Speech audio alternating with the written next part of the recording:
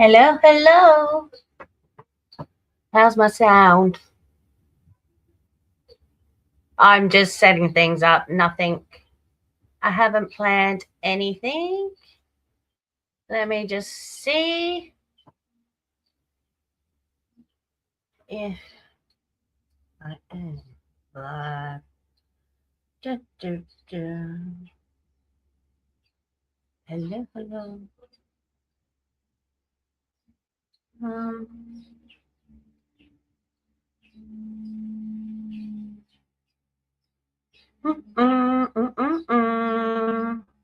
Your channel.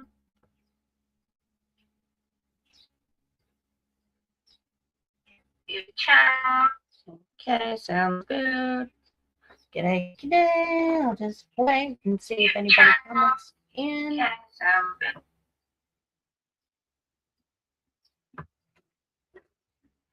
I doubt anybody will see this, but anyway. Let's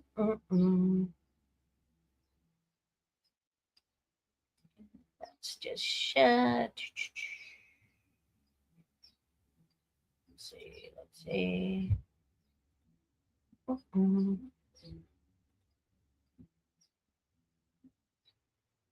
Nah, not that one. That one looks better. Hello, Crystal. How are ya? I just thought I'd start setting this channel up for live streaming.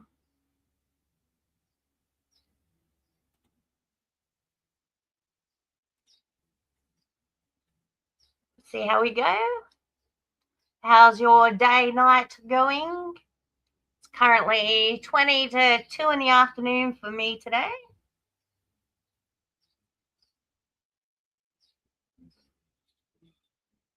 It is warm. It is windy. It is currently 86 degrees Fahrenheit, which is about 20 something. There is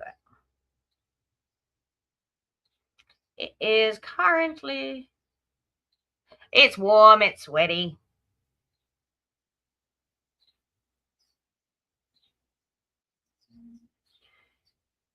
And because the last time I talked about the weather was with Americans, my weather app's set to Fahrenheit, not Celsius. It's currently 28 degrees and freaking windy. Yeah, on a Friday afternoon. Thought I'd come and see how everybody's going. No tipics. My spelling is atrocious. Oh, okay. So I woke up to news today that Alice Springs is on fire. There was a horrible little incident where a little girl went missing. So I thought we'll start off with a little bit of that, maybe. A little bit of news from down under. All right, we'll go. The disappearance to this one. Last night, the Northern Territory Police apprehended Jefferson Lewis. During that apprehension, our police were assaulted. Ambulance officers were assaulted. We conveyed Mr. Lewis to the Alice Springs Hospital, and shortly after, a large crowd gathered and tried to gain access to that hospital and access. So apparently, big riots are happening in Alice Springs. This little 5-year-old little girl was kidnapped or went missing. I haven't really followed the story too much, so I might get a few little things wrong. But apparently, she went missing, and then they were looking for the little girl, and they found her knickers, and then eventually found her body. Alice Springs. I should have had things set up, but like I said, I was just trying to connect this channel to the live function.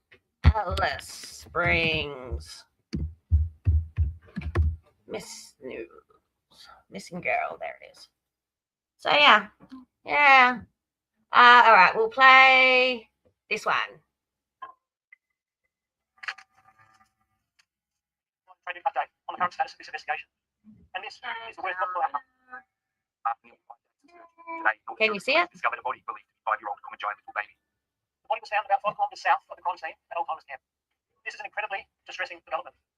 This is Old Timers Camp, a small Aboriginal community on the outskirts of Alice Springs. Police allege it was from a mattress in this house. Common giant little baby was abducted and led into the night by a violent criminal. 47-year-old Jefferson Lewis was at the camp on Saturday evening.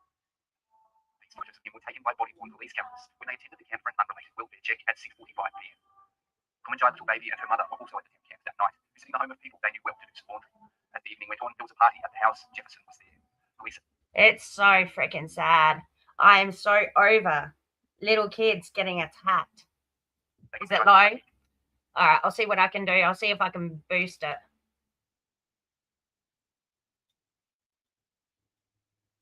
Disappeared sometime after being. Is that a little bit better? How's that? Witnesses have since told police they saw common giant little baby holding hands with Jefferson Lewis.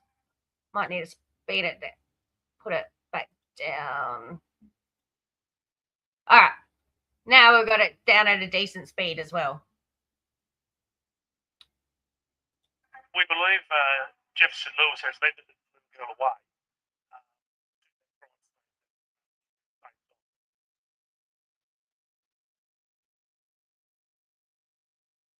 In the days after her disappearance, one of the biggest search operations in the Northern Territory's history.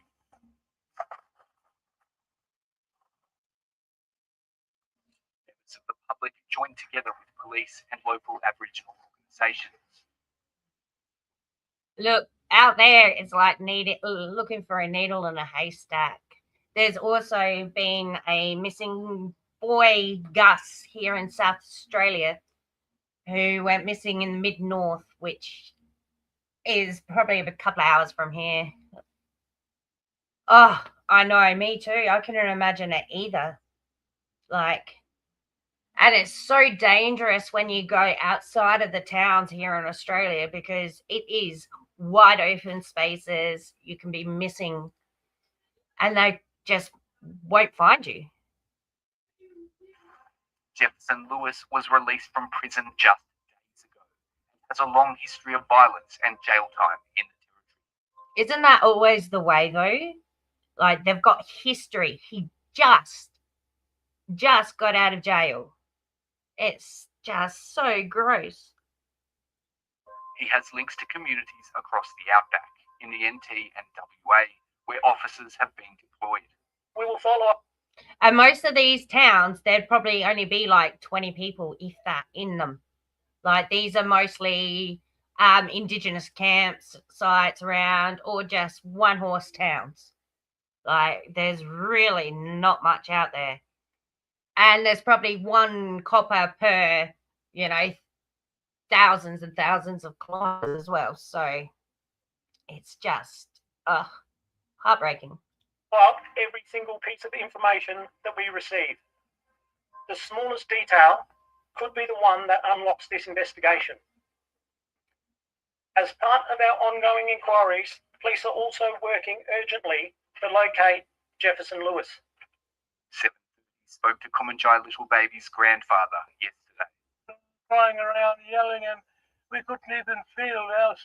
We couldn't even think straight. He was just a little baby. Leanne Little from NT Police has been working closely with family during the investigation. Today, she had this statement from them. It is going to be so hard to live the rest of our lives without you. Ranzaya wants to tell you that when he sees you in heaven, he is going to give you the biggest hug ever. Aww. Love from Look how cute she was. Little cutie.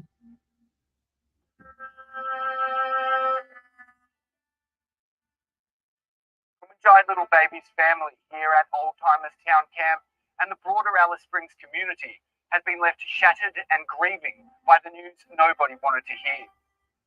The police investigation now turns solely to finding Jefferson Lewis, who is still at large. I say to the family of Jefferson Lewis that we believe he's murdered his child. Do not assist him. after him. And it's like Jefferson Lewis, we're coming. Yeah, so sad. Yeah, so that was a little bit of something happening. And then 7 hours ago. Oh, sorry. I didn't mean to blow out your eardrums there. Let's turn that down a bit. Oh, that's still loud. Turn that down. Oh, turn that 2 down. All right, let's see if this works out. Look, I'm not perfect. This is like the first time in about 6 months I've done this. We might get to Laura in a minute, but I just thought warm up with some news and something a bit different. Breaking news. Violent riots have erupted and shops looted across Alice Springs overnight after the arrest of a man accused of abducting and murdering little 5-year-old girl, Kumanjai Little Baby. I'm glad you're here, Crystal. I really am. Keeping me company. Raging crowds pelted rocks at police who retaliated with tear gas. Your alleged murderer, Jefferson Lewis, was taken into custody just before 10:30 last night. Aboriginal and Torres Strait Islander people should be aware that this report contains images. There's a button. What's this do? Show comments on stage.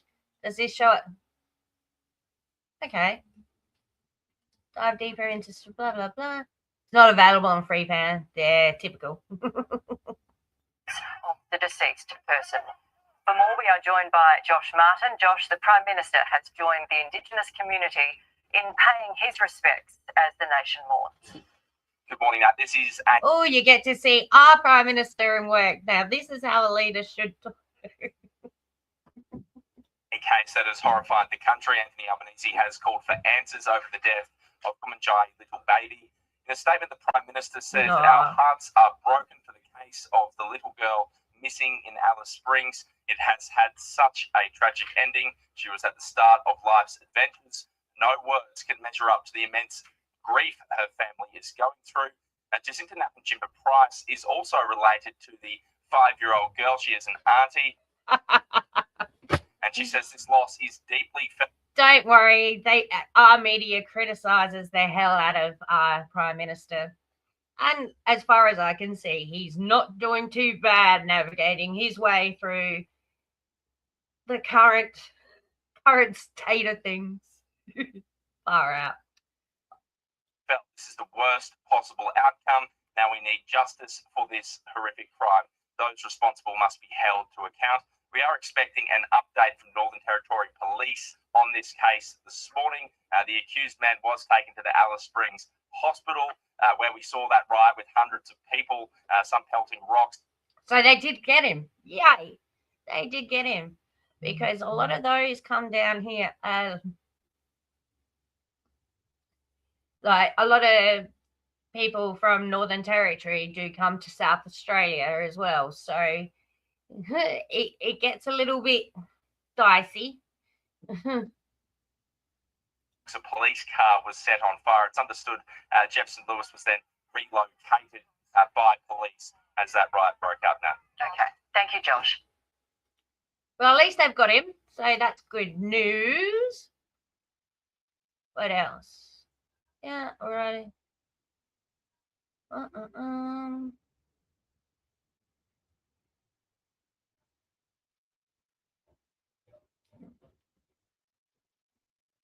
Missing. Let's have a look at Gus. Let's find Gus.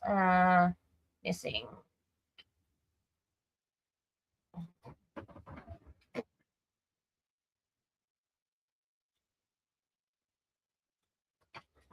Gus.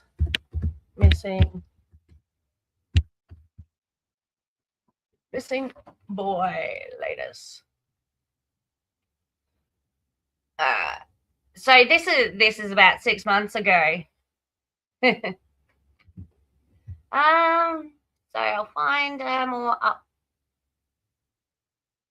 Data. That first one. Let's go this one. Gus's grandmother realised she couldn't find him. After a week, police said the search would be scaled back as hopes faded that Gus would be found alive. But in a shock twist, and more than a week later, police said they would resume search activity at the family station on Monday. It's so remote. It's basically tumbleweed country. It can be almost a scary place. Okay, so this is how remote. Oh, you have been following Gus's story. Oh, fantastic. I haven't as much. Yeah, so he's about Yunta. Hang on. Copy. Let me just try something. Paste. Yunta, South Australia.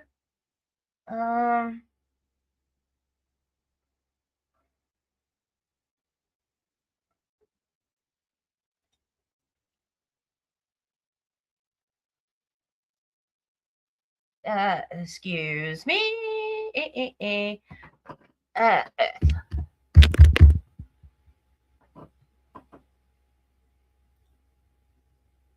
Google Earth, where are you? There you are. Launch.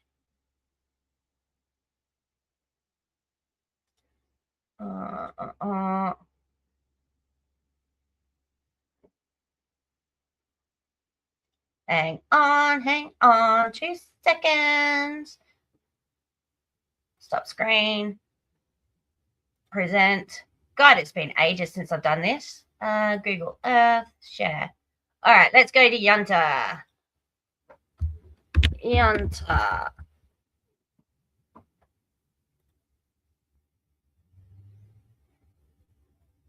Fuck off. Bird. Get rid of. All right.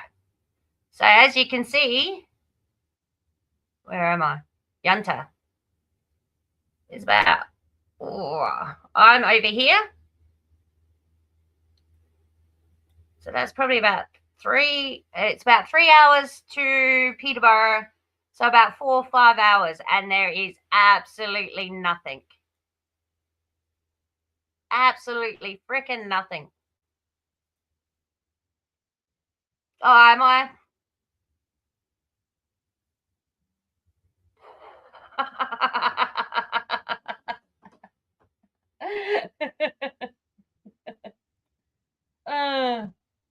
Yeah, I keep forgetting to do stuff though. All right. So here, oh, for fuck's sake. Fuck off. Anyway. It is in the middle of Woot Woot. When was it? Probably getting close to about 20 years ago.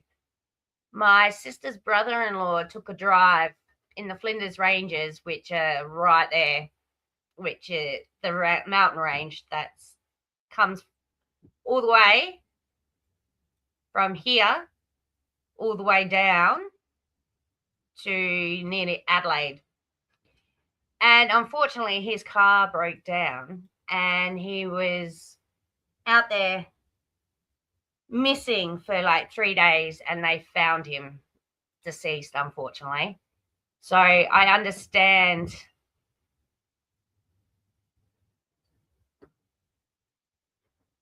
Oh, thank you. So I do understand the perils out there. Oh. All right, let's go back to Gus. All right. Stop sharing. Go back to StreamYard. Present. Share screen. Window. So yeah, it is dangerous. He was only missing like 24 hours before like people started realizing he was missing, and by the time they found him he was already deceased and had been deceased for at least a day or two. So freaking awful. All right, get back to this. There's been no sight of the boy alive or dead. It's raised so many questions about where he could be. I'm Carly Smith for the Daily Mail. I've been in the South Australian outback for the last couple of days. Yeah, he was also, like, even though he was my sister's brother-in-law, they also went to high school together. They were good mates. They went to their year 12 formal together. So it was a huge loss. Absolutely huge loss. And he also dated my auntie for a few years there. It's a whole story. Anyway. And this is what we know about missing 4-year-old boy August Gus Lamont. The facts are as follows. At 5:30 p.m. on September 27, Gus's grandmother realised she couldn't find him. He had apparently been playing in the pile of red sand out the front of their homestead just half an hour earlier. With the sun starting to sink, concern quickly turned to panic, and for the next 3 hours, the family frantically explored their rambling homestead, shouting Gus's name into the twilight. Darkness fell, and around 8:30 p.m. they called the police. This station is nearly 350 kilometres north of Adelaide. It's so remote. It's basically tumbleweed country. It can be almost as... So 350 kilometres is about half that is miles. So about 170 odd miles, maybe. Scary place. It is very, very isolated, and it is down a really rough and tumble dirt track. The police searched for Gus for a week. There were huge air and land searches using airpole, drones with infrared sensors, the SES and Indigenous trackers. Police divers searched the dams in the area. Every morning, convoys of trucks negotiated the 40-kilometre dirt road from the windswept local... And there's no, access to water, and, there's no water out there unless you dig for kilometres. And it's so dry and sparse, and no one goes out there. So, it could be a day or two before anybody ventures out there. Bloody awful. Town of Yunta. Yunta boasts 2 petrol stations, a pub, a post office, and a police station. It has an official population of around 60 people. But despite the vast, flat, featureless landscape surrounding the property, there's been no sight of the boy alive or dead. It's raised so many questions about where he could be. The only trace of Gus found was a single footprint discovered about 500 metres from the homestead, and police have since cast with animal poo doubt on that. After a week, the police said the search would be scaled back and have pretty much given up hope of finding him alive based on medical advice. On Tuesday night, senior police spoke to Gus's family and prepared them for the possibility that we may not be able to find him alive, and this is based on scientific advice, professional advice we get about how long it would be possible for a 4-year-old to survive in that. It's pretty hard. We have a lot, even here in town, there's a dude called Harry, and he's been missing since, good few years now, probably about 15, 20 years, 15 years maybe, 10, 15 years. And his body still hasn't been found. There's a suspect, and they've named the suspect, and he lives here in town, and he's also connected to another murder, his ex-girlfriend in Adelaide. So, but you see him out at the shops. So I don't know. But yeah, he's still missing, Harry. That terrain with the weather conditions and the clothing that he was wearing at the time. Whilst we all been hoping for a miracle, that miracle was not eventuated. And in the last 48 hours, despite the professional advice, it being unlikely that Gus would have survived, we're confident that we've done absolutely everything we can to locate Gus within the search area. But despite our best efforts, we have not been able to locate him. And unfortunately, we are now having to scale back this search for Gus. We won't stop. We will continue to investigate and follow any lines of inquiry that we currently have. I visited Oak Park Station last week. The property was so quiet. There were no sign of any police operations. The Defence Force, the SES, and the Indigenous tracker teams had withdrawn from the area as far as we could see. On Wednesday, Gus's grandparent Josie, who happens to be a transgender woman, spoke for the first time. Okay, so they're going for the transgender thing, are they? Yeah, same. I think it'd be harder knowing that they're missing and never finding them than actually finding them quickly and knowing that they've gone. Yeah, I agree. Definitely agree. Despite the police scaling back their search, she told Daily Mail the family are continuing to look for him. We're still looking for him. You can't help. We are still dealing with this. The family have urged volunteers to stay away from the property and not help with the search. Even if people are well-meaning and sympathetic, they just want peace and quiet to try and work out for themselves what's actually... Yeah, I know, but they've got to paint the trans as these people that are just going to murder your family and snatch your kids. Yeah, you know, it's ridiculous. The propaganda and stuff that they've happened. But in a shock twist, more than a week later, police said they would resume search activity at the family station on Monday. In a statement, police said there had been regular and close engagement with Gus's family. You notice that there's barely any trees. The bush, the scrub is so low. That's what it's like around here, but a body can disappear, especially a little one like that, so easily. And then, you know, the lizards, the snakes, the critters, the bugs and everything. But we don't have any, like, big animals. So a kangaroo's not going to snatch a kid. We don't have dingoes around this part. Oh, dang. Sorry. I forgot. Add to stage. You could hear it, though. Is that better? Can you see it now?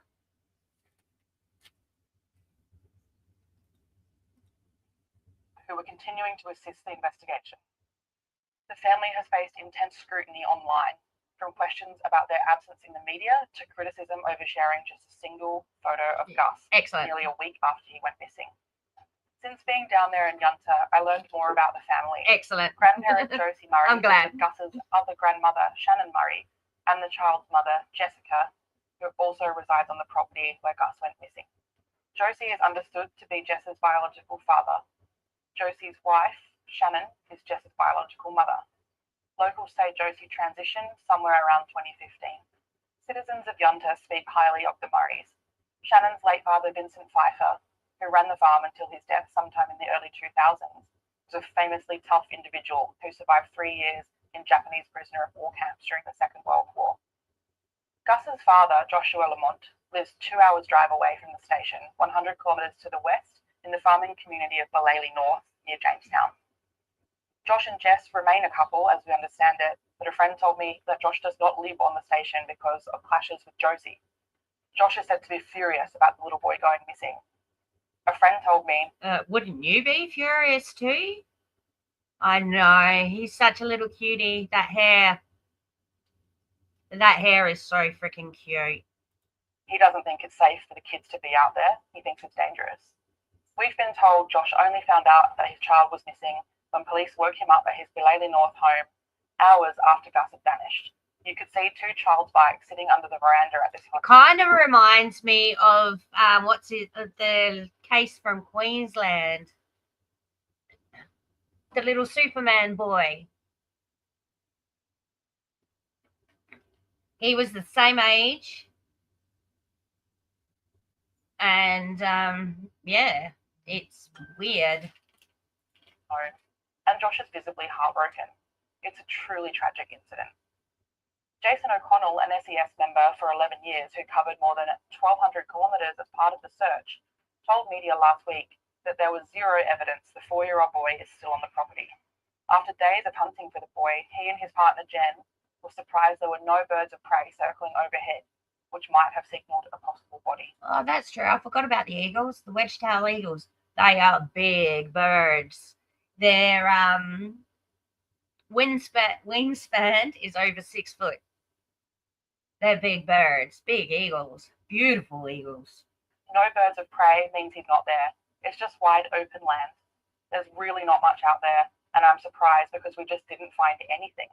He's not on that property. A host of outlandish theories involving everything from wild animals to disused mine shafts have been raised and then discounted. Crocodiles, which inhabit the more tropical north. I'm sorry. Crocodiles? We don't get crocodiles down here, loves.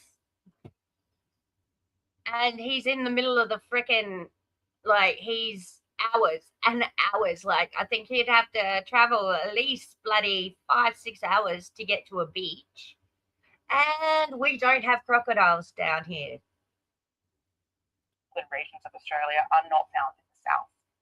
Gus is too big to have been taken by an eagle, and if he'd been attacked by a wild pig, searchers would almost certainly have discovered evidence of a struggle. Local topography, meanwhile, makes it almost impossible that a stranger could have abducted him, which is another one of the theories going around. The nearest major public road is the Barrier Highway, a desolate 965-kilometre stretch used by long-distance truckers heading to New South Wales. But to reach it, Gus would have had to wander around 48 kilometres on his own. Police. Wow. 48 kilometres. Divide that by half and you get roughly the miles. So 22 miles he'd have to walk to get to the closest highway, main thoroughway. It's impossible. Divers have searched every pond, dam and water tank in the area, and although some think Gus might have fallen into a well or a mine, none has been found within several miles of the property. Meanwhile, a false claim featuring an AI-generated image was shared more than 24,000 times on social media. AI needs to be regulated. No, he would never have made it to the road. Too little, too far. God knows. And like I said, and like they said, there's no big prey animals or anything that would have got him. Wild pigs, I've never known them to be this south. So, and definitely not the crocodiles. Crocodiles are at the top end where Troy is right now. He's going to love it. I bet you Troy will wake up cuddling a freaking crocodile. He'll send me photos to prove it too. Alleging eyewitnesses had seen a boy matching Gus's description with a man. There are precious few naturally occurring sources of food or water, and it seems unlikely that a 4-year-old would be able to survive such conditions for any significant period of time without help. The mystery of Gus Lamont's disappearance has yet to be solved. However, the chances that the little boy with blonde curly hair and a Minions t-shirt will be found safe and well are, sadly, getting smaller with every passing day. Poor thing. That is so sad.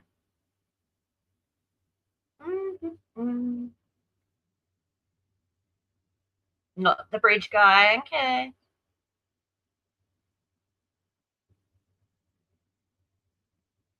Do you want to know what my guilty pleasure is at the moment? Horses. I don't know what it is, but I've been watching a lot of horse stuff lately, especially these miniature foals. Oh my God, they are so cute. Let's have a look. Strawberry and her baby walk. Watch how cute these are. She needed this too. Hi, Mama. Does it feel good? It's been my It has been my guilty pleasure. You know, after all the drama and all the bad news that you read and shit, just watching horses play is just a feel-good moment. You look how cute they are. Oh.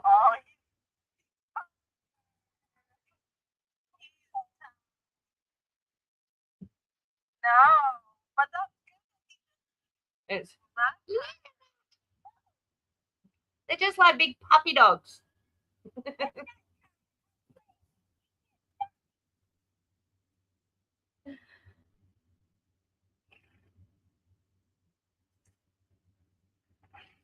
They're just too freaking cute. Oh,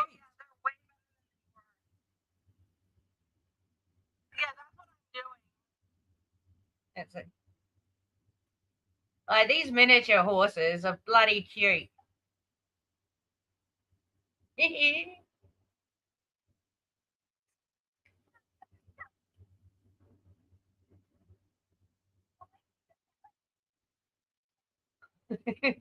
Absolutely, you need some feel good stuff.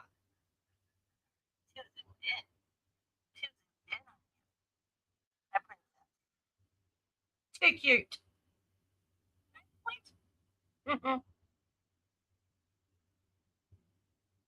Let's see what else. I won't get political. Ah, let's play this song. We both like it. We haven't heard it. I haven't heard it today.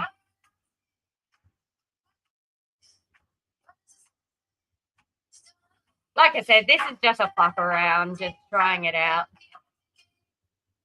Just a fuck around, just trying it out, just whatever.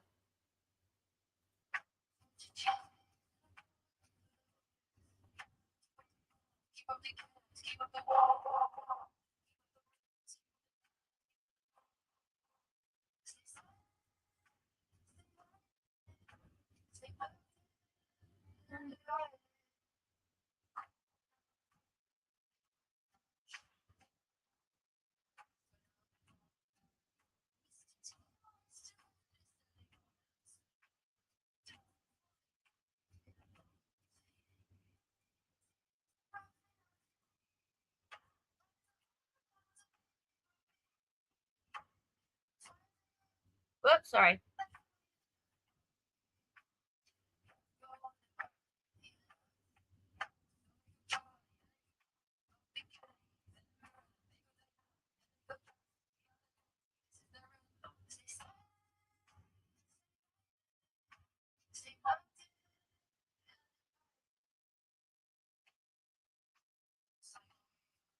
I love the fact that she's an Australian artist and a doctor. Like, she's smart, she's pretty, she's clever.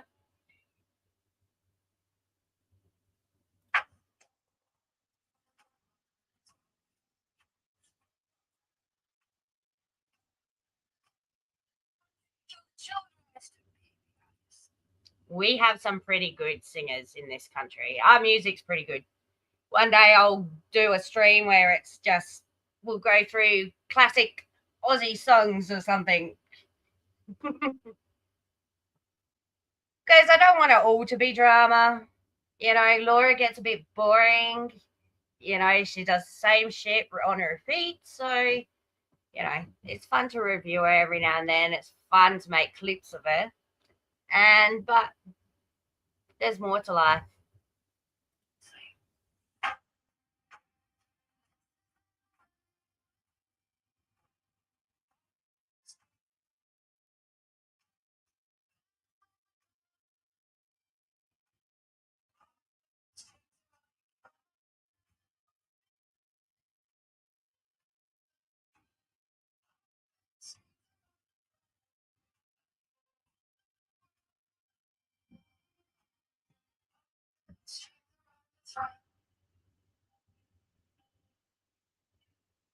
Yeah, I know.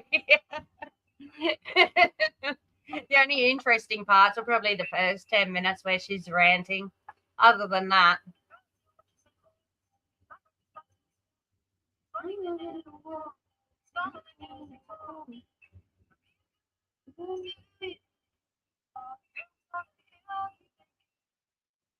keep up the farm, keep up the cats, keep up the wall, keep up the rats, keep up the dance, keep up the stay silent, stay violent, stay plugged in and divided. Digital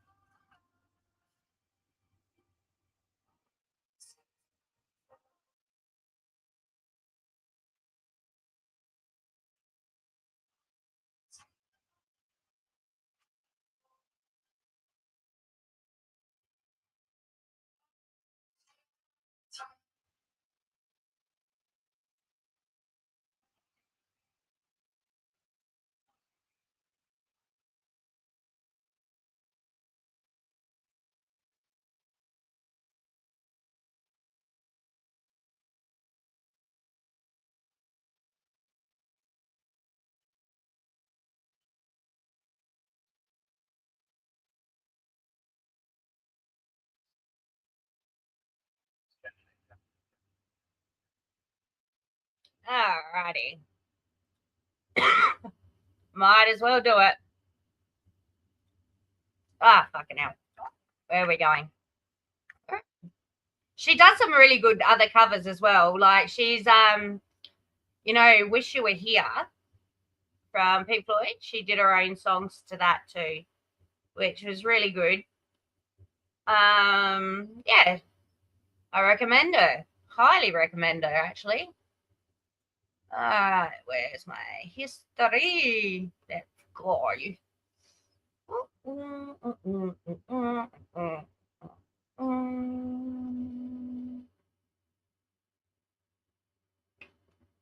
Oh my gosh. Let's go. Which I mean, in a way, you really can't blame her. I don't know. Go back to the beginning. Killed, like his whole family or something. Hey, what's up, Amber? All right, can we see it? Happy. Can't see Yep. it. Oh, look, it's the dead person. Seclusion works back from the dead. So apparently somebody said this person was dead. You see it? Excellent.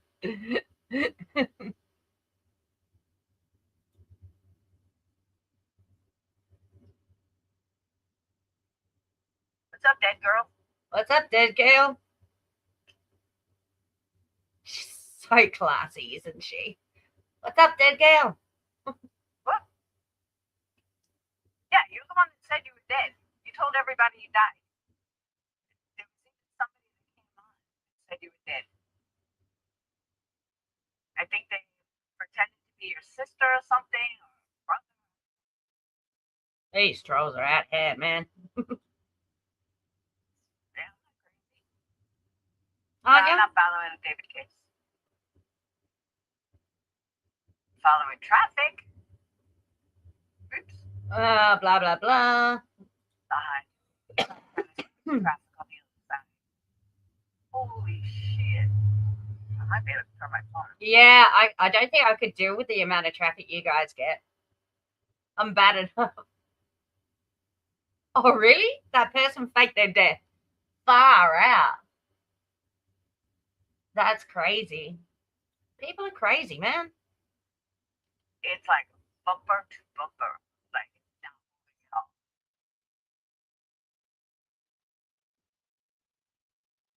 Yeah, I don't think I could deal with the traffic. Not good. I don't know why it's cloudy. I don't know, it's like cloud.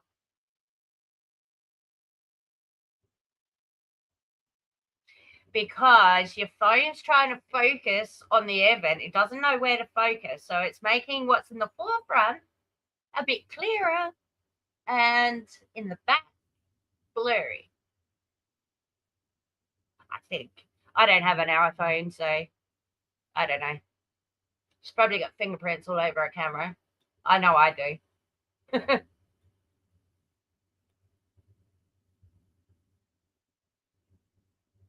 It's like my vent is clear and then behind the background it's all blurry. I don't know why. That phone sucks. I know, right? Not surprising though. Be welcomed at Laura's liars. Yeah, I know. But it's hard to cross people. Hard to come across people who haven't done shit online. It's just ridiculous.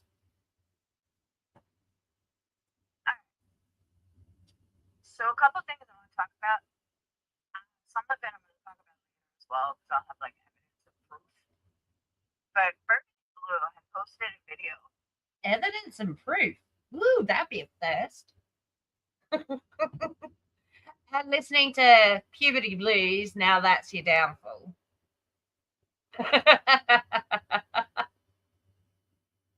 Everybody has done forever.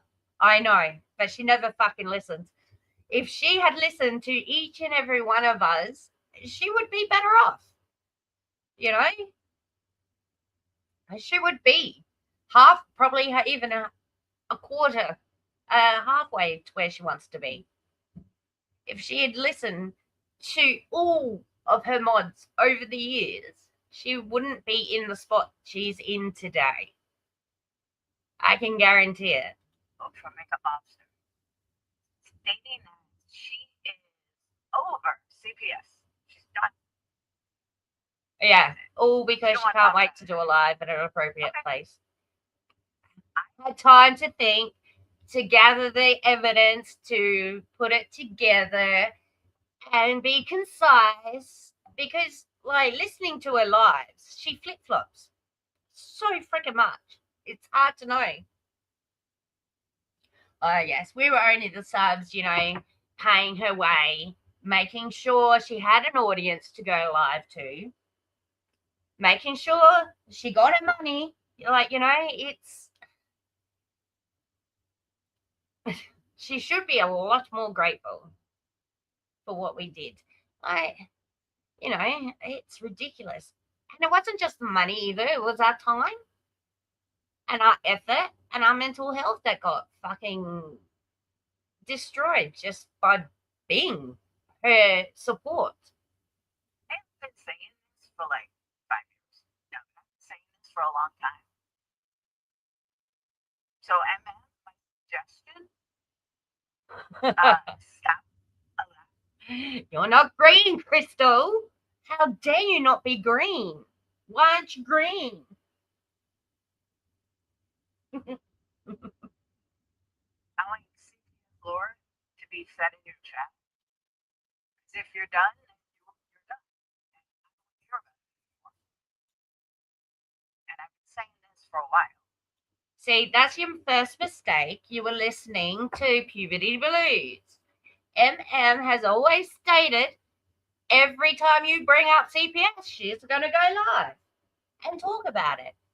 And the thing is, Laurie, you did that to her, so she can talk about it till the day she dies if she wants to.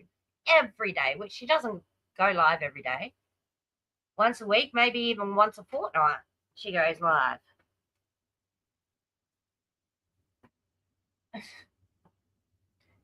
Stop minimizing what you did, Laura, for shit talking on the internet.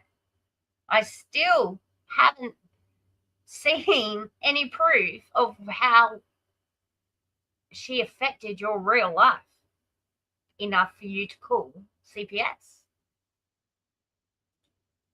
So I'll accept it. You want this over with and you're tired of talking about it. You're tired of hearing about it. Okay. Yeah, but you're the one going live every day and mentioning CPS, whether it's about the call you did or talking about Brittany's CPS calls, calling up Brittany's bloody CPS bloody drug center or whatever they do. You're the one that's always constantly interfering with other people's lives and then getting shitty when other people start calling you out for it. It's not fair what you're doing to Brittany. I don't care if she's lied, she's done this, done that. It doesn't matter. You're interfering.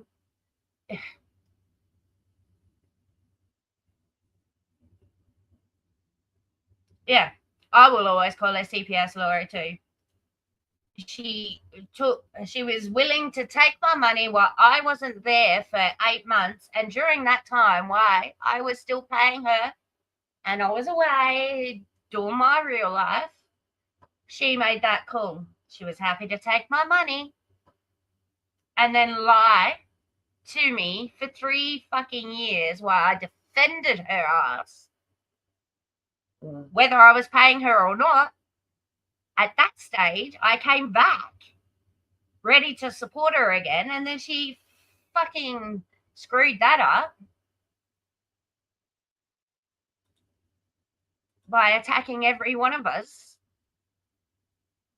because we weren't doing what she wanted us to do. We weren't supporting her in the way she wanted us to support her anymore.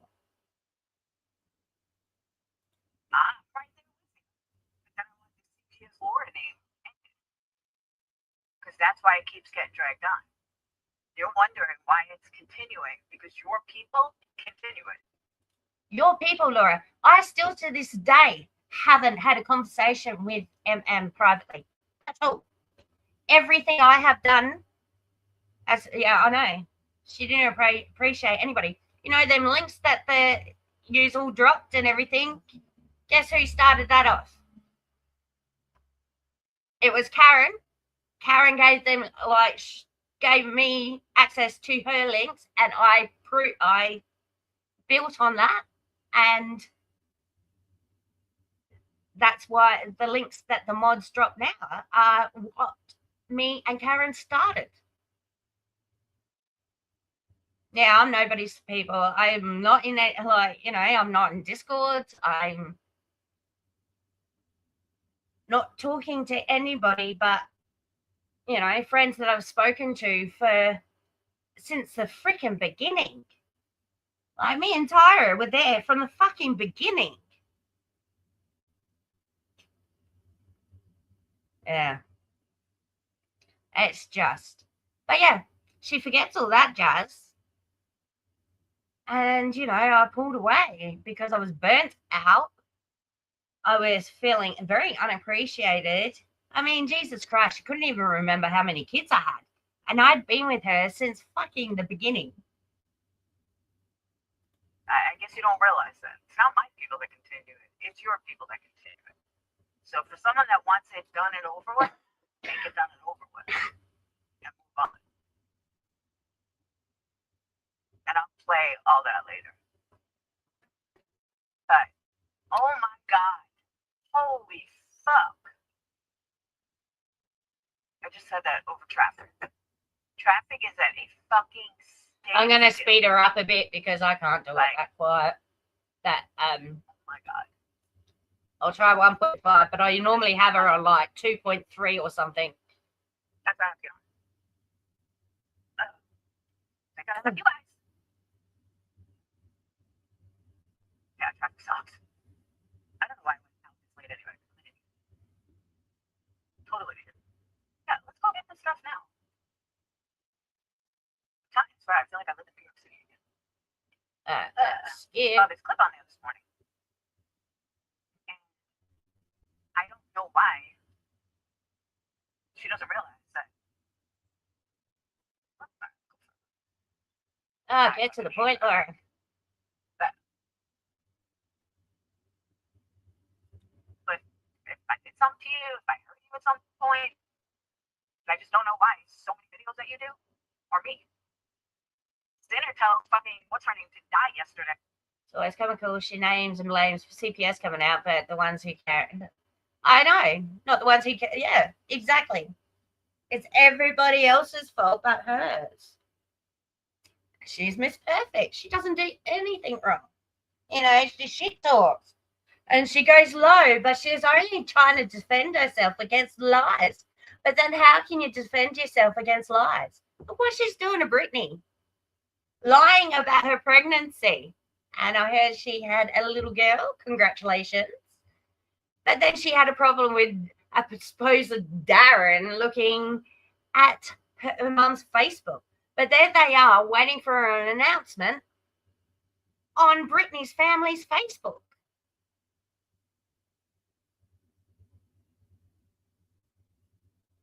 It's ridiculous. I mean, honestly, don't give a shit if Brittany is as bad as what they say.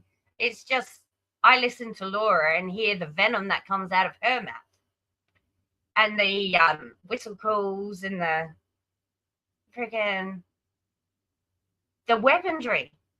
And and using her own cancer as a weapon. Because I went back and listened to the actual call, and I was doing a little upload for that one. And yeah, she sits back acting all cocky and everything, and talks about, you can call my doctors, you know, my oncologist, you can call this, you can call that. I don't know.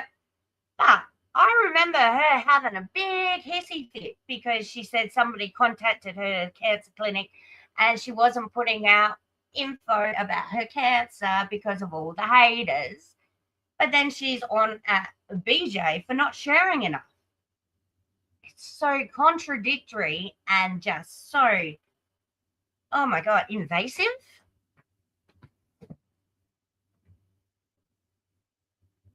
I honestly don't give a shit about what you do and what you get and everything, as long as you treat people with respect. That's it. Okay, I don't see love of it anywhere. He literally said, "Die, pickle." The most vile fucking man I've ever heard in my life. No clips of him. Why is that? Just curious.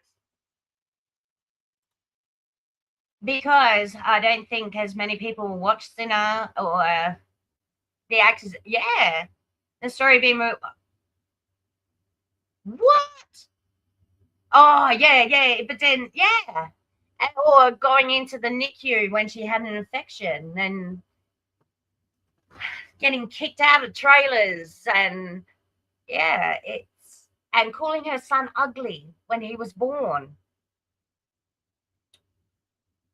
Gosh.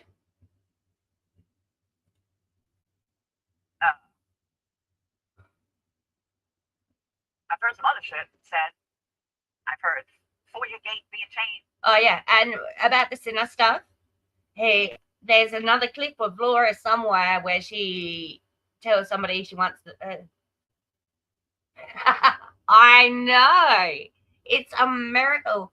Not that I was a single mother of 3 kids also, and working and paying her each week and modding for her and all that jazz. Oh my God, no. No, I wasn't a true single mother. Not at all. No clips. Okay. I just want to know what the fucking beef is. But I do remember her saying that somebody go kill themselves, plus Brittany and the gun. And there's another one. I can't remember now. There's just been too many.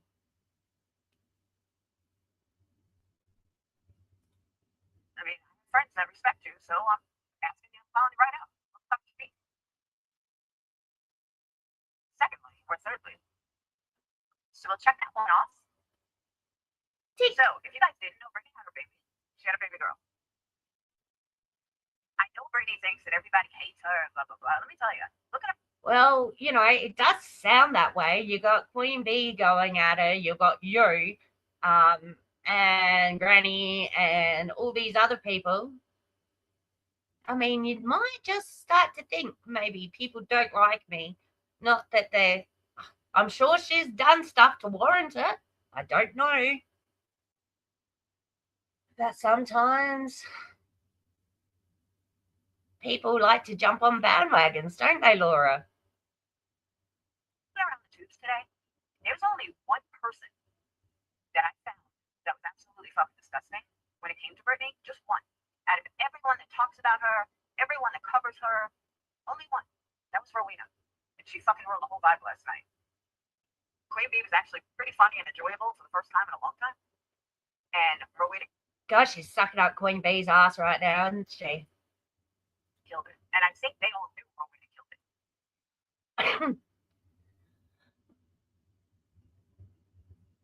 And you think, you know, after all the trouble that Brittany, that she would be doing a bit more because, you know, fuck it, everybody else is doing this, so why should I?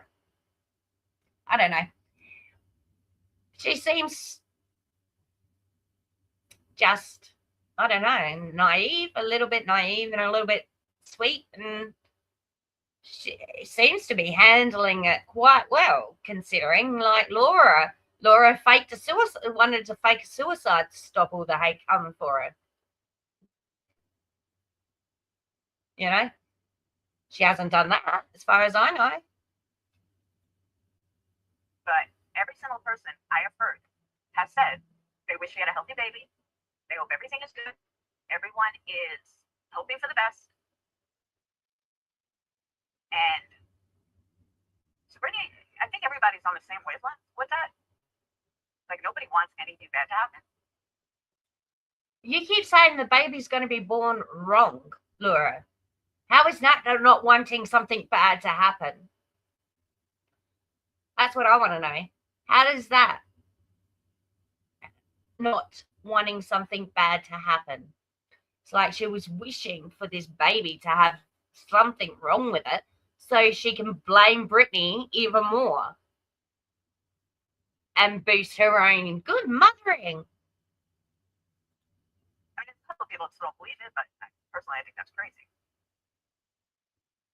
But I just thought it was, like, weird that yeah, she stands on nothing. That Rowena did that. It was just uncalled for.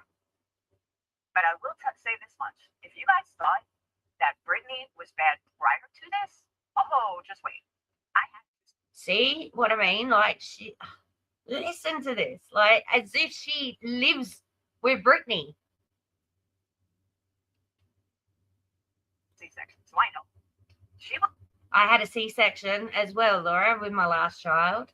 And I know. I'll get Percocets. I didn't get any painkillers because you've just had a baby. And if you're breastfeeding, you can't have Percocets and shit like that. I didn't have any. I had the first night they put me on something until the epidural wore off. And then as soon as that epidural wore off, they were getting me up and walking around and stuff. Like 2 months after a C-section. 2 months? No.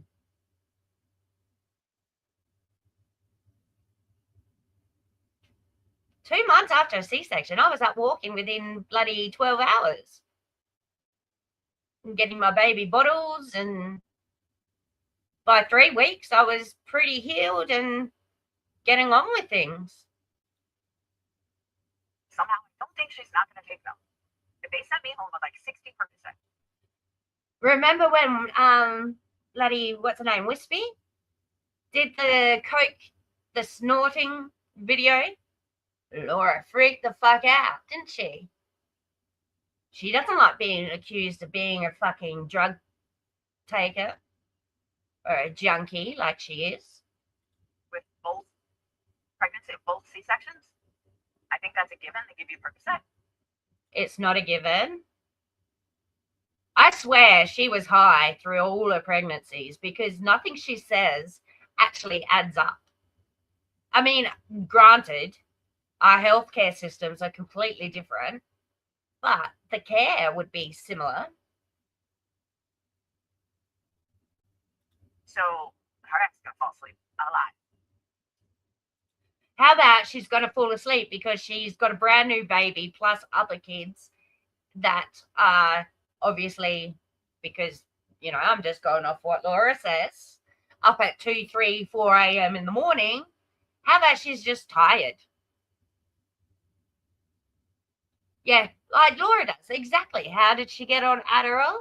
Because she was stealing her stepson's meds and they couldn't do it anymore. So Brad sent her to the doctor and they practiced all the bloody side effects of ADD.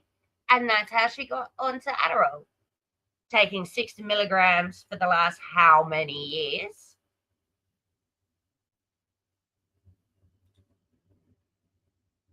And I personally think something's wrong with the baby. That's my personal feeling. How about it's a beautiful little baby girl and they're so happy and blissful because everything's gone. Okay, she might have needed an emergency cesarean, but everything's perfect. I don't know. This is a different point of view. a positive, more open point of view.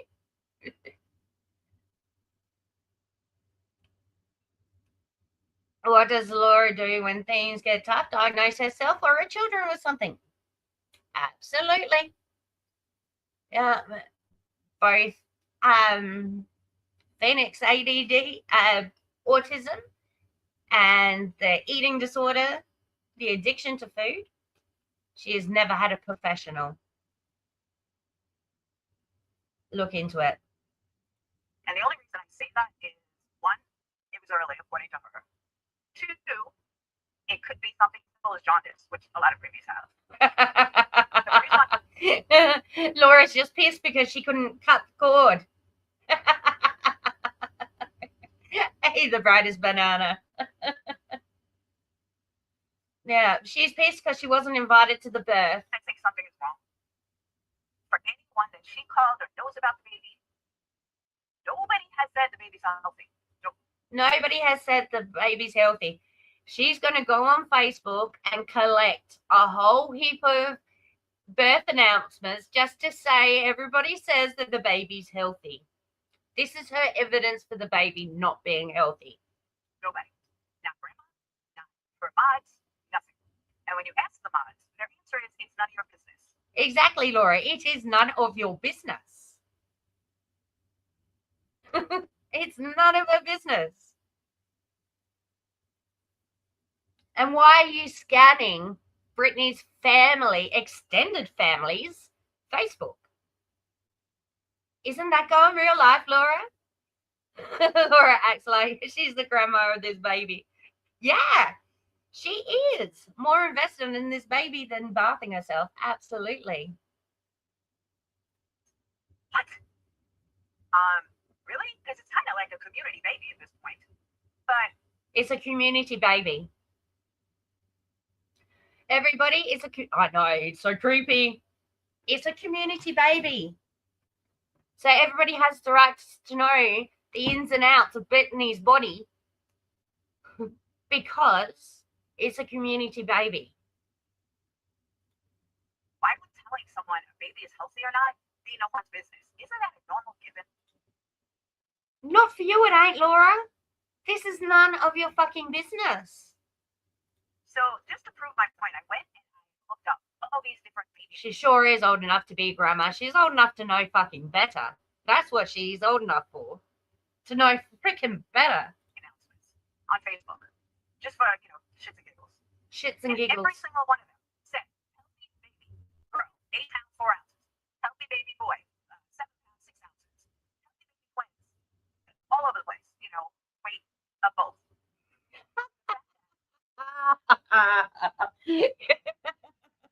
Yes, I guess when nothing's happening with your own vagina, you worry about other women's. Yeah, she has a fascination with other women, for sure. And her dusty vagina is breaking down, unfortunately, and getting to her head, I think. All the mother said was that we had the grandmother. We finally got a girl in the family.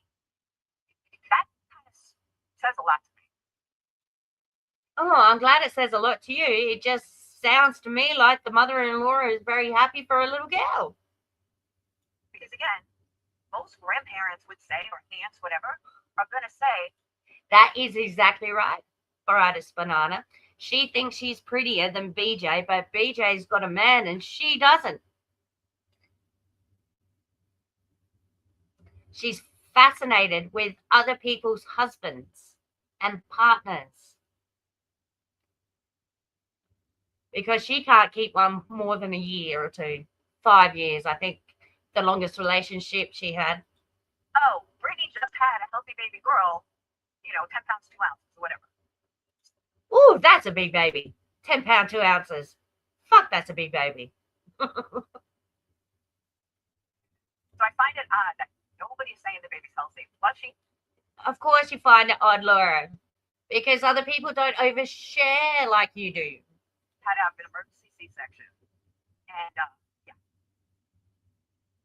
Like, has she shared any of this online yet, Brittany? That joke is well.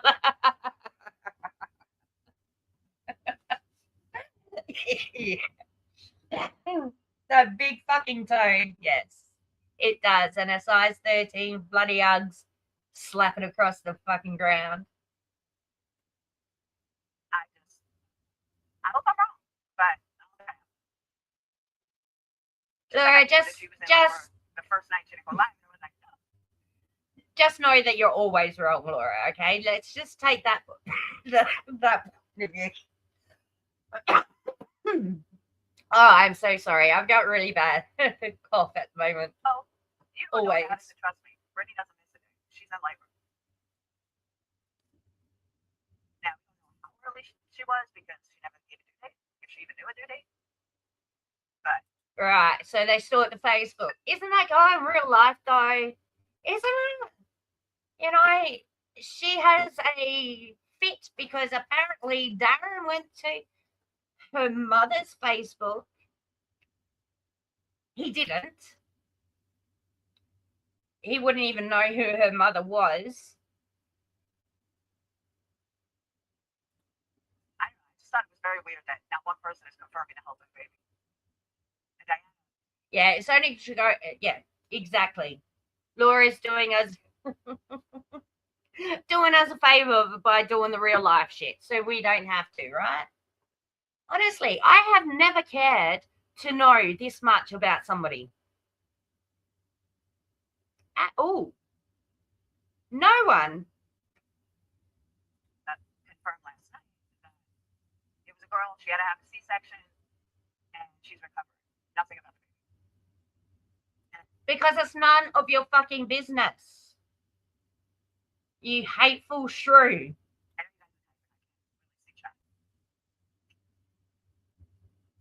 I'll start calling her a broad, since she hates that.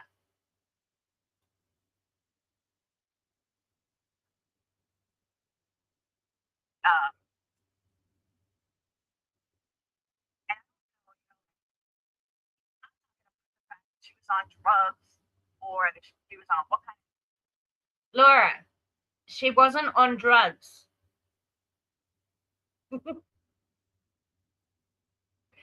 That's only you saying that. Maybe she was falling asleep because she was in the early stages of pregnancy and didn't know.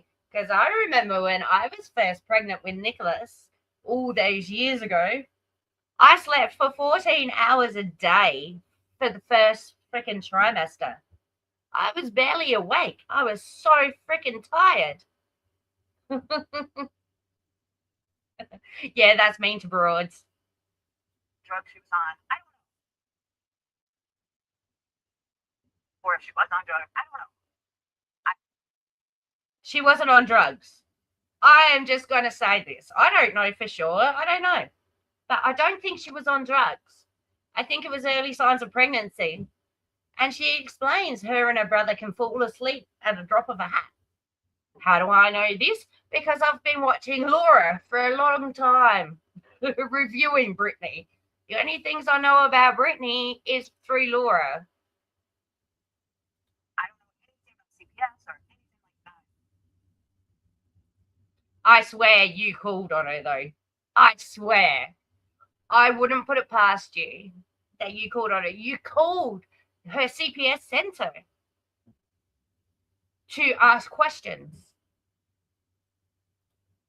But I think, I can't speak for anyone but me, but for me personally, now that the baby is here, like, thank God. Now we don't. Thank God. Like, she's been saying that this pregnancy isn't real. That Brittany's lying about the pregnancy. And lying to Craig and her family that this pregnancy isn't real. And now it's like, oh, I'm so glad the baby's here. Yeah. You were proved to be a liar. Once again.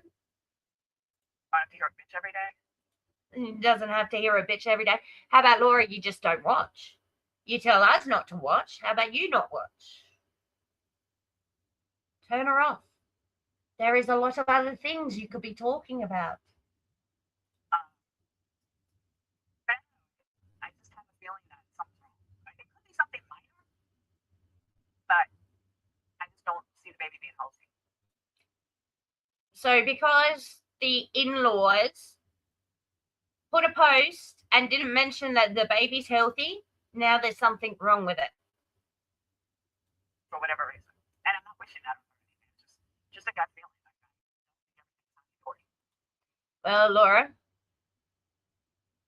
Yeah, remember she bet her channel about the drug test and then wimped out because she couldn't prove it was BS. Yeah, exactly right. She couldn't even with that phone call. And it was just semantics. Like, Brittany seems to stumble on her words a lot, seems to, not quite click into what other people are saying, and seems to be a little bit doddery. But that could be pregnancy brain. It could be just the way she is. It doesn't mean that she's lying. She's just, a bit doddery. And that happened. She's in her late 30s, early 40s, pregnant. Takes a lot out of you. And if it's her first C-section, not to sound rude, but all the layers of fat they had to cut through. All right, I'm a big woman. You can see that because she put me on a freaking thumbnail with my big hair and my big booty. Anyway. Okay, I had a C-section with my daughter. And yes, I had to cut 3 layers of fat. But your layers of fat don't have nerve endings. So you're not in any more pain than a skinny woman because you're still cutting through the same nerve systems, the same layers of skin and organs. Like, you still got all that jazz. You just got an extra layer of fat. But your fat doesn't have nerve endings. So you're not in any more pain because you're fat. She's got a real bee in her bonnet about fat people. I'm sure she's not laughing. Which is like, which gets on my goat because I'm a big gal. And when I was supporting her too, I didn't like it, though everybody's entitled to what they do and say and joke the way they want to joke. But come on, it gets a bit much. Especially if other people in the vicinity around you while you're making these jokes are big girls. I heard the baby's healthy. I hope they'll have. I hope so. I hope you're right. I just don't see why nobody wrote a healthy baby. Because they were probably trying to put as little information about the baby as they could. And it's not up to other people to announce this shit. It's up to the parents to announce it and announce it the way they want it. It does. Her own hatred. It's her own issues, her own insecurities. That's all this is her own issues. She needs mental help. No. I would think that would be the first thing grandma says.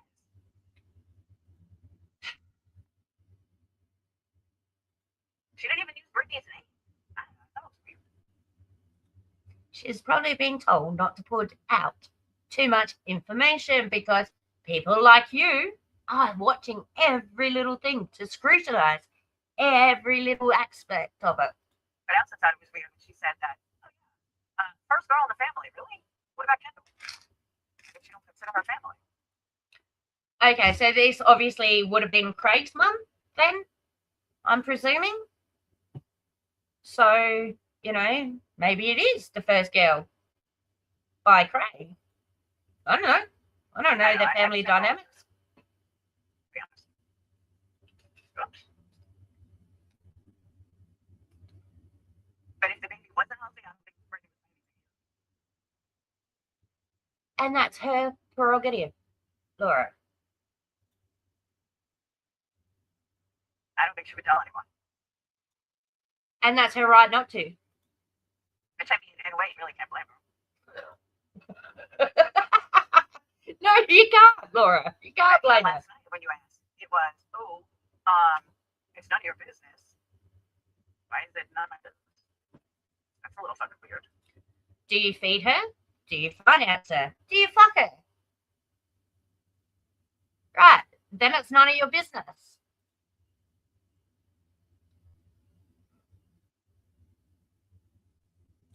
Do you know what? I have said the same thing since day dot, but usually it's about, Laura, like, you know, I say to her, did they feed you? Did they finance you? Did they fuck you? No. Then it's none of their business. Stop fucking telling people. Baby's going home and mother-in-law pursue the SOA. Well, that's a big stretch. One thing I say on this, though, I probably shouldn't even say anything. Someone will bring it up 5 years from now, but I'm saying it anyway.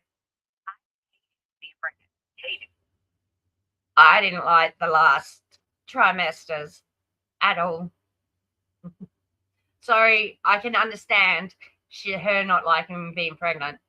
It's the lack of control over your body and stuff that,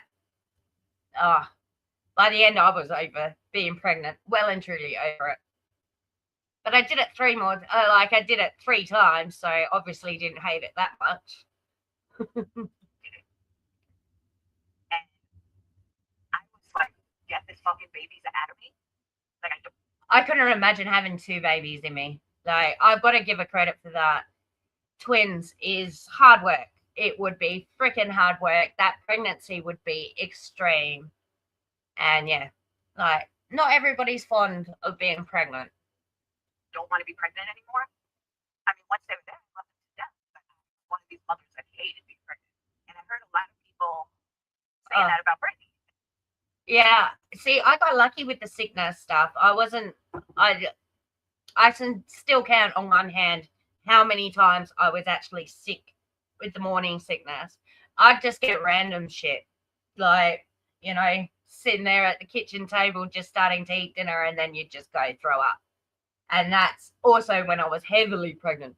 But I got lucky in that respect. With all 3 of mine, I got so freaking lucky. I didn't get many symptoms, you know. All 3 birthing stories are a little bit different, like, but they were still, like, you know, quick. That Brittany, you know, she didn't even want the baby, and she said, oh my God, like, she didn't even want the baby. Oh my God. It's her 6th baby. It would have been hard to think, oh my God, I'm going through this again at 40 years old. No, I can understand her saying that. It would have been a freaking hard pill to swallow at first. Seems miserable and blah, blah, blah. Exactly. How does she know any of this? It's like she's watching through. She's probably got cameras set up in their lounge room without them knowing, you know. I wouldn't be surprised if she's got like spy cameras sitting on the inside of her freaking house. I think she just speculates and then she says it enough that it becomes truth. Like, you watch her repeat things over and over and over, and like, it then becomes her truth. It's really funny to watch. Like, and like, you know, when you're with her, she doesn't seem this crazy.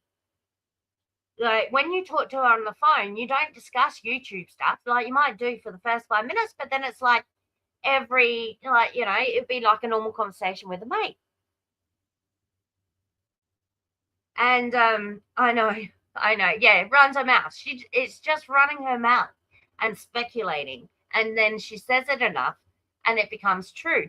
And then she somehow manipulates it to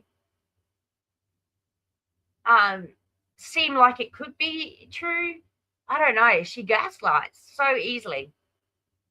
Now, I thought I was quite a reasonable woman, like smart, not easily manipulated, not easily, you know,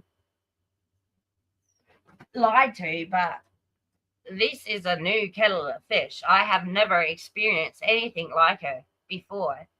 And like, honestly, I thought people were making this shit up and just, you know, exaggerating and, you know, this person, like, well, this one person isn't that bad. But And then you look around and you see and rewatch shit and you're like, oh my God, how embarrassing. I had my name attached to that. And then she wonders why I call her out. Because even in my real life, like, I walk into fights if somebody's being bullied. Like, I don't back down. And I like everybody should be treated fairly. And then if they stop treating people fairly or think they're better than us, then no, you deserve to be called out for that.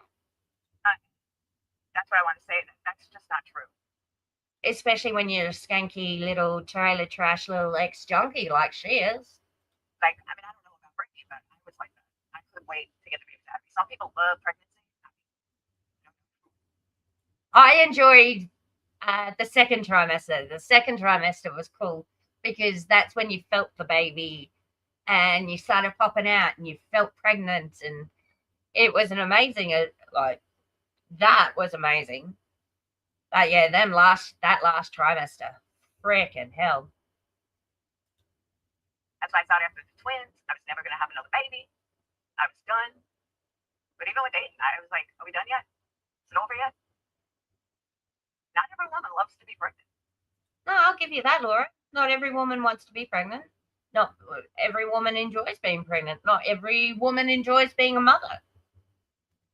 And that's not up to you to call out. I mean, it's cool, like, at the beginning. Like, oh my God, baby growing to me, and you see it, it's all exciting. And every time I have a son, it was exciting. But the day to day, I just can't be pregnant. So, I know she's getting a lot of slack for that, and that's why I'm like, you know what? Nah. And I know that's selfish because some people, like, would love to have a baby that can't, but yeah, I can't. If I had to do it all over again, would I? Yeah, I would. I love my baby. But not everybody likes fake CPS pullers either. Exactly. That's not quite that. Shit, I was going to have mine in 2 months. See, that's the thing. Some people love being pregnant. They want to hold the baby and keep the baby in there forever because they just love every move, every kick, everything. Not me. Every day I woke up, we done yet? But I did like going to the doctor. And I went to the doctor. She liked going to the doctor because that's probably where she got fucking fussed over and checked out. Like with the twins, like every 2 weeks. But with and I counted in the book, I have like 34 sonogram pictures of the twins. 34 sonograms. Is that normal with twins? I didn't have twins. I had singletons. But when Nicholas and Elliot, I only had one scan with both of them, and that was the main one at 21 weeks because my doctor didn't believe in doing unnecessary sonograms. And then with Lily, my baby girl, she decided to do a huge flip and become Reach. And so I had a couple of extra scans with her so they could see if she flipped back around. I remember that when she did that too, because it was like a month before she was due.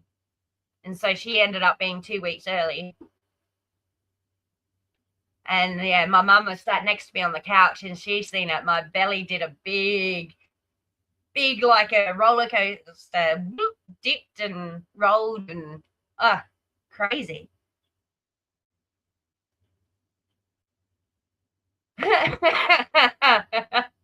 Maybe.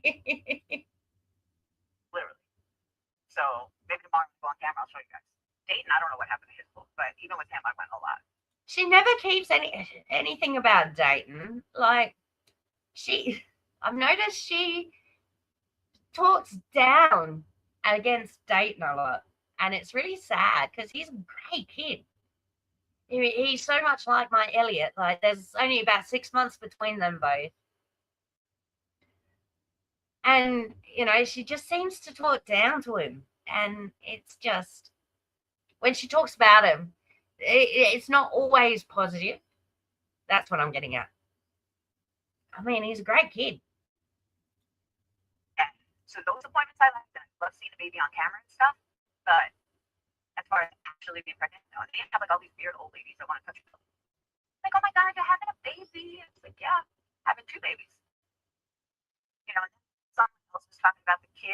being like, who's going to get the kids to school? I know. It's really horrible. And she does it all online and then wonders why people go at her. And then she does this to Brittany, and then you feel you should do it back. You know, her kids are great. There's just like everybody's kids are great. You know, it is what it is. And she should stop fucking talking about them unless it's like, you know, good stuff. Like positive, always optimist, positive shit. School. When I was already a mom of twins, Brad had to go back to work, and I did it. Oh, God. Okay. I am not ever going to diminish her raising 2 twins and a singleton. I had 3 babies in 3 years and 9 days. And it is a blur raising, having, the first few years of that was a blur. Now it's great. They're all great friends, and they have the same sort of similar friend groups and interests in similar things. So they all get along really well. I haven't had major punch-ups. They haven't had major arguments. They bicker and everything, like normal kids do. But yeah, that was rough. Taking care of two-year-olds. Yeah, I had a C-section with my last one and taking care of a 3-year-old and a 11.5-month-old. Because Lily and Elliot are 11.5 months apart. Elliot's birthday is 2 weeks. So he turned 1 2 weeks after Lily was born. Yeah, her mum helped a lot because she got pregnant, went to her mum's house, had the twins, then she met Brad and went to Iowa or somewhere like that. And that's where Dayton was born. And then they broke up and she had to move back to Florida, and she stayed there throughout her custody battle, which she says was how many years, and then moved to Alabama. This is all stuff she's put out there. Within like a week, my mom's there. And then after that, it was fine. Sometimes. But yeah, I'll tell her. I'll give her credit for that. It's it's hard. And I had a husband, but he was working. He couldn't get time off. He changed his job the same week that Lily Ann was born. And so he couldn't get time off. And I had a C-section. I know, right? But there's no self-awareness there. She doesn't think. It's all categorized. She doesn't see the similarities. I think she's that stupid and that unintelligent that she cannot see what, she has no way to critically think about it. If that makes any sense. Oh my gosh. You see, it's really hard to do this. The conversation's hard to keep going. I've got to give credit to people who do this all the time.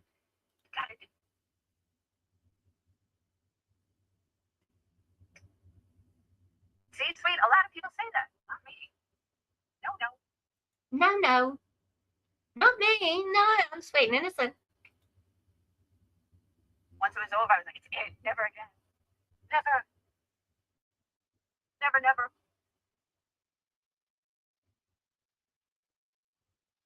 No. That did not have any color. Yeah, I didn't have sickly babies either. Thank God.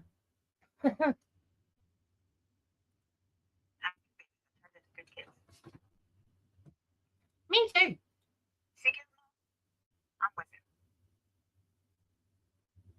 ones are 5'11" and 5'4", and Nate was 7 or 6'10", something like that.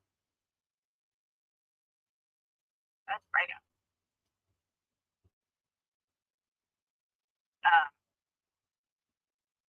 What else? Something else. It's going down the list of craziness.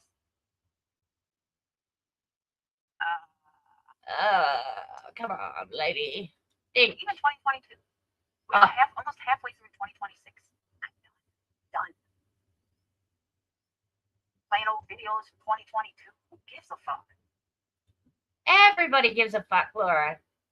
Just because you're over your bullshit doesn't mean everybody else is over to your bullshit. Imagine you're old enough to be a grandma and lighten your hair like a 12-year-old. I know. Speak like an uneducated truck driver. My apologies to truck drivers. Absolutely. And as I told them, I'm not answering to shit. I'm sorry, drama community, that you're bored out of your fucking minds and you're all trying to rebuild your channels. If they were trying to rebuild their channels, Laura, you're not the topic of choice for that. Can you come up with something new? If you got nothing new, then shut the fuck up. I'm picking on you the way you pick on Brittany. That's new. Who cares? Nobody cares about bullshit from 5 years ago, 4 Yeah, we do. years ago, even fucking 3 years ago. It's fun to reminisce. Nobody cares. And everything anyone is talking about is 2022 or below. Nobody gives a fuck. You don't give a fuck. That's the thing. You don't give a fuck, but you give lots of fucks, really. Because you wouldn't be saying this right now if you didn't give a fuck. And the same fucking haters repeating the same fucking bullshit. Oh, diddums, Laura. Diddums. What you gonna do? Going through the same nonsense. It's so fucking old. Hey, great thing. Welcome back. Exactly. If Laura can go after Brittany, why can't people go after Laura? She thinks she has special rules. Yeah, but she's meant for something special, you see. You know, she's meant for saving the world, apparently. You know, she's going to get to 100,000 subscribers and, you know, she's going to be a star, people. Why don't we get that through our thick heads? She's going to be a star. Exactly, Gizmo.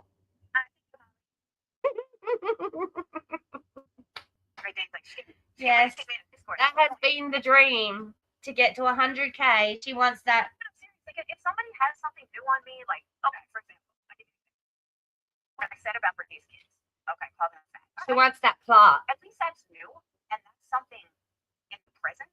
I can live with that. I can live with someone saying something about something in the present. I got no issues with that. Okay. But that's not what's happening. Isn't it? People just keep regurgitating the same nonsense from I haven't been 5 years ago. And the only people that want to hear it are the same fucking lame ass people that have been preaching it for years. And I left you get the fuck over me already. In September of 23. I haven't been to for 5 years yet. Move on. It's fucking ridiculous. Move on. Move on. But I don't want to. Yeah, but bitching about Britain. Yeah, of course. Because we need to hear what Laura is saying. Right? Because Laura is the be-all and end-all of gossip and bitching. And everybody who wants to get into the drama has to listen to Laura. Because she is the best. And the thing is, too, it's not even like I talk about them. Okay, she doesn't talk about them, but the nicknames like Psycho, the Drunk from Australia, that could be either me or Wendy V, or the Ex-Patreons, that's also me and you and bloody all of us, and then the snitch is Tyra, even though she wasn't the one who actually gave it to MM. But anyway, I'm not getting into that bullshit. I could see if I talked about them and they've been quiet and now all of a sudden they want to talk about them. I can totally get that. But that's not what's happening. I don't even fucking talk about them. No, but we watch you and we talk about you still. separately. Like separately. It's not as though we're talking to each other and discussing the outward, like discussing what we're gonna call you out for. No, it's we all collectively at the same time got seriously pissed off, obviously, and it was time to speak up.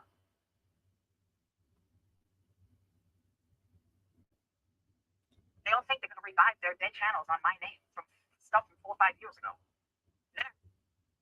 Nobody's reviving any channels with your name, Laura. They didn't in the first place. Someone showed a picture, which is probably one of the worst pictures I ever took. Somebody else took that of you, Laura? Me from like 4 or 5 years ago. In a car that I had just woken up. Okay, and yeah, but then you put me on a thumbnail and expect me not to. Well, actually, no. I put up the photos first for Brittany to have a look at. A couple of photos. I've got more in the bank. If she wants them, I can bloody put a slideshow together if she wants. You know, and everyone thinks the pictures I'm posting on my wall are filtered. No, look, that's straight up. That's me. Bullshit, Laura. Oh, we're poking the bear. Oh, dear, I'm poking the bear. Whoopsies. Anyway. Real filter that I use is the picture on here, my StreamYard's picture. That's bollocks, and we all know it's bollocks, Laura. It might not be filters, you might not have a filter, but the wig is fake. The contacts is fake. The caked on makeup is fake. That's it. Yeah, I've been telling Melissa for a while I'll do it with her, no problem. I said, I'm not doing it today, don't like doing my makeup. But I'll do it tomorrow. I gotta pick up Phoenix from the airport. I got no problem with it. Full body shot. Let's do it. Please don't. We don't want to see your full body.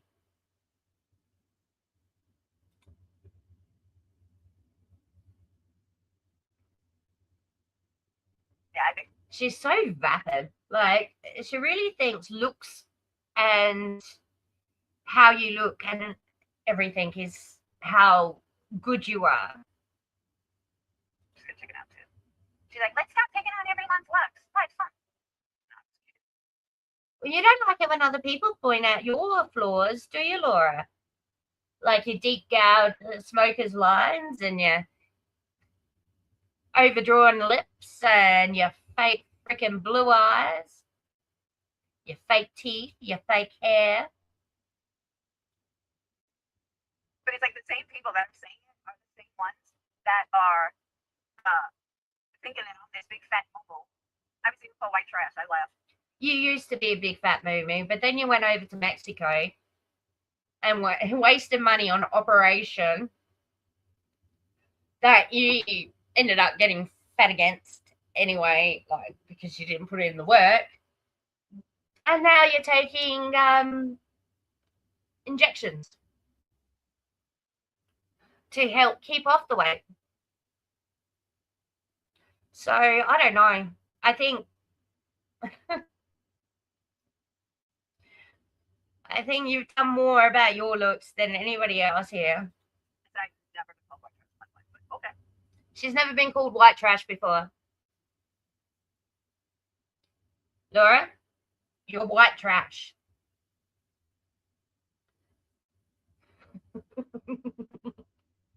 Yeah, it does seem pretty trashy to me. She's just tacky. Just so tacky. Trailer park goes around the outside. That's a good one. I'll go with it. Yeah, I don't think she'll either. Because like, since we're posting heavily filtered pictures, I don't do heavily filtered pictures. Only my stream. You do heavily filtered photos all the time. Even the camera, when you actually go live on camera, is heavily filtered. And at a fucking obtuse angle that you can't see anything anyway. Like, you want to see me in the raw? Look on my community post. I don't want to see you in the raw, please. I don't want nightmares. That's raw and unfiltered. I didn't realize how full my contacts were. That's not. Our website filtered as fuck. That's absolutely AI is her best friend, honestly. It needs to be taken away from her. Them thumbnails are fucking insane. My God. Them contacts are fucking disgusting. I wouldn't know if I even worn them when I was 20. Never mind fucking nearly 60. That I've got real blue eyes, so I don't need, like, it's not the filters, Laura. It's the fake shit that you put on yourself, like the contacts, like the wigs, like the freaking intense makeup. That all is real life filters. It's all fake. I mean, imagine a dude taking her home and getting her like undressing, like, you know, getting undressed. Her wig falls off, her contacts come out, and she looks nothing like it. Her makeup comes off, and she looks nothing like it. It's a catfish.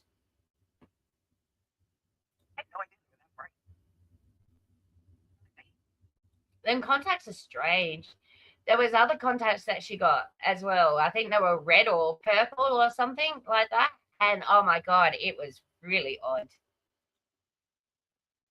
Do you know, she looked the best when she'd come on camera with her hair tied back, with a cap on, no makeup. And that's when I thought she looked her best, like natural.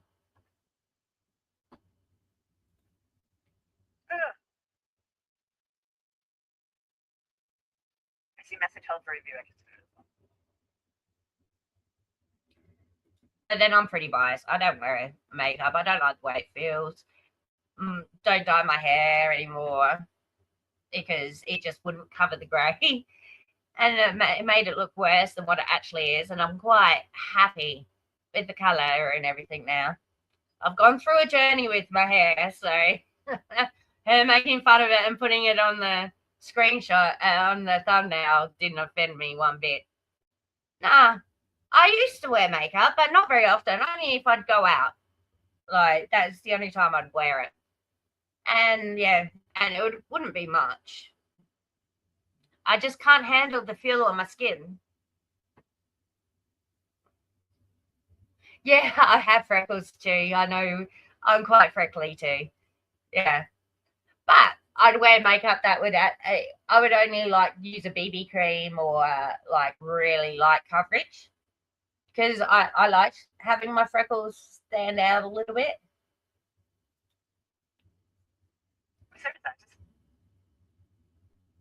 My whole thing, honestly, is fucking laziness.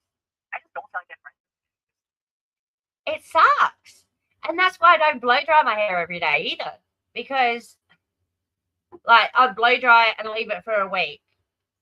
Because it's just a lot of work. Because I've got a lot of fucking hair. Freckles, angels, kisses, yeah. Sun kisses, we used to call them as well, sun kisses. The kiss, yeah, the sun kissed you. Kiss from the sun. But yeah, I've gone through a journey with my hair. Like, it's big and it's like really dry because my scalp doesn't produce much oils.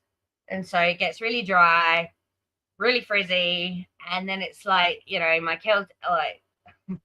my ancestry like is more English, Irish, Celtic sort of thing. So it's like what they call Irish hair, where the top layer is a bit frizzier than the rest. And so, you know, on a wash day, like I wash my hair once a week and it can, even using a blow dry, it can take like 4 hours to style and from dry to style finish. And like to air dry, it takes like all day, 8 hours minimum. So, you know, doing my hair is just a chore and a half. So I get that. What do I see, my son?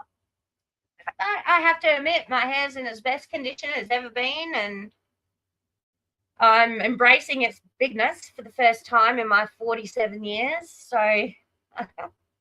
it didn't bother me that she put me on the thumbnail. Didn't bother me that she stole the photos from my YouTube. Like, you know, oh well. I go out, I run to If I was ashamed of the photos, I wouldn't have put them up. the store, like, why do I want to do my hair and makeup? Thank you, Gizmo. And shit, I've tried going live without makeup on, and everyone's got something to say. So I'm like, well, fuck it.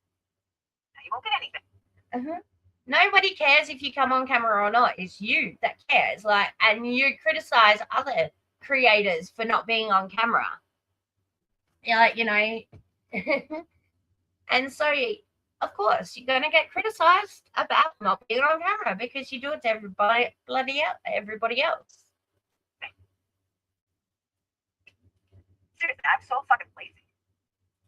Well, that's it. I've always been confident in who I am, and you know, it's whether I've been skinny, I've been fat, I've been you know, it is what it is. And my weight does not define me. And my hair does not define me.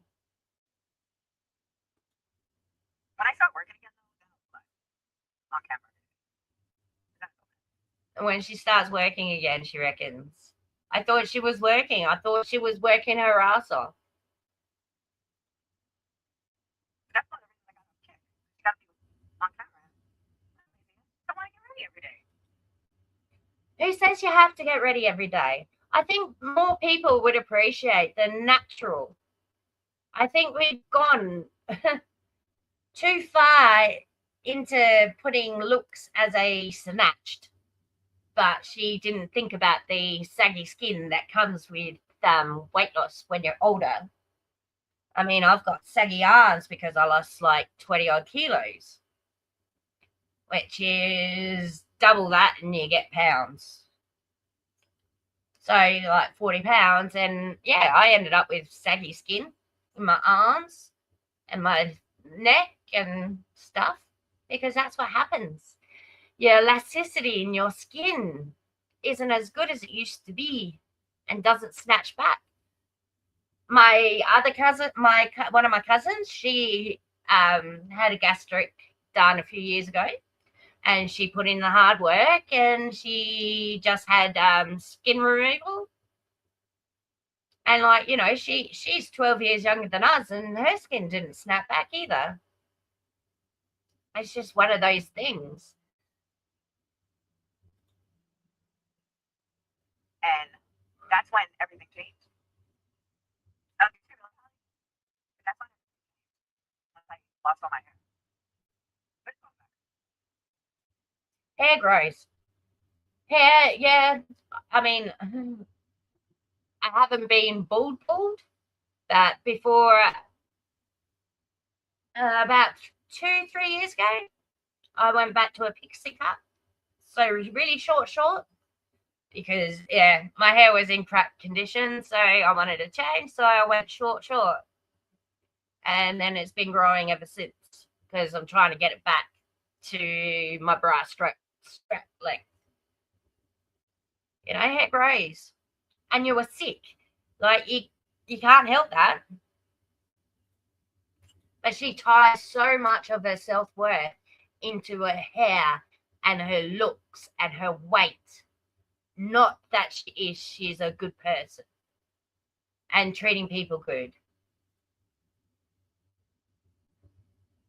Growing. It's healthy though. It's thick. Yeah.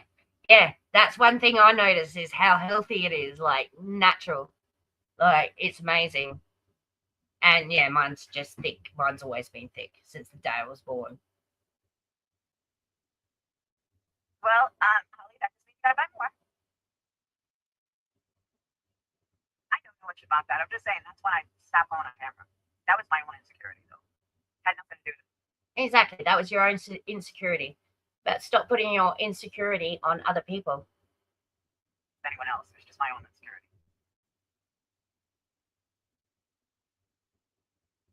Oh, did you really? But you didn't remove it from me.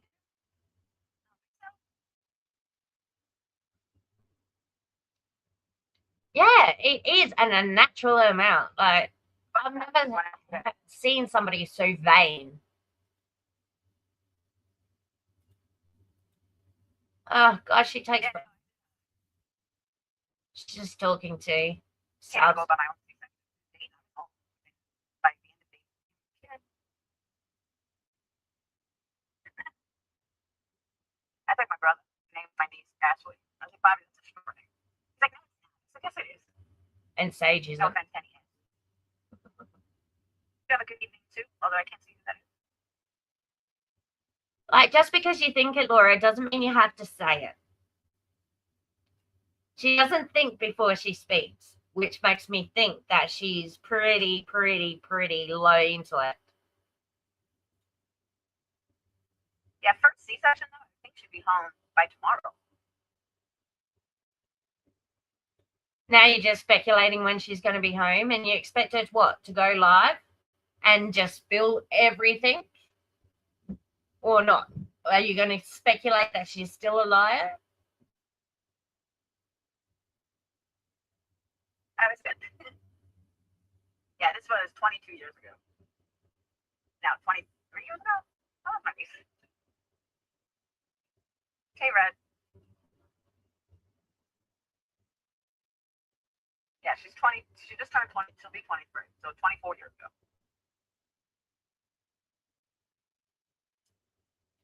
See, the twins I left, Sage, me and Phoenix went home, and Sage was there for an additional 8 days. Exactly. She wants to grow a channel, but has no filter, no limits, and no self-awareness. Exactly. None whatsoever. My original girl name was Kaylee Rose. That was what I wanted to name my girl in college. And it was named after the song from Meridian. Canadians in here, but it was a band from Canada called Meridian. And it had a song called Kaylee. And I love the song. Every Kaylee that I've met has been a dairy. Or like, a real trashy kind of girl. I'm sure there's plenty of nice Kayleys out there. It is a pretty name, though. Mercedes is a stripper name, that is true. Ariana's nice. Laura's a stripper name. And guess what? She was a stripper. And she called herself Fallon. Like, come on. Yeah, so it's going to be Kaylee Rose.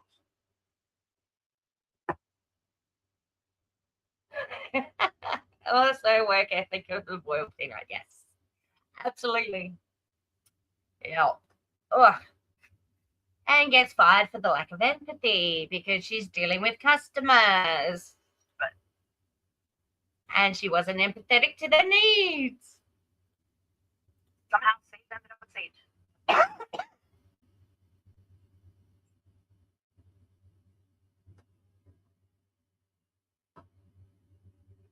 I didn't know what it was when I found out it was I had no idea. How's it going? How's your day?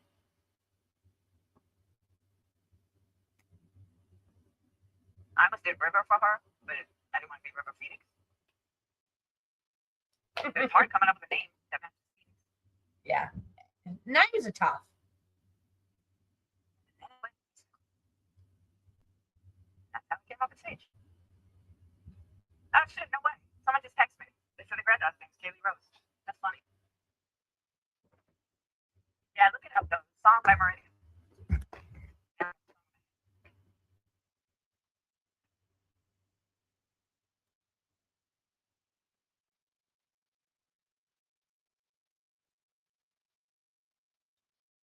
Like how to make it brighter.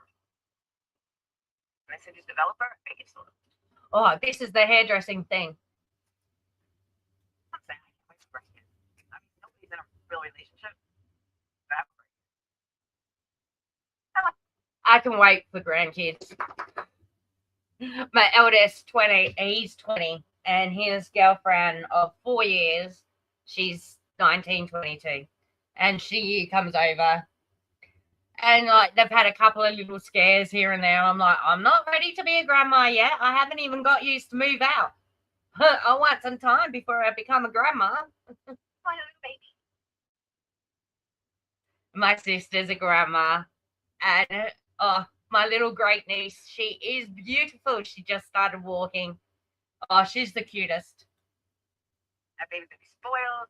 And my sister is the greatest nana.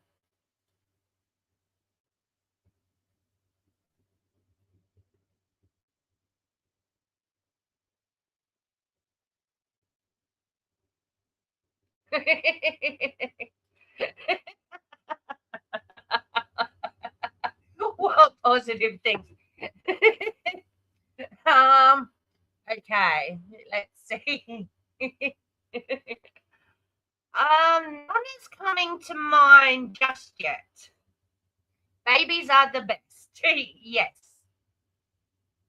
Babies are the best. Let's go crazy. Okay. I think I'm So you've been crazy for years. You've been there, done that. You've done the crazy thing. And you're still going. unfortunately. Yeah.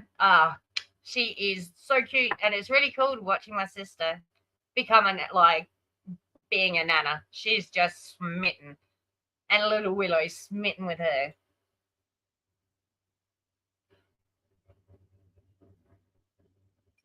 Oh, all right. I'm getting off. I'm gonna go in the store and do what I gotta do. Gotta get a couple things. She's trying to brighten her grey hair. I'm gonna try Brad Mondo moment tonight. She's got to try a Brad Mondo moment. Hopefully it turns out well. Why are we in the car? I had to go to the supply store. My hair is like, it's too, I want to lighten it without bleach. So I read how to do it. Like, all right, we can try it. Because my hair is all natural. But it's like it's not like a shiny gray. It's like a dull gray. So I kept looking up like how to make it brighter. I said just developer and baking soda. Developer and baking soda. I've seen these sort of things on the Brad Mondo. Some people seem to think it works, like the vitamin C and but the developer will lighten, but it'll also bring out the red in the hair.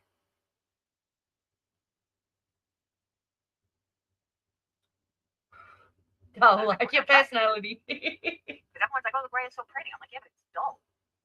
Like, I want it lighter. But they say don't use bleach on gray hair. So you'll fry it.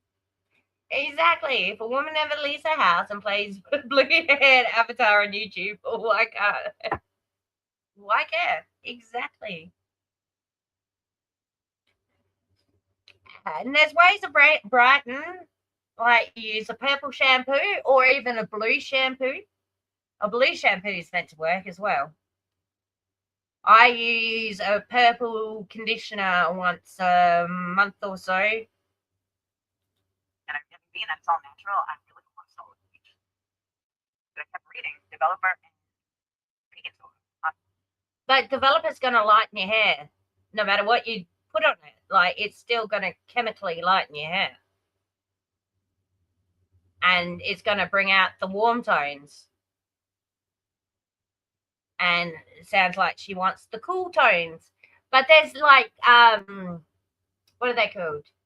Glosses that you can put over your hair, your grey hair. Unnatural gray. And it'll lift it right. Yeah, but that's the thing. I don't want to color it. Like, I have like a little lavender in it now, but I don't want to color it because it is all natural. Like, all right, we're going to try Brad Mondo moment. I think what's the worst thing that could happen? You're going to be orange. That's the worst thing that's going to happen. I just want it bright. Not so bad. See, but Ron, I see these people with this beautiful light platinum gray. Yeah, but Laura, depends what your natural color was in the first place.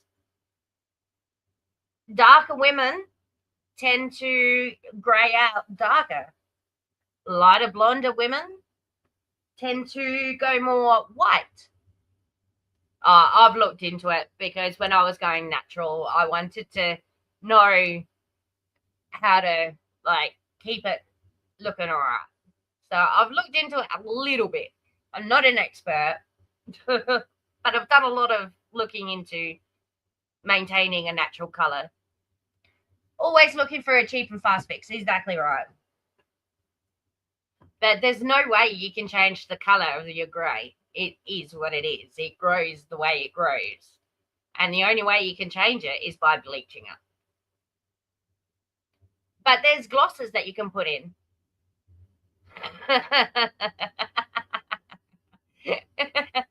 I know, it could end up freaking bright orange. I don't think it will lift that much. It would just it'd be like putting sun in, I reckon. Mine's like a dark gray. Yeah, look it up. It's like a big thing. Yeah, I'm a toner developer. They say you can use hydrogen peroxide, but no thanks. Each way, it's going to lighten the hair. It's not going to give you the results you want. It's not. If anything, it's going to mess out, and then you have to grow it out or cut it off or dye it. No. It's too dark for me. It's not like it's dark. It's your natural color. How can it be too dark for you? The best color, hair color for you is your natural color. I'm so used to blonde. Exactly. You're so used to blonde because you feel that blondes are prettier. And there's a lot of silver in it, but not enough. And I thought, oh, I can grow back gray after chemo, and I'm just going to, I'll just dye it. And then everything I'm reading, they're saying do not dye it. Because if you dye it, then it takes forever to grow out. Most women who are now naturally grey has spent 2-3 years growing it out to see what the pattern is and to see what it actually is, because you don't know until it grows to a certain length to what patterns and stuff you're going to get. And so most women have taken 2 to 3 years to really grow out their hair, and dyeing it, you have to start that all again. It's a waste of time. That's the thing about gray. You don't want to dye it. Yeah. And my grey would not accept dye either. So, especially around my hairline. Would not, within 2 days, the dye is gone from my hairline. It just looked ridiculous. It made me look older and made it look more noticeable that I was getting grey. But I'd been having grey hair since I was a young adult, so I knew I was going to go grey early. It doesn't brighten it though. I need it lightened. I didn't know baking soda works. Baking soda doesn't work. It doesn't work. But some woman that I watched on YouTube today put it on her kid. I don't know what she was doing, but she had a 10-year-old. She's like, this is what a baking soda mask does. It actually lightens his hair. I mean, I know a lot of people will, when they've got them colours in, the bright colours and stuff, they'll use their baking soda to strip out the very, very last of that colour. I've seen them do it that way, but not to lighten grey hair. Yeah, I need more purple shampoo. I need clarifying. Yeah, you need a clarifying shampoo. You also try a blue shampoo. Exactly, there's no pigment. Yeah, exactly, no pigment. I mean, I have thought about re-dyeing, putting a gloss or a color or something light through it just to sometimes knock out that grey. But nah, I'm quite happy with the color it is right now. And yeah, just using a blue or a purple shampoo once a month or once every second month, it seems to knock out that brassiness that you sometimes get too. Clarifying shampoo, conditioner. Yeah, that's what they say. Baking soda and developer. It's nice though. I mean, honestly, I'm not gonna lie. When I feel my hair, because I had so much fucking bleach. I bleached my hair from the time I was 13. So to feel my hair every day. Yeah, so I can see why she's struggling for an adjustment to her greys, though. If she's been bleaching her hair since she was 13. No wonder she's deciding, like, you know, realizing how thick it can get. But because bleaching thins your hair.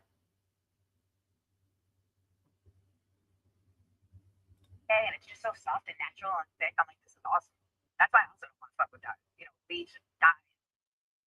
For the first time, what? My hair is in that good of condition, like, since my hair's never been in good condition ever since I was a bloody child.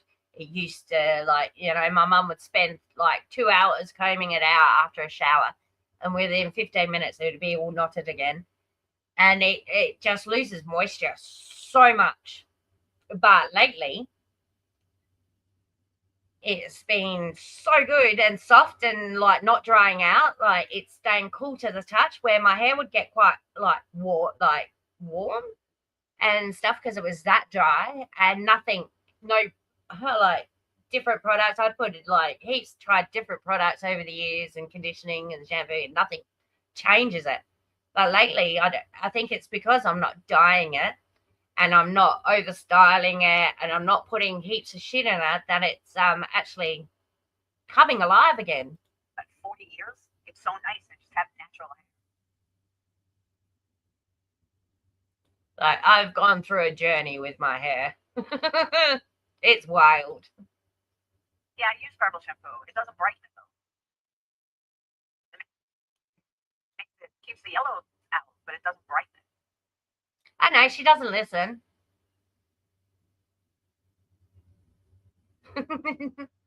She knows better than anybody else, so, you know. Like, I wear a clip. Oh, is it hot where you are, Tinker? I'm thinking about putting the aircon on right now. It's freaking warm. That's lighter. I mean, it matches my hair, but it's a little lighter. But overall, my hair's just not ready to be silver yet. You're not ready for your hair to be silver yet. Hey, Diddy, how's it going?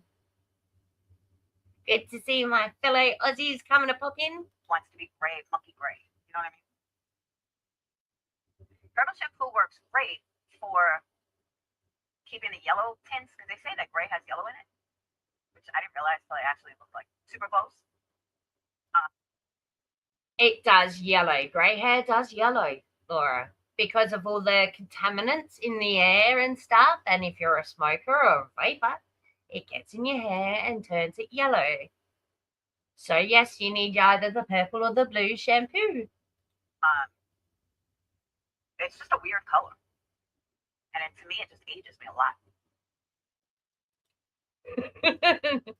No, Laura, the wigs, the makeup, and the fake contacts ages you a lot. Yeah, the shit memory and the evil soul would be more. Yeah,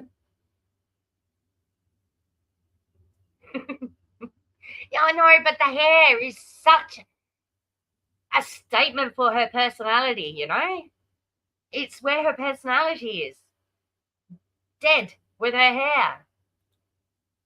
I mean, yeah, it doesn't. I need it lighter first. This is going to be a bad mistake. She's going to hate it. Lemon juice makes it yellowy, though. And it's going to be more yellow after you put the fucking developer on your head. Because they said you can mix lemon juice with baking soda. If you want like a golden highlights, I don't like gold.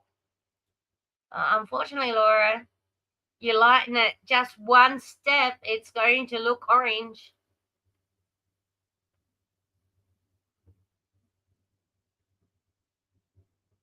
So yeah, that's why I don't want to put anything in it, because I have no breakage. It's all curly, especially if it's ever been in. I will do before and after.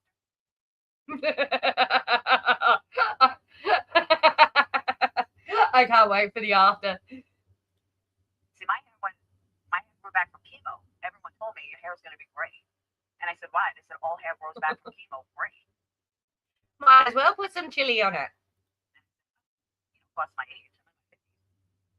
I'm not 58 though. You're the one who said you were 58, Laura. So it's growing gray. I mean, hey, look, I joined a Patreon for her 50th birthday. She was turning 50 in 2019. So she's coming on for 56. No, 57.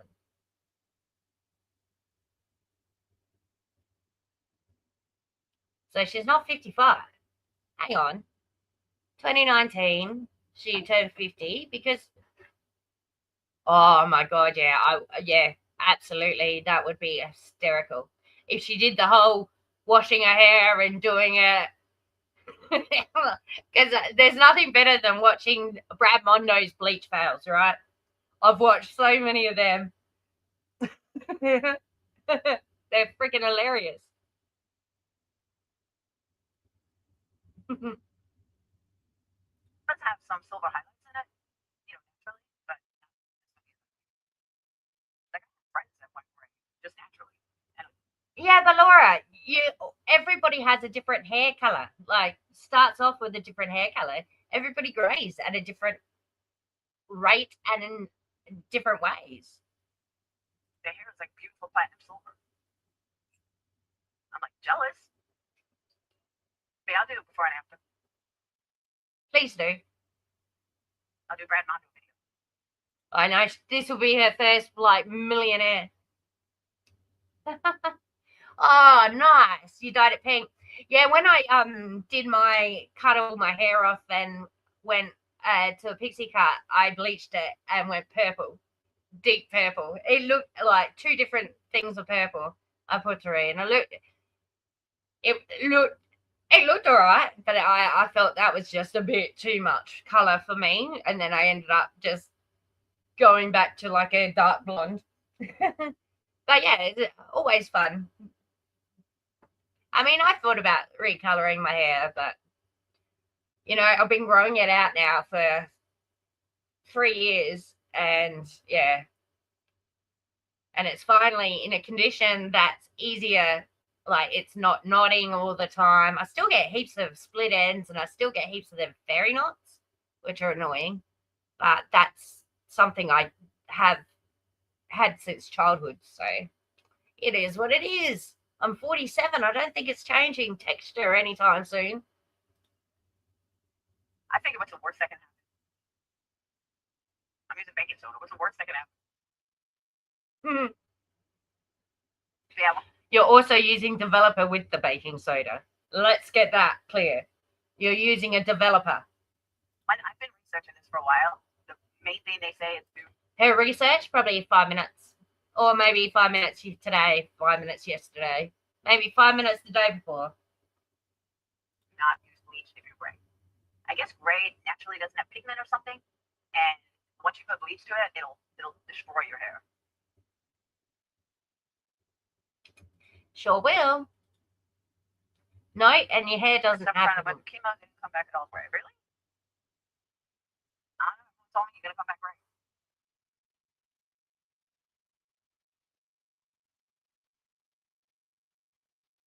Yeah, that's another thing. So make sure you get clarifying lotion or some oil, because baking soda will. Clarifying shampoo. A clarifier is to clean. Right out. Yeah, getting old's a trip. Always been a dark red, narrow, strawberry, blonde, grey. Growing old is privilege, not everyone. Exactly. My mum was 57 as she passed. It was her 10th anniversary. The 30th of December. So, yeah, she was 57.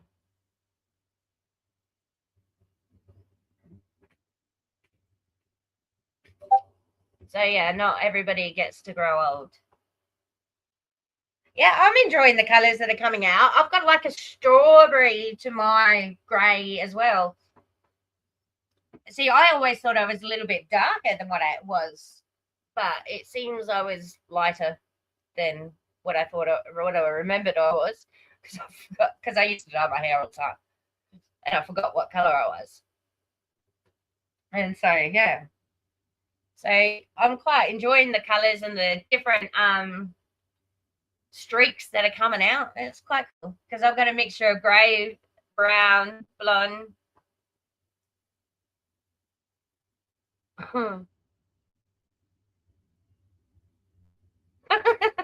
Yes. Oh, she's everything.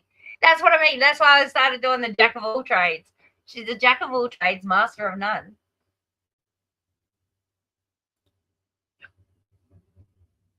I mean, she was a mechanic the other day. He's doing a baking soda developer. They say he's 20 million. Like, I'm all right, I'm going to do this tonight. Your mother-in-law, everyone told me it's going to come back right. I've been blonde, I've been brown, I've been black, I've been red, I've been purple. Reds were my main colour, though. I liked being red. I think red suited me a lot better. I know, Tinker is gorgeous. That's exactly what happened. Maybe because I was going gray to begin with. Like, I had little gray highlights.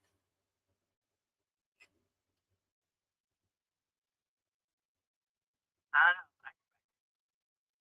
Well, most people between the late 40s and early 50s are got significant amount of grey hair. There's nothing unusual about that, Laura. How old were they? Yeah, like I've been getting not just a clarifying shampoo, they should get oil or something to keep it hydrated. I don't know. That'd be just a normal argan oil. A clarifier is a cleaner, it's a shampoo. Have fun. That's what I said. What if my hair goes back red? My mom's like, you would never red it. So I was never gray either. I have coconut oil at the house. I know. I've aged in the last 5 years too, Tinker. Early 40s, maybe that's why. Maybe it turned grey because of her soul. Maybe. Yeah, I'm okay with it too. I was 52 when I went to chemo.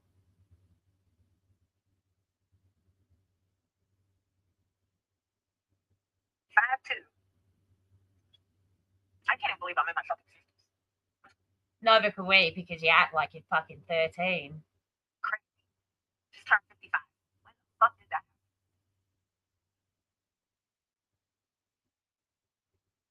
I use that when I have alopecia. My hairdresser recommended Nioxin, and that stuff worked miracles. Absolute fucking miracles.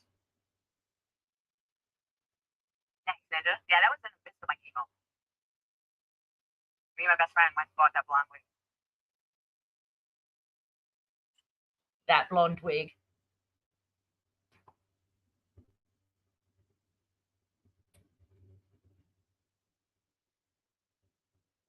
Yeah, no, Nioxin was great.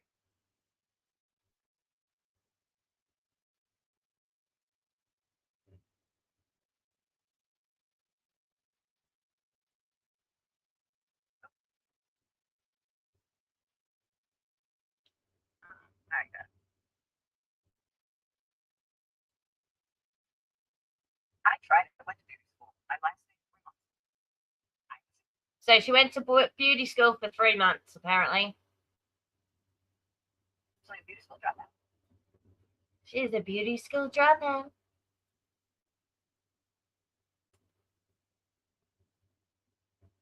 The worst part about beauty school is you have to like when you first start, they automatically get you cutting kids. Oh, that was the worst. I just wanted to learn color and extensions, so that I had no desire to ever cut hair. But they don't let you do that.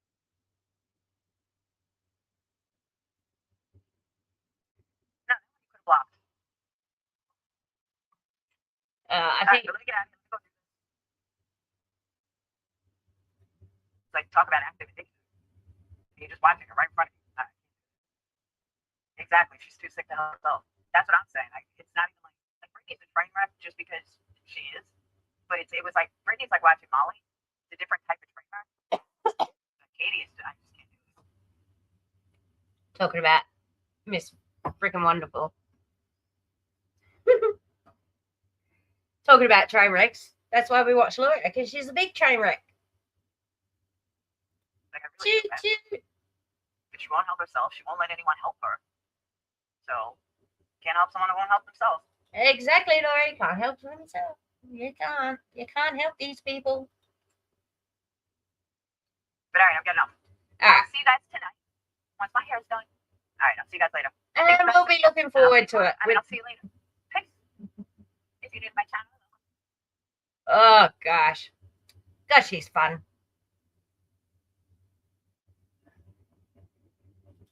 So I'm hoping to do this a little bit more, getting more confident with it.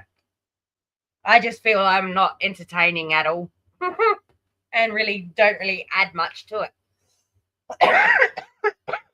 But Troy currently has caught a flight up to Darwin to go fishing. Excuse me. So yeah, Troy's up in Darwin for the next couple of days.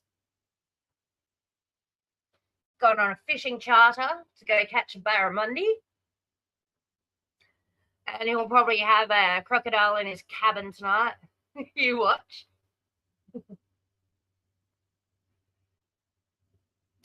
Nah, nothing.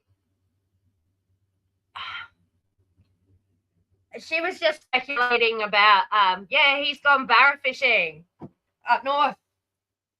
Caught a flight left this morning at like 4:30 in the morning to drive to Adelaide.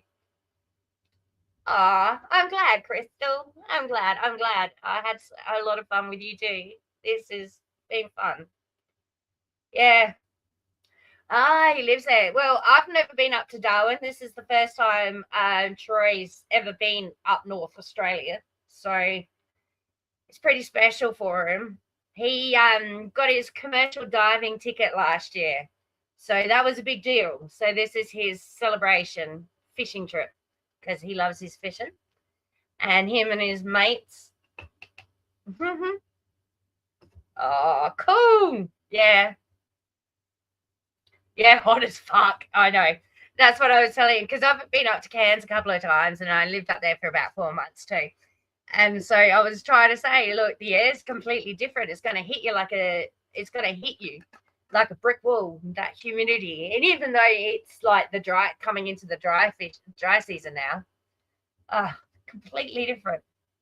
Lots of fish in your family too, yeah. Yeah, same. And Troy is alive on the water. He goes fishing. He got his coxswain last year, so he's captain.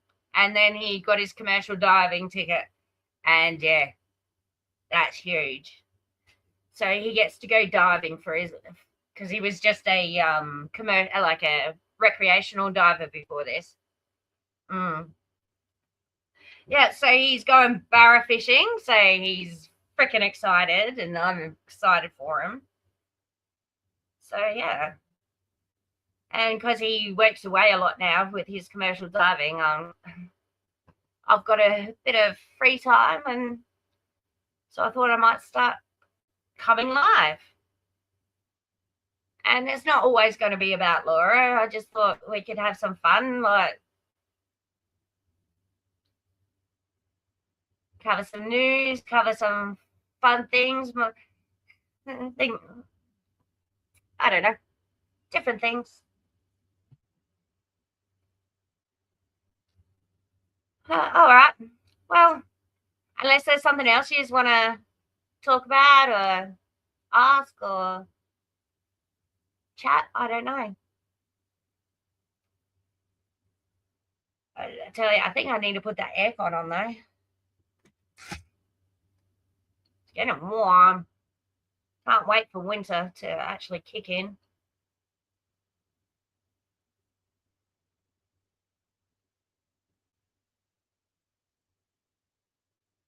Yeah, well, that's it. In the afternoons, like at the moment, like my bathroom's getting renovated. The rent, I rent.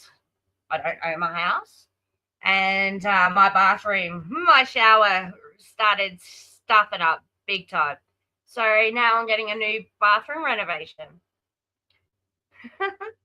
I know, Dee and Wendy V together are pretty funny. And I don't know if Wendy's going live. Dee, do you know if Wendy's going live tonight? Yeah, it's pretty cool. I don't have to worry about it, but I'll get a lot of trades coming in and out. I know, new bathroom. because these houses, these are like housing trust houses that were built. Like, okay, cool. Like Didi and Tinker will understand. These are like housing trust houses. My town is a mining town, and we have a lot of housing trust houses. And I rent from the housing trust. And yeah, so they're redoing my bathroom for me. I know, and these are young, young, not young, but you know, in their late 20s, early 30s. Yeah, who's on the menu tonight?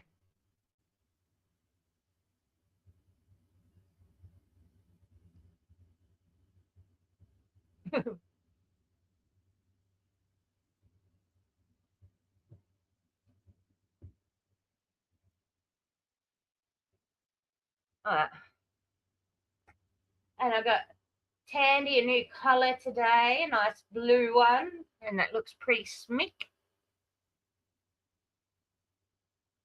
Because he lost his collar. Probably, Laura.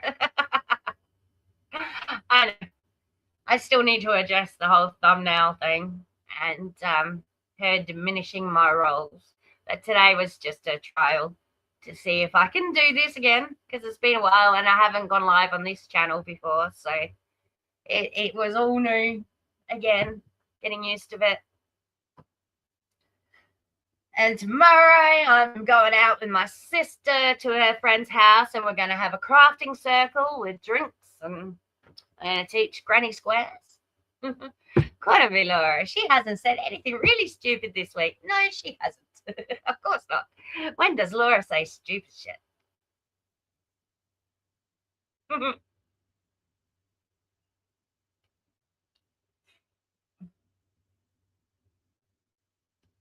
She still thinks something's wrong with the baby because the mother-in-law put a message on Facebook about the baby being born. It was nice to have a little girl or something like that.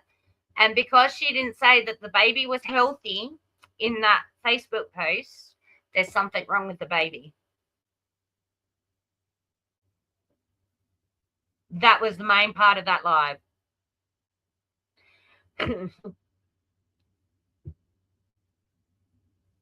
Oh, nice, Tinker. That's awesome. I hope your mum and dad are doing well. The last time we spoke, they were having a few issues, but I hope they're doing well. Yes, Dee. Yes, she really does need to shut the fuck up. Yeah.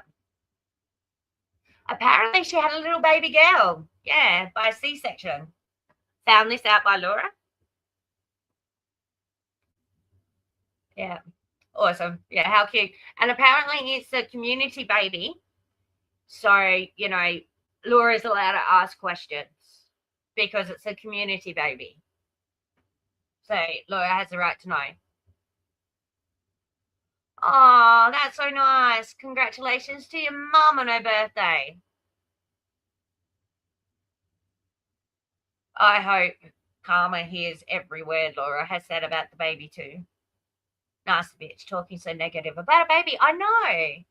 But she's so obsessed with Brittany's body. Like, she's so obsessed. It's disgusting. I can never imagine. Mm-hmm. Yeah, she always wanted a Karma baby.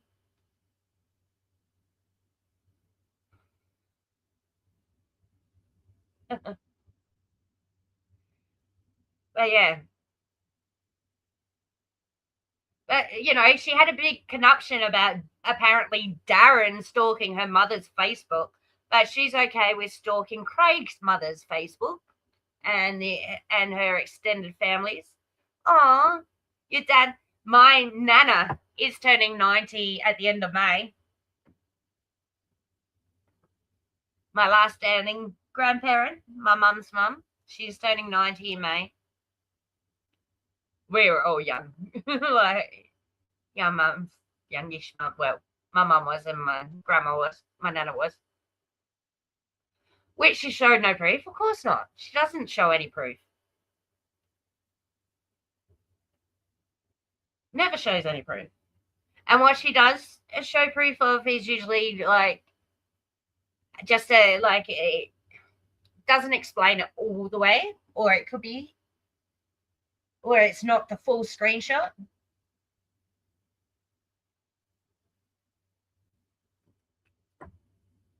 It's, yeah. The speculation she does is wild.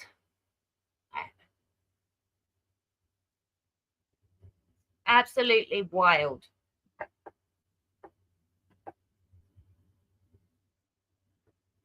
Oh, and because she had a C-section, she would have, Brittany would have given Percocet, so she's going to be so much worse now, nodding off and everything when she, if she go, like, you know, Laura's expecting her as soon as she comes home to be high and live, you know, with a newborn baby and other kids.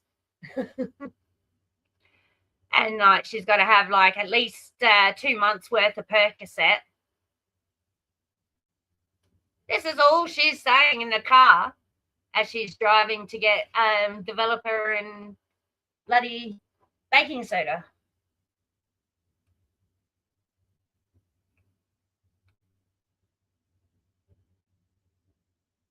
Crazy.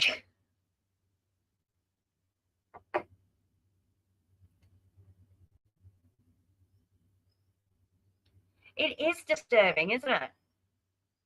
Like, I know she fixates a lot, like, you know, and talks about, yeah, I know, the phantom baby. Brittany's not pregnant. She's lying to Craig. She's lying to everybody. And, you know, what's going to happen when there's no baby? Well, Laura, there's a baby. Now what? Now there's something wrong with it and she's hiding it.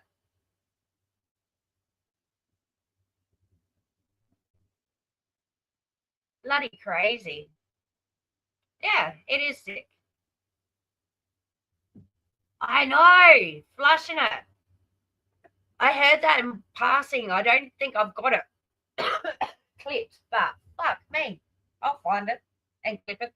But then she's probably put it through the membership. Shit, like she does. Or put it on private.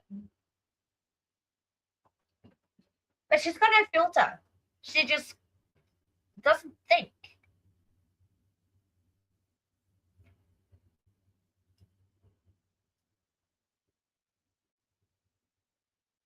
But yeah, like this poor woman can't even have a baby in peace.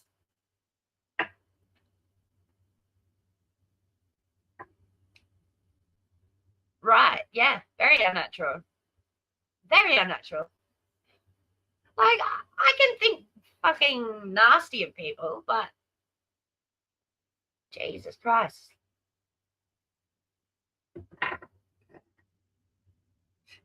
It's just weird.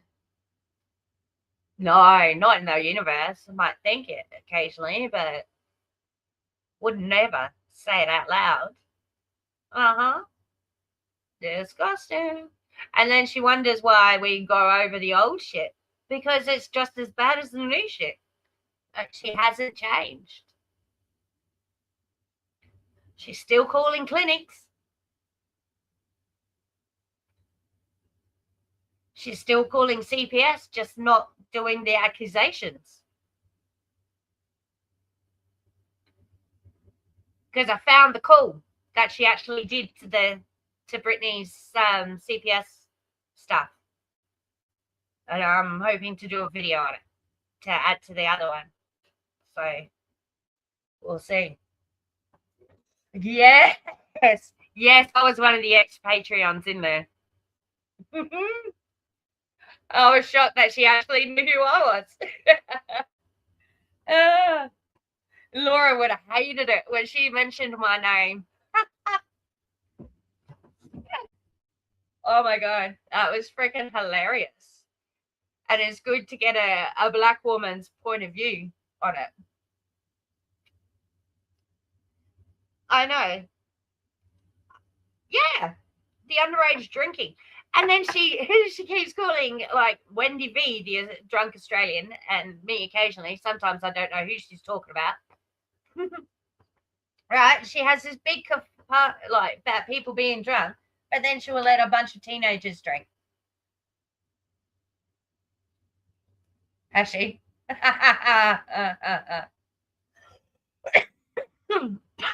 Let's have a look, shall we? I'm so sorry about my cough.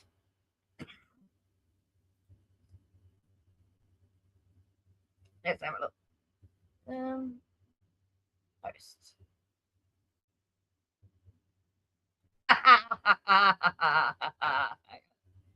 Yep, I've got it up there, haven't I?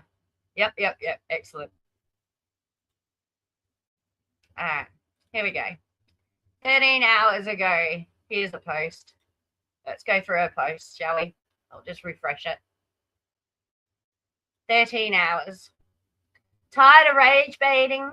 Tired of the BS around here with 4 to 5-year-old crap? Well, I'm just a middle-class white gal from upper middle-class white neighborhood. So I'm not the right one to address any of this. But if there was someone who's also tired of the BS and he has more of a voice on the subject, come listen. Is that Adrian? Like, how is that being natural? Her friend's natural. How is that natural?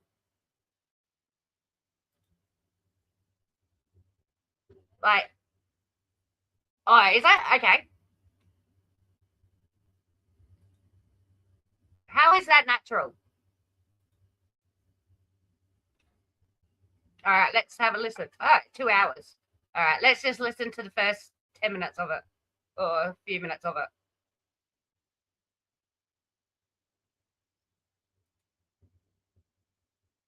I mean, she strikes down like she strikes buildings and else. I was happy to report.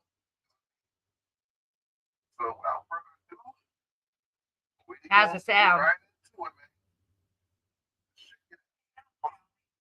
Yeah, let's check it out. By the way, the first time I'm talking about is Flavor. Let me give you a little backstory on Flavor. I know everybody said that she set the building on fire. She went to jail for it. And it does look like a picture from the book, doesn't it? She looks dead. I'm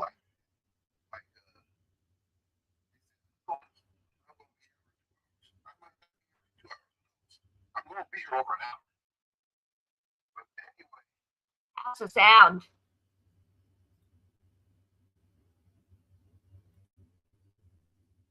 Anyway, she also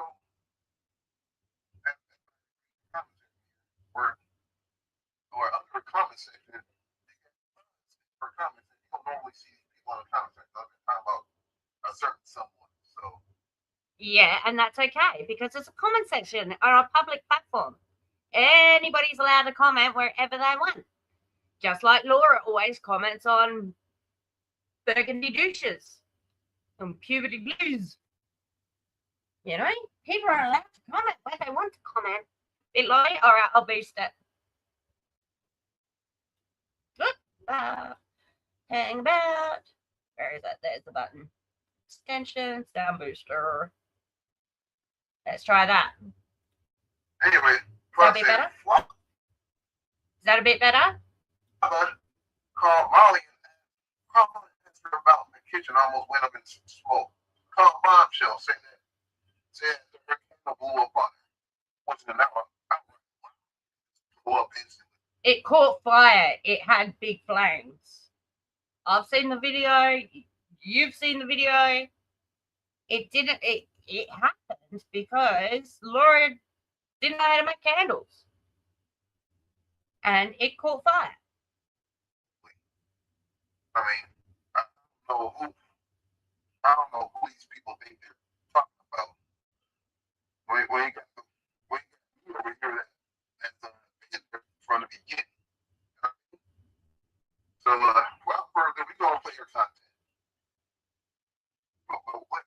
Adrian, you didn't even get a look in until Capone left. So I don't know what. Yeah. Let's read the chat. It says, Hammer says, Adrian has been around a long time. He knows you. Yes, we get blocked for having an opposing opinion. That's right. You know, on these public platforms and stuff, because she can't handle any criticism. Yes, I do. Thanks, Howard. So, we're going to just play the person because, like, she likes to strike people that use her words against her. Very weak. She's a snowflake. So it's only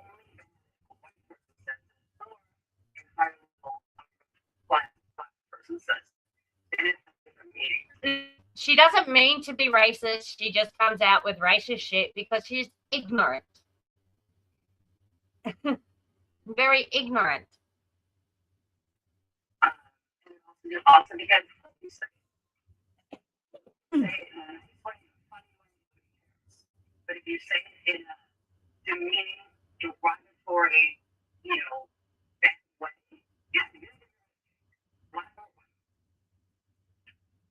yeah. Flavor Street. This is what Flavor was playing. That was freaking amazing. because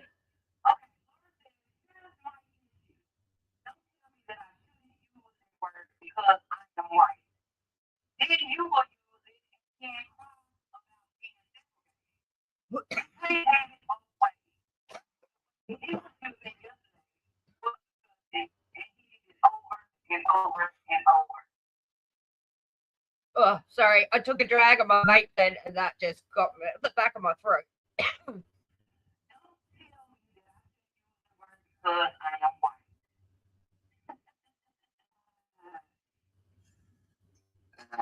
Let me say this. Flavor is very black skin. I've seen the picture of her. She Oh.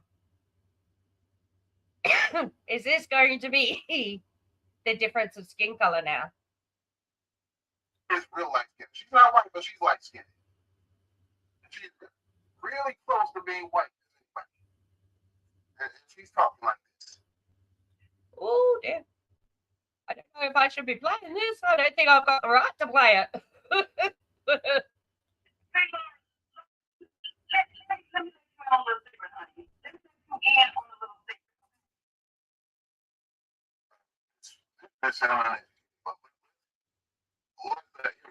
Well, everybody sounds a little bit uneducated.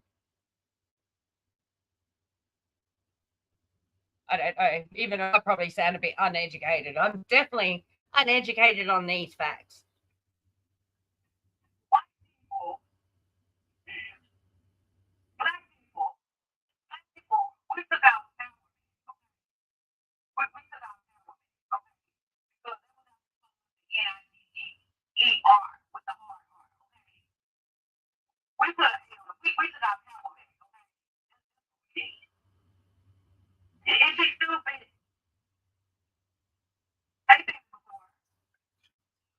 Stupid. Yes, we did take our power back and we put the NA on the A instead of the R. And that's she's right about. But then we ended up using it until people outside the race not to use it, which is very critical. I don't care what anybody thinks. You know what I mean? I'm definitely uneducated on this. I'm ignorant to this stuff. I will admit that. But what he said, that doesn't sound half bad.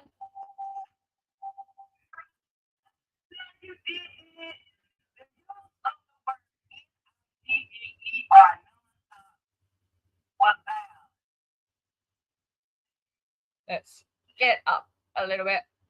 You don't dictate shit, Flavor. You really don't.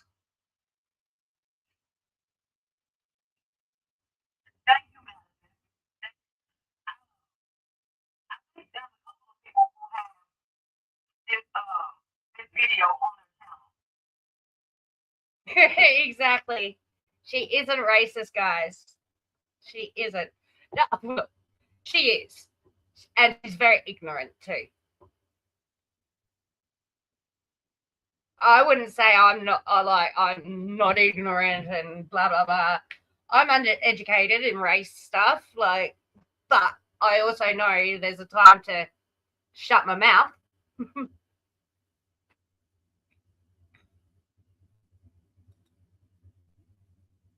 When it's about a topic that you know nothing about. That's just way of talking shit, blowing smoke. Get somewhere outside of us. Come here.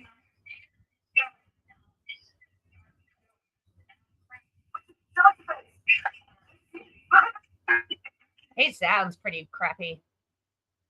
I mean, mine's not much better, but So yeah, one of the also made fun of one of the students that she was teaching at her job. She made fun of them too. Let's not forget about that. Does anybody not remember the way that spoke to Rebecca?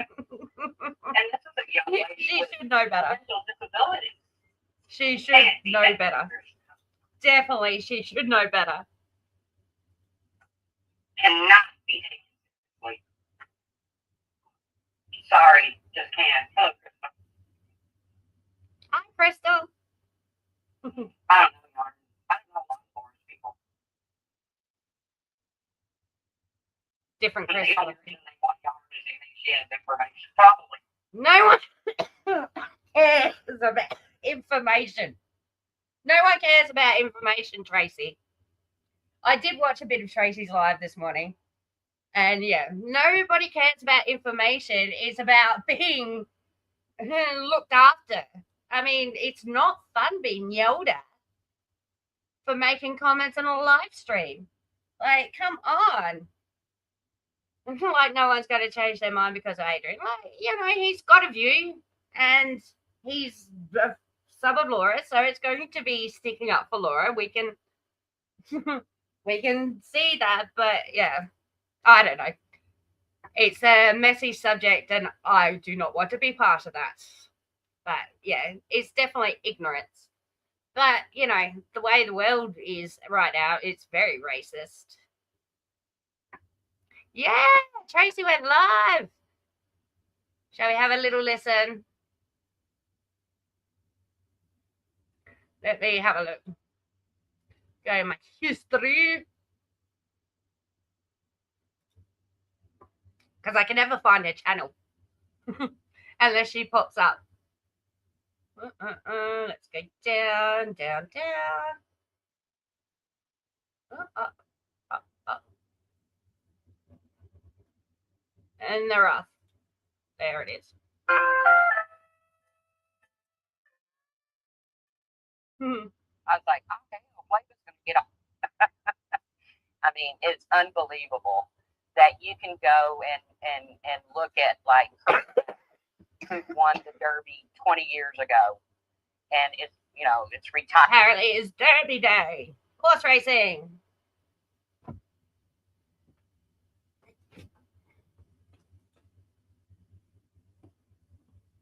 Yeah, at least, yeah, she did. Now, it didn't shock me that One Wind would be in there, because One Wind is the one that went out of her way to convince me that it's perfectly okay for a woman to refer to her biracial adopted niece as a niglet.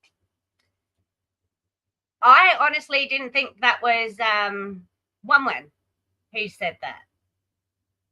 Was it? I remember there being outrage about somebody calling their niece or their something one of them. But I'm not sure if it was One Wind. I thought it came from Natasha Cooper. I could be really wrong because I was in and out of the drama at that stage. But yeah, we'll listen to that again. Well, guess what? Laura didn't say it to you either. Hang on. I went. Hey, Captain Abby. I missed it, I think. And I know there's small towns in California. I'm not saying that, but then I could be wrong because I didn't watch a lot of One Wind and Diane. But I don't remember One Wind doing it. Jenny lived in California and she loved it.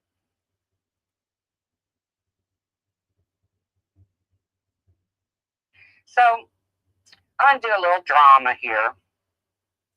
So I'm cruising through YouTube last night, and I see that Flava is live. Now, I don't always listen to Flava because she has a lot of people that I don't really know or follow or whatever. But I noticed her thumbnail was something about Laura the racist, and I got a real kick out of this because not that somebody's calling out Laura saying that Atlanta was too dark for her. Who cares? But Flava, of all people, because when Flava was over there dabbling in the LCU and Savage was working for Keemstar, and one of his hosts said the N-word with a hard R, I was like, oh, hell, Flava's going to get all up in this, No. Flava told me when I said something to her, are you going to call Tina out? Flava goes, well, she didn't say it to me. Well, guess what? Laura didn't say it to you either. So does that now mean that somebody can't review old shit because somebody else said it and she didn't have a hissy fit over it? So now no one's allowed to say it. Like, she's not allowed to comment on anybody who's said anything. But hey, Captain Abby. So it's really getting to the point that my circle is so small here on YouTube anymore for that reason, because I really just can't take some of these people serious. Now, it didn't shock me that One Wind would be in there, because One Wind is the one that went out of her way to convince me that it's perfectly okay for a woman to refer to her biracial adopted niece as a niglet. I mean, it could have been, I don't know, I can't remember if it was One Wind or not. And Tracy is good at remembering who did what. But hey, whatever. She doesn't come across as me as somebody who would use that word, but who knows?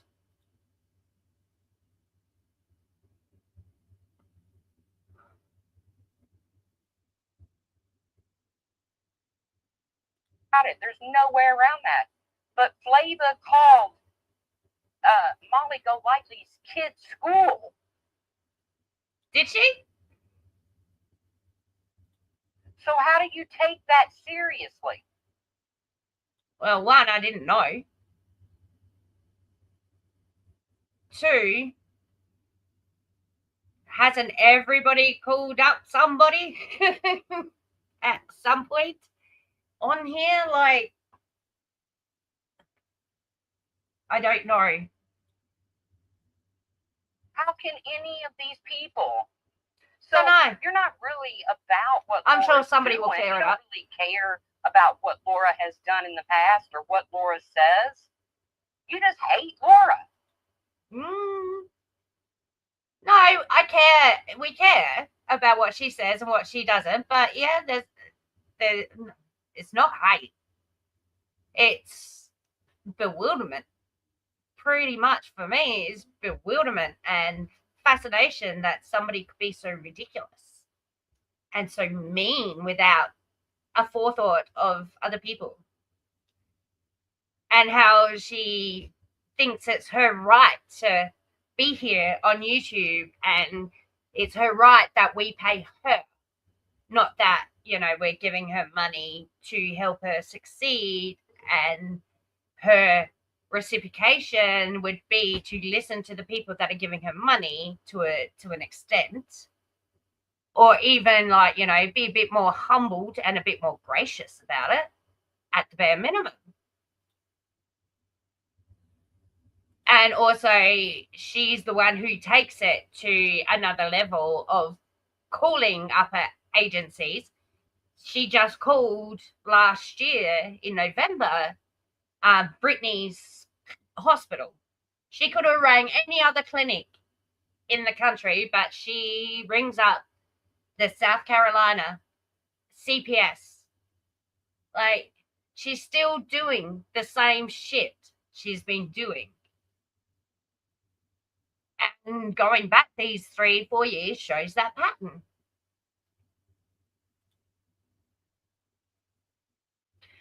She is a joke that keeps giving. Blocking them, but they just another number pops up. So no, I'm not a Laura. Yeah, I don't doubt that she didn't call CPS on BJ too, because it's funny because BJ was talking about, this is me watching Laura's lives, right? And listening to what BJ's saying in those lives, right? Because I cannot see Laura's argument, so I'm trying to work it out. And like, she was talking about, that's the video that I did. Like, before that, she was talking about what the latest CPS call was about, and it was about the registry, which Laura had a hissy fit about, and something else that Laura's been talking about, like constantly berating BJ about.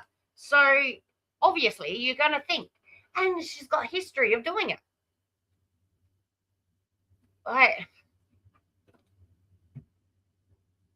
it's ridiculous. Defender. I don't watch Laura. Good. I don't watch you. But you seem to have an opinion on everything that I say and do. And can you put the live back up where Tyra is on your platform, please? Because I want to know why you have a problem with the bow in my hair and how that came up. And I'd like to know what Tyra was saying too, please. On a rare occasion, I'll see a clip. I love her, Somebody will really. send me a clip or something like I love that. her completely. But I'm I can't obsessed. take, I want if to you want be to go out her. there and you want to crusade for something, but yet I see you participating. I mean, you got one win. Oh, we don't like doctors. We don't like real lifers. But yet Jenny Jin Jin is welcome in her chat. Jenny Jin Jin was busted out with the full-ass doxing Discord. Well, Tracy, you should know by now, everybody on YouTube's a hypocrite. Right? Everybody on YouTube's a hypocrite. And we've all said and done things about other people and everything like that. Like, this ain't new. And then people draw a line in the sand and vow to do better and move on. It had people's names, addresses, and places of employment.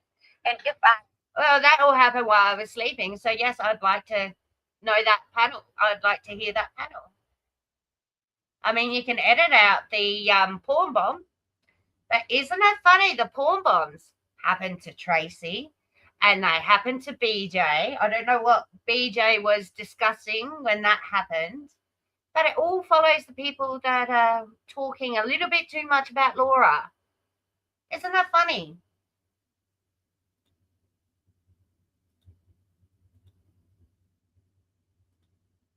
How can any of these people? So you're not tell me all about how bad Laura is. I just can't do it. Call me crazy. Well, don't fucking listen then. Easy. Don't listen. I know, it's like someone didn't want peace.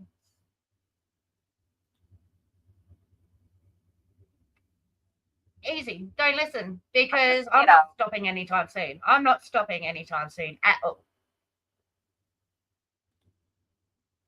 It's become so obvious that it's really not about the actions of Laura. It's just about Laura in general. I know. Same porn bombing and the same trolls. Such a mystery. Such a mystery. Oh.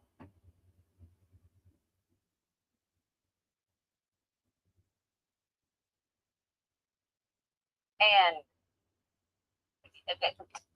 I can see I'm getting a community post in the morning. It's ridiculous. It's absolutely ridiculous. It is ridiculous. I will agree with you there, Tracy.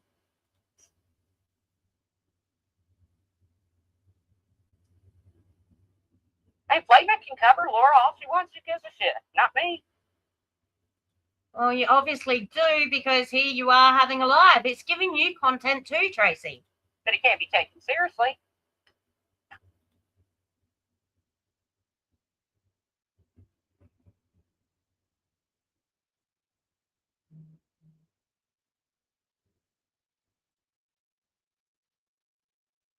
It is so ridiculous.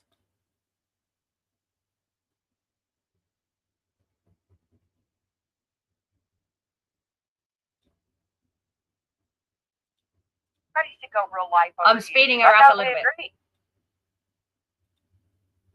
And some of the people I saw sitting in flavors, I was like, wow, really? Now, some of them are unaware of the shit that's gone down with Flavor. Yeah, I don't know Flavor. Heard her name thrown around and heard a couple of stories, but don't know Flavor.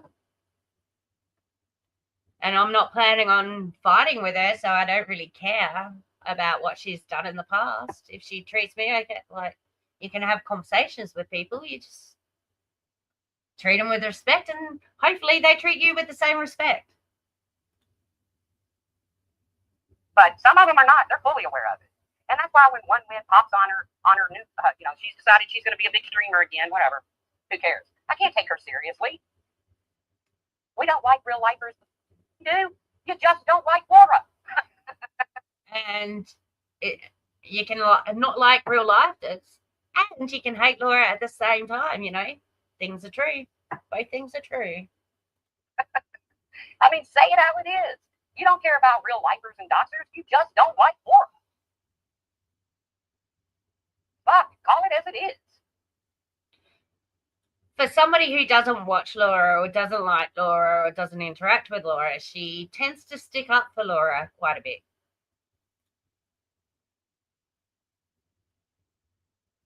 It's okay. It's okay to say, I like some real lifers and some doctors. I just don't like Laura. Me, personally, I can't do it. I can't just sit in a chat with somebody talking about Laura and everything that Laura has done, and me knowing in the back of my mind everything that they, not even everything. Yeah, but you've gone real life on people too, Tracy. Sorry, people shouldn't give you a chance either. Like, you and Brian did a lot of shit to each other while you were fighting in, like, following his case and stuff like that. You involved yourself in his life. So you shouldn't be forgiven then. But some of the things that they have done. And just go along with it. I can't do that. So we should go along with all your history on here. I mean, you, in a minute, you're going to bring up the John Crime stuff. So are you just as ignorant as Laura then? That's not who I am.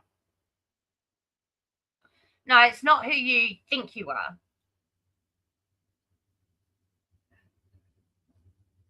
And again, does it shock me that one win's in there? No. Because even though it was put in their face that Jenny Jin Jin had a doxing Discord of people's names, addresses, and places of employment. Yeah, but you were in Laura's when we were doing all that shit too. Like, so you're not innocent. We're not all innocent here. We were in there when she was doxing Makeup Mobster in there. Like, come on.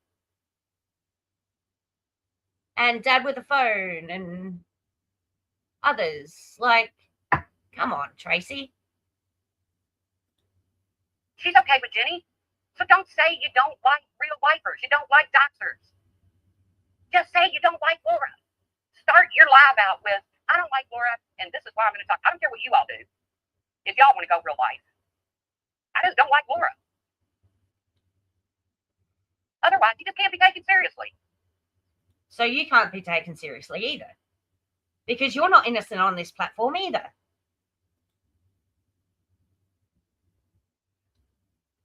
That's why I think. Granted, you haven't done a lot of fuck shit. Like, you haven't really done too much, but you've done some shitty things too, Tracy. So, in that respect, we shouldn't give you the time of day. None of this serious. That's why I said I don't give a shit about Burgundy Blue and what Burgundy Blue sits over there and does. Yes, you do. You watch Puberty Blues.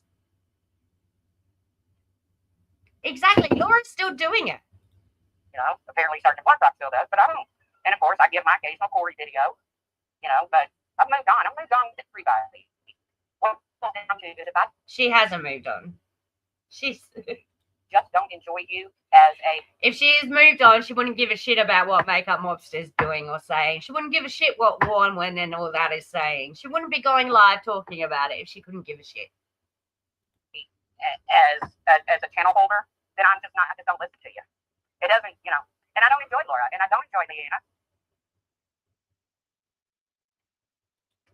Yeah, I can handle a lot of shit on YouTube too, and I have done. And again, the whole flavor scene, I pretty much tried to steer away from because it gets nasty. It does get nasty if you start fighting with people. But if you just don't fight with people, then shit doesn't get nasty, does it? Why do you need to fight with people? Why does it need to get nasty?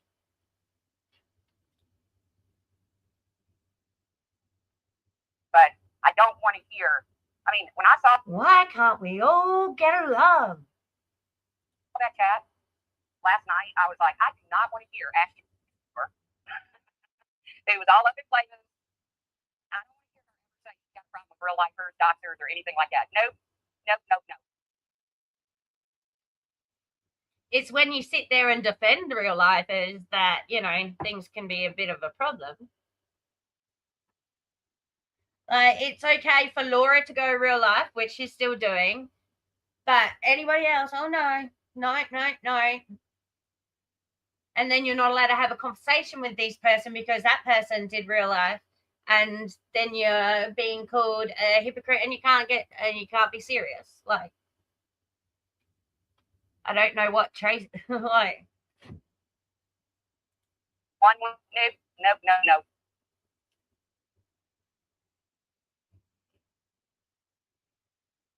Is Diane still around? Not much. She was going to do a panel, just have a. She left me a comment the other day. It was good to hear from Diane. A panel, just fun. Oh, see, when I left Laura's, I decided to draw that line in the sand and get to know people on my own terms. No matter what's happened in the past and what's been said and done, it was to get to know people on their own terms. And I think I'm doing that. Just a panel of people and have fun. That's Sam. And Wendy B kind of squashed that. Treated Diane like shit when she went in there. It's all Wendy V's fault. Fuck these Aussies, man. We always put a spanner in the works. Us Aussies, God help us. Of course, she acts like she doesn't know. We're too blunt for our own good. What she said to Diane, but whatever. That's between Diane and Wendy V. I don't care about that either. Exactly. What is the whole poking the bear all about if she's not threatening real life? Like, come on. What I have found is the ones that are running around pointing their finger at certain people are the ones that are really doing the shit. And nobody really cares anymore. Who's doing the shit, Tracy? What shit are you talking about? The trolls? I think they're closer to you right now. Say they care, but they don't care. You know, it used to be faking cancer on here was the worst thing you could do. Well, do you remember when Laura faked did that video about your cancer coming back? That's the time that you actually finally left Laura, remember? Damn Aussies, I know. We just won't leave a fake CPS caller. Yeah. Oi. Our motto is fair go. Like, give people a fair go and treat people like they should be treated. Like, if you want to be treated a certain way, you treat people like that. And if not, then say something. We're not backwards and coming forwards in Australia. We'll tell you straight out to pull your head in. And that's pretty much what this is telling Laura to pull her head in. No, not anymore. And that's all it's going to be, is talking on the frickin' internet. I'm not looking in her real life. I don't give a shit. I know too much about her real life. Not anymore. Doxing? Oh, you dox somebody, you were trash for months and months, and it's not anymore. No. And apparently calling CPS now isn't a big deal. You know, it's tit for tat, right? If you pick up the phone and called an outlet, called an agency or something, the only one that's getting hung on the cross for that is Laura. And Laura's got a bunch of new people that just don't care about it. Because they don't know about it. They don't know. Because they haven't been around long. So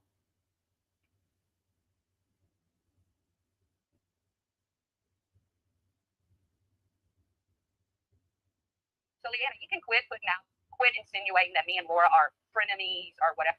I don't know. You seem to stick up for her a lot. And I came to the same conclusions, and I have not had a conversation with yet. I still haven't had a personal conversation with Whatever. Number one, it's none of your business who I talk to. And it's none of your business who I talk to, who anybody talks to. It absolutely is none of your business. It's none of your business either. If I did talk to Laura, it would be none of your business. But in reality, you all support Laura more than I do. You run people to her channel who wants to see this horrible, bad person, and then some of them end up liking her.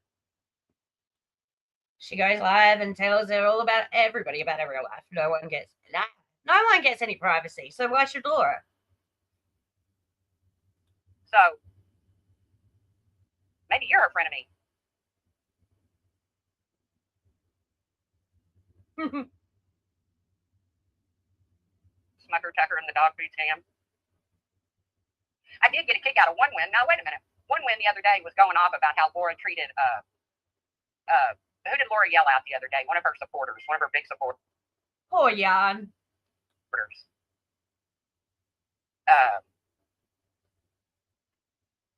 was it? Who was the supporter that Laura yelled at in the live stream? And everybody's like, #save. Who is it? Somebody write it in chat. They've done the same shit Laura has. They picked up the phone. They called somebody. They called Molly Golightly's kid's school. Yeah, I know, right? So rude. They all think that we sit together in the Discords and plan out our little attacks. Not that a whole group of people, independent from each other, came to the same conclusions, right? You know?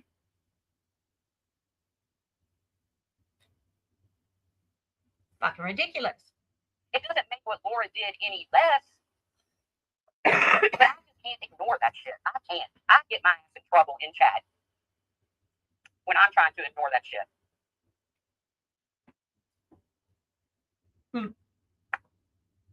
And that's why, again, my circle on YouTube just keeps getting smaller and smaller and smaller. It's because I won't do it. Yep. It's my personal preference, just like it's those that want to sit in those chats. It's my personal preference to participate in those chats. Tracy, guess what? You've got content now.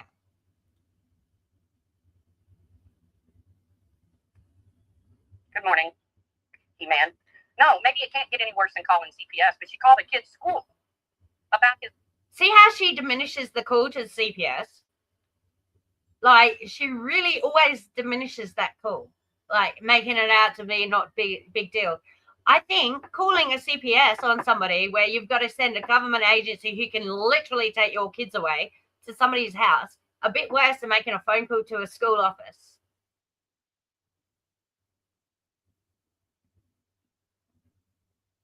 His mother's YouTube behavior.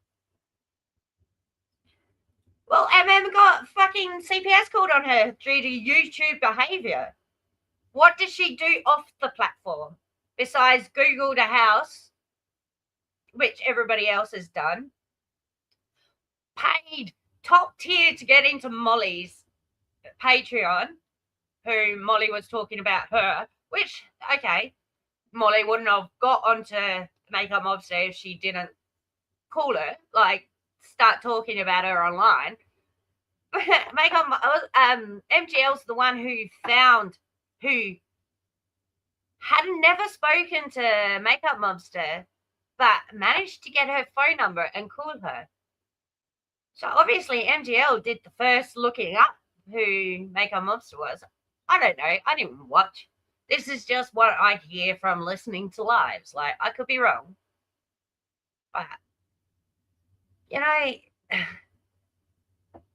there's like Tracy did the most. In the early days, she was doing the most too.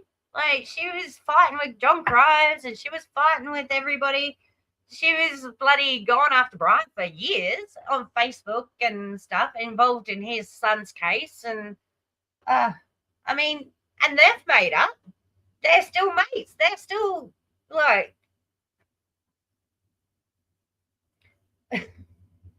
So no one else can make up and get over things, but obviously I don't know. What am I saying? I sat in Laura's Discord for way too long, so you And know, that's just the beginning. I'm evil for that. So again, you hate Laura. Okay, we get it. We get it. Mine's a bit personal, Tracy. You call me her right hand man, right? I wasn't. I disappeared for a good couple of years there, but still. Laura was still taking my money when she made that fucking call. For 8 months, I was paying her and I wasn't even there. And she made that call. She still didn't tell me the truth when I came back. And I defended her ass all over the place. She made me look like a fucking idiot. So this is personal. And then she lies about me and about my position, like, you know, my role with her or whatever you want to call it. And sorry, no, I did fucking heaps for her. No, I might not have given her the most money, but I fucking did heaps. I even helped you set up this channel, you fucktard. I've still got, I was making you a fucking link list and everything. I'm not going to sit and support somebody who does creepy shit too.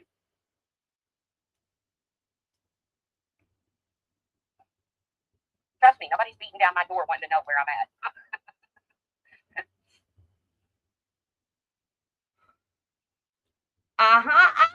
Spot on, Crystal. I say so too.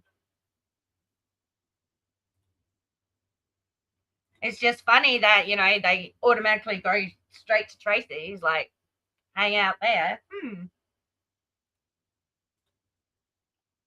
And back in Laura's. No one's beating down my door saying, hey, how come you're not in this channel, that channel? Well, because I think I don't want. Because no one really cares, Tracy, what you need to say anymore. Like, you're not. Everybody's like moved on from you.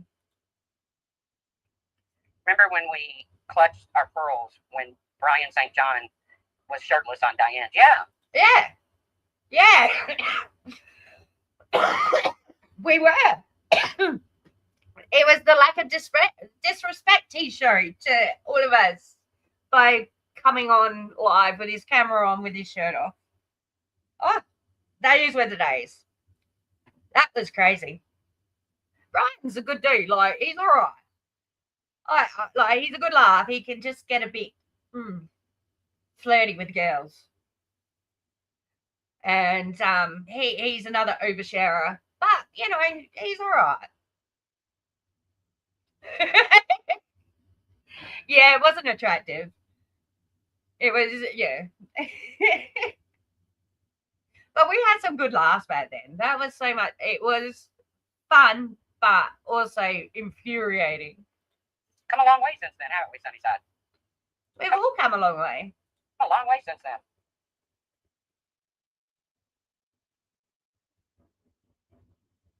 Oh, yeah. Yeah. And she called CPS on him. Well, the grandson.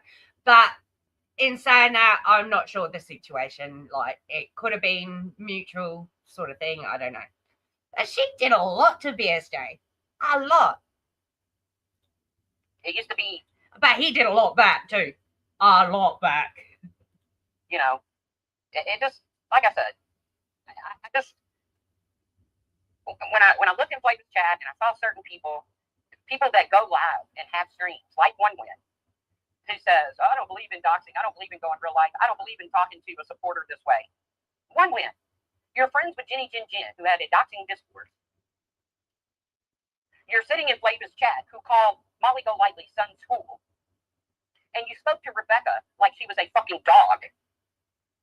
And that's why I can't sit in chat, because I type all that stuff out and then I get in trouble. Oh, poor Tracy. She can't say what she wants to say.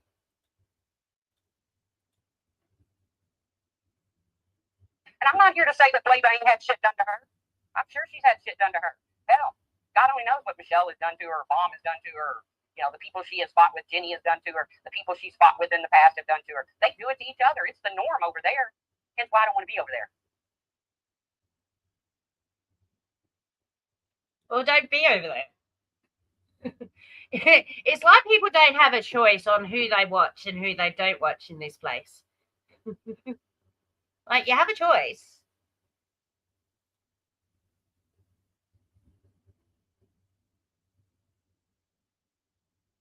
I haven't seen a Randy stream in a long time.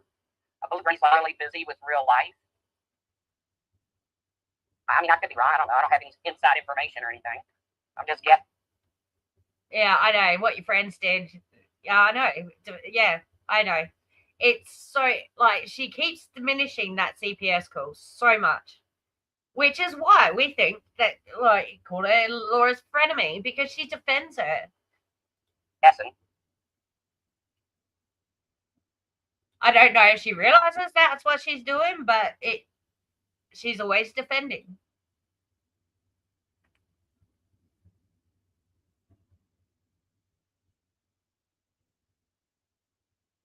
Just a long viewer viewing YouTube. YouTube is the OG. Yeah. But we get a lot of plural. I mean, I'm not even OG drama. I don't pretend to be. I didn't come here. I wasn't meant to be OG drama either. I came for the true crime, and the drama sort of kept me. For Chris White, so I don't consider myself part of Chris White.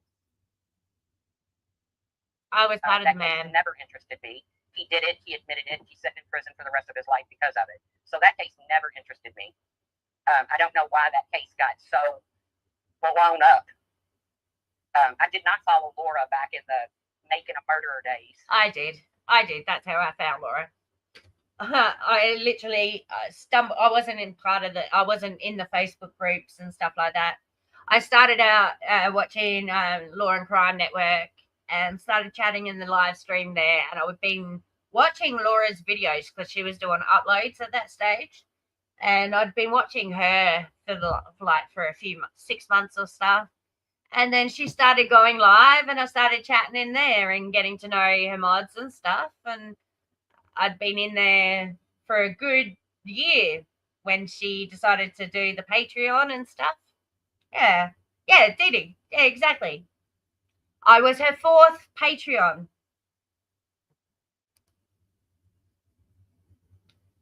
And then I became a mod pretty soon after that.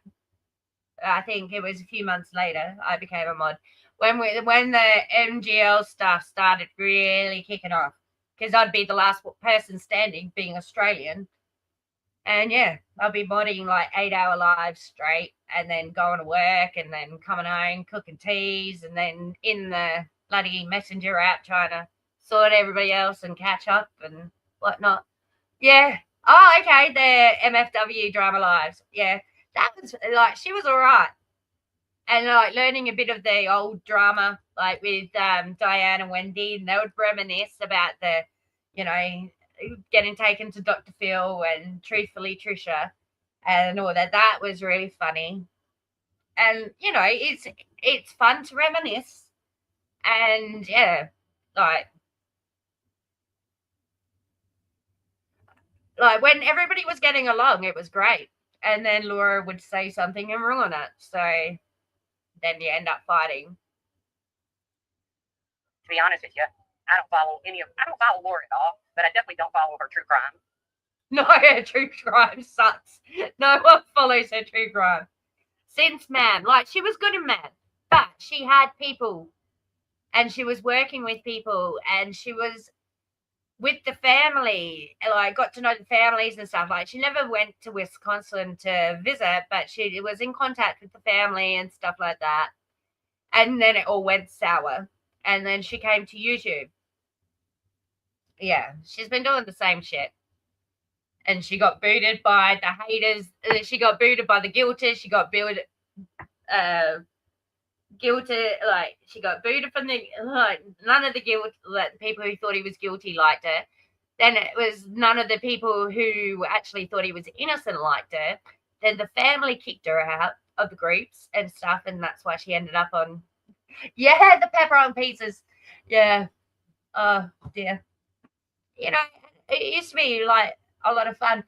And I used to enjoy, like, when she first met Makeup Mobster and Mandy Bell, and BSJ, there was some really good conversations and talking about different things, and yeah, it was really fun.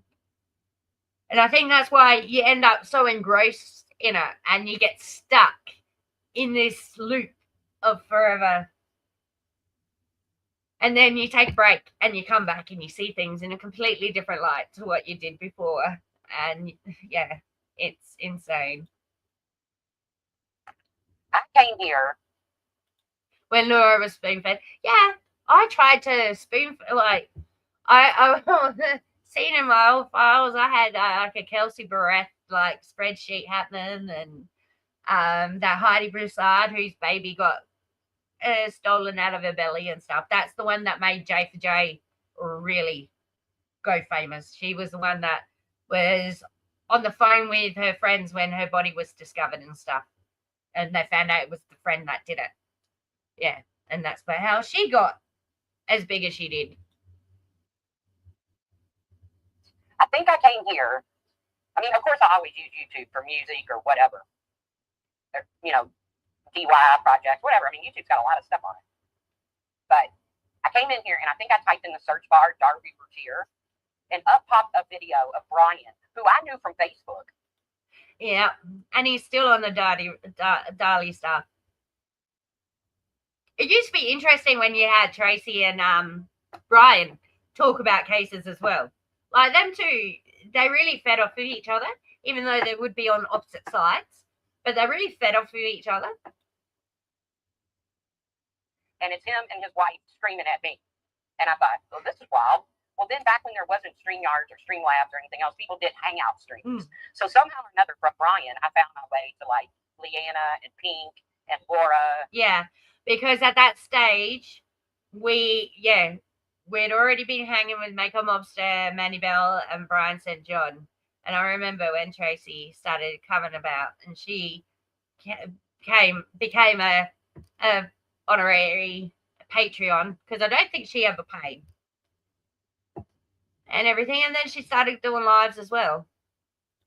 And Molly Golightly and Diane's channel. So I'm definitely not OG drama. Oh.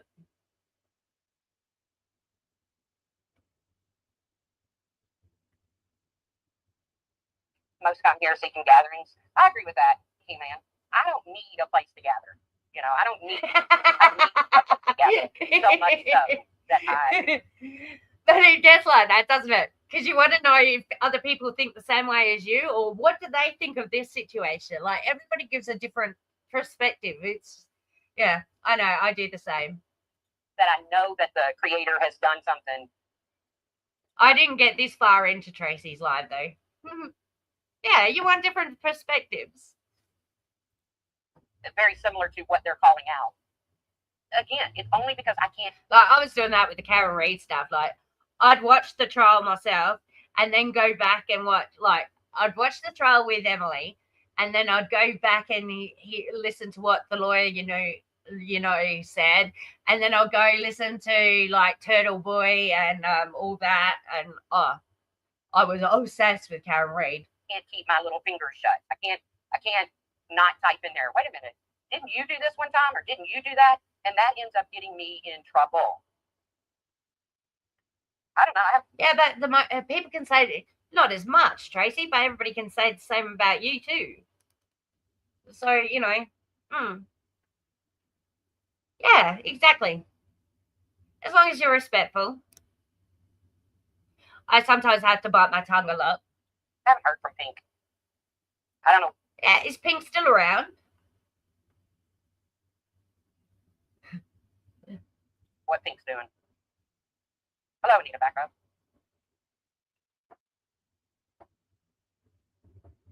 And we can all be hypocritical. I mean, we can all be hypocrites. I mean, I'm sure I've been a hypocrite. Oh, many a times.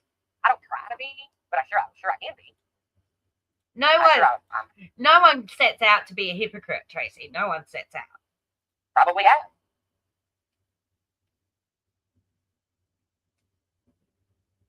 And people change too. People come on here and say and do or do something stupid. Yeah, people change, but I haven't seen any change in Laura yet.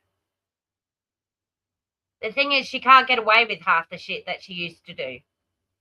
anymore. So, okay, she might not try a lot of the tactics, but I still see the same shit she does and the same patterns and the same obsessive behavior and nitpicking in every aspect, and then weaponizing her own life against stuff. Like, it's still the same narcissistic, crappy behavior. And they figure it out. They're like, well, that was stupid. I'll never do that again. That didn't go over well. And they change. I believe that too.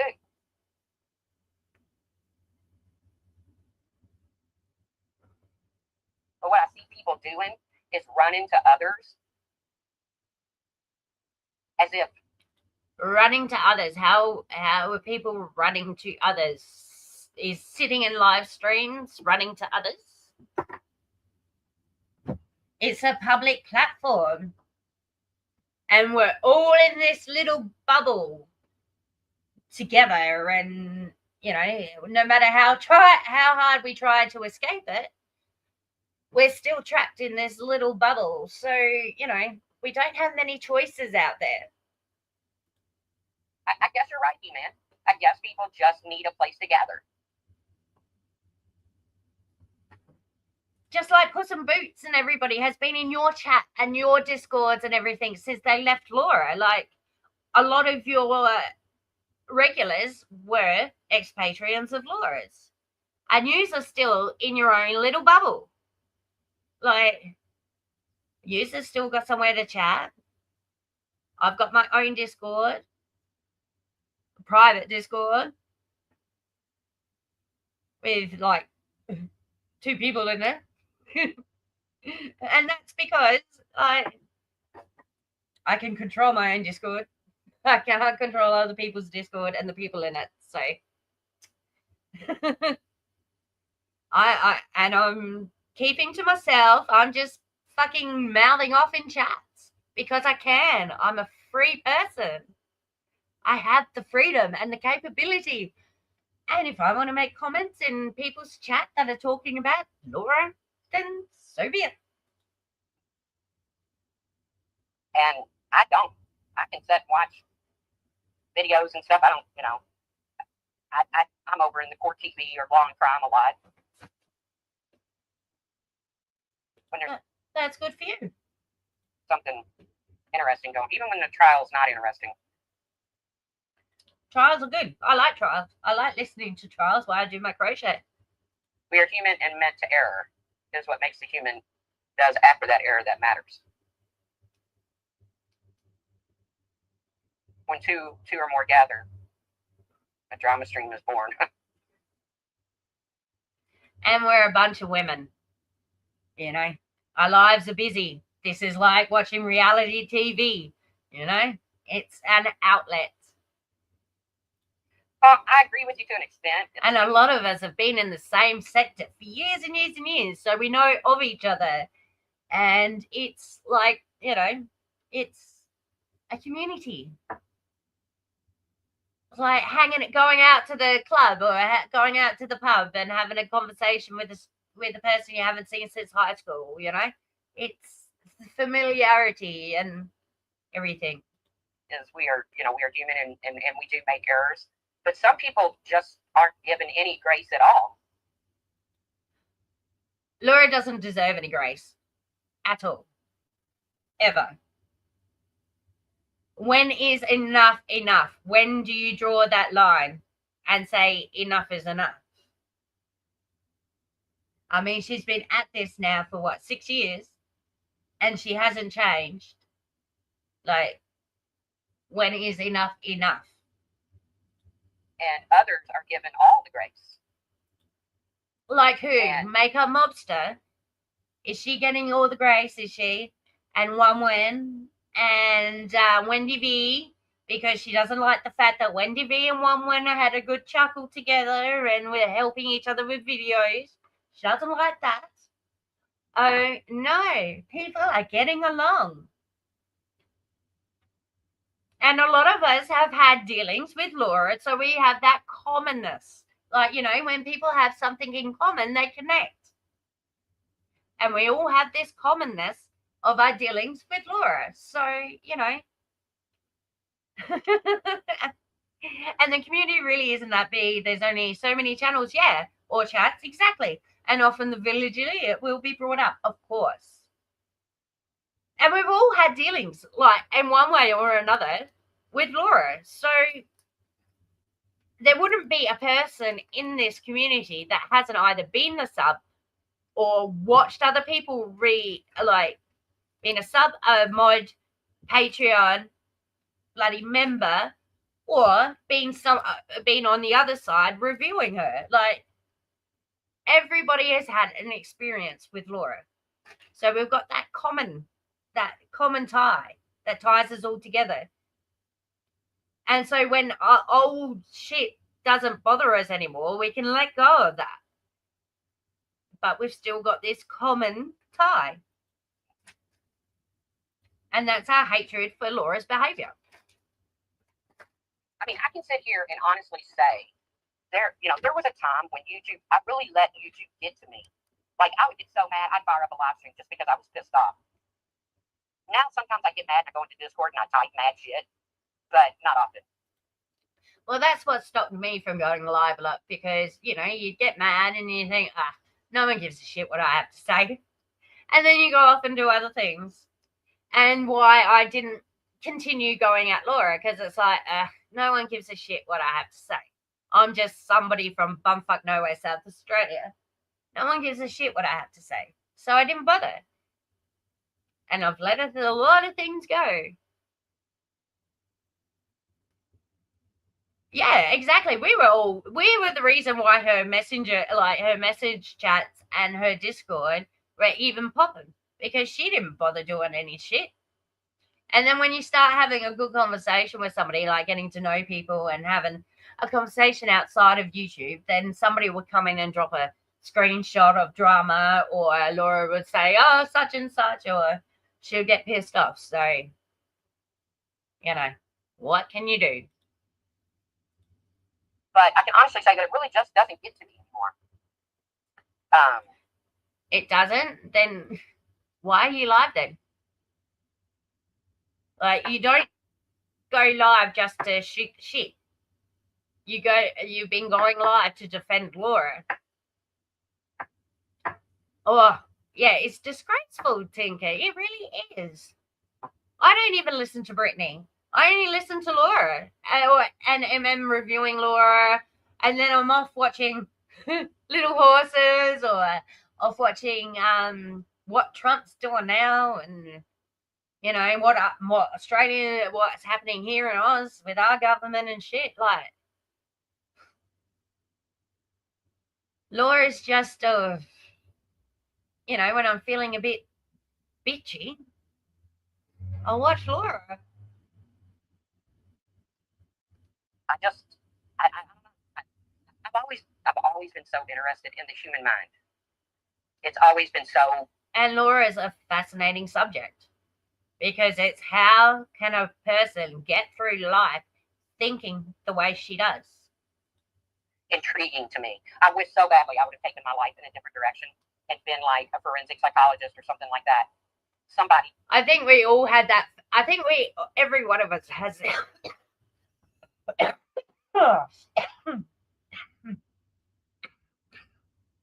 Sorry, the back of my throat again. I'm so sorry. That's so gross. But the vape hit the back of my throat.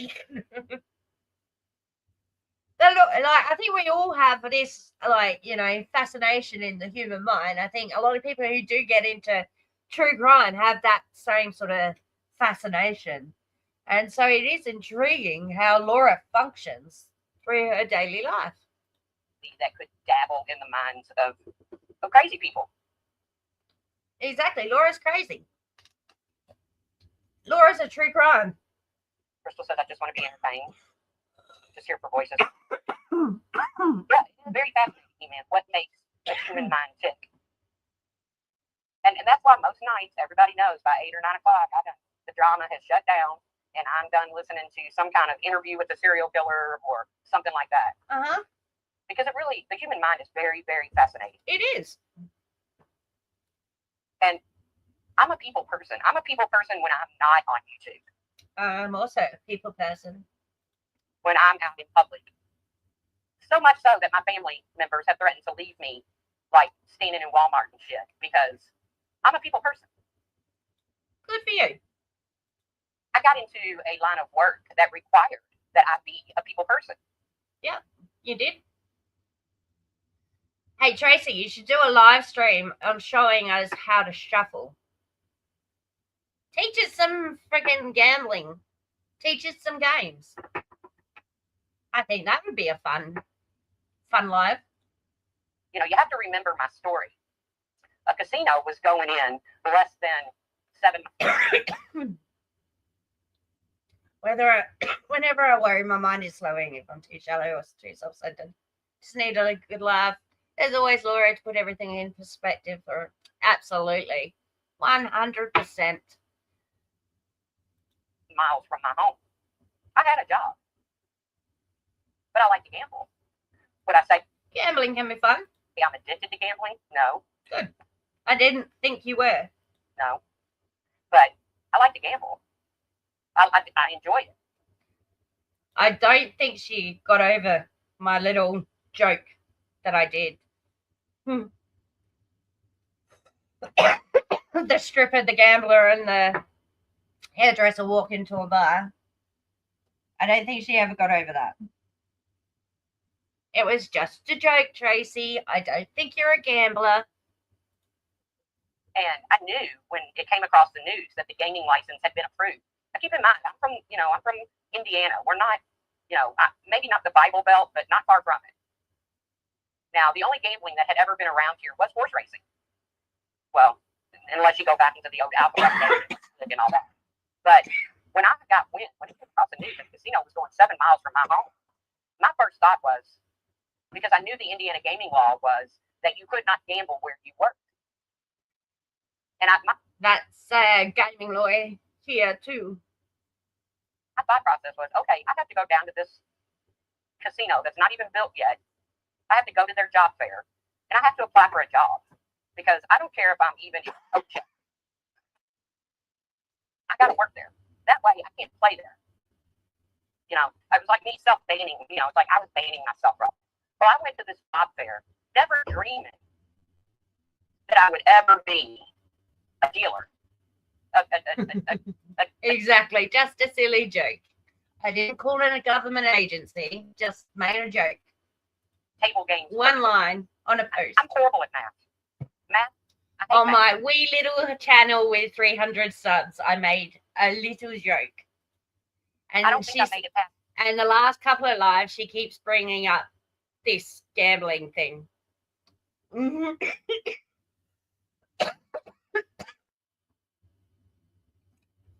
It was just a joke, Tracy. I do not think you're a gambler.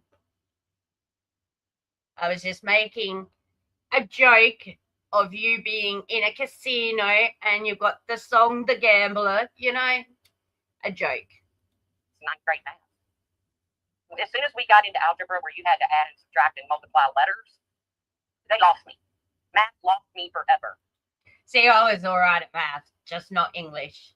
I hated writing stories. When we got into algebra, I didn't mind algebra. I could always count business math. I could always do, add, subtract, multiply, and divide. And bookwork. I like doing books. But as soon as I reached a place in school that we had to add, subtract, multiply, divide letters, that's where I was like, hey, Lacey. Yes. When I was like, okay, and it didn't matter how hard the teacher tried with me. One-on-ones. They saw me struggling. I wasn't a bad student. I wasn't no honor roll student. A lot of people struggle with algebra and equations. It doesn't mean you're stupid. Just sometimes it doesn't compute. But I wasn't a bad student. But it never caught on. I never, ever could do it. If you put an algebra problem to this day, I'm not going to be able to do it. And that's okay. Everybody has their shortcomings. The test that you take to get a government job where you have to look. It's called an aptitude test. Look at the shape, and then they give you 4 or 5 different ways of that shape being unfolded, and you have to pick which. I can't do that. So by God, I can do some odds. Yeah, because you learned it. And it's something that you did on a regular basis. So, yes, well done. It is a skill. I'll give you credit there. Like, no one called you stupid. No one called you a gambler. I can tell you. And numbers can be difficult. You what a horn high 10 pays, which is 7 times the bet minus a quarter of the bet. That's right. Exactly. The only math you need to know is Laura plus CPS equals CPS Laura forever. That's the only math you need. CPS caller. But I never dreamed I was going to be a dealer. I just wanted a job. Did you know how to hold them? Did you know how to fold them? Did you know how to walk away? Did you know how to run? Number one, it was a new company. Did you count your money as you're sitting at the table? You know, where I come from, unless you go to Louisville and work at Ford Motor Company or GE Appliance or something. And within minutes of talking to one of the recruiters down there, they were like, oh my God, girl, you got to go to school to be a dealer. I was like, no, I don't want to be a dealer. I can't do math. You know, I did in casinos. I had played. I knew they had to do math. They're like, no. With your. But I know a lot of women who can't do math, but can add up a dart score like nobody's business. Personality, you've got to be a dealer. I am a people person. That's why I laugh so hard when Leanna or Alicia or whoever calls me a miserable old hag. Well, to be honest, you come across on here as a very telling people what to do all the time. They're not acting the way you would like them to act, so you tell them off all the time. So you can understand why people would feel that you're a miserable old kook, right? You don't come on here and just shoot the shit and have fun and stuff. Well, you haven't done that for a while. Not that I watch every live you do. I mean, you could have done that for all I know. But you don't seem to just have, fun. You're always either bitching at like Makeup Mobster and Alicia and Wendy V, or you're bitching at bloody Savage and the lol cows and all them. Like, you don't come across as a very happy woman. That's what I'm getting at. You might be in your own life or whatever, but we don't see that, do we, Tracy? We see what you put on YouTube. And unfortunately, it's quite angry. I am so far. Now, don't get me wrong. I'm not so far from being an old hag. But I'm so far from being miserable that it's funny when they call me that. Because anybody that knows me behind the scenes of YouTube knows that that's just not my personality. Yeah, okay, but the personality that you put across on YouTube and the one that we all judge you for is quite angry and miserable. Because you're picking apart everybody else on YouTube. I mean, I probably come across as a miserable old cow now because that's what I've been doing. But, it's hypocritical of me saying that way, judging her. Always welcome, He-Man. Right, who would have thought it? So when I went to apply for a job and they said, oh, you need to go to dealer school.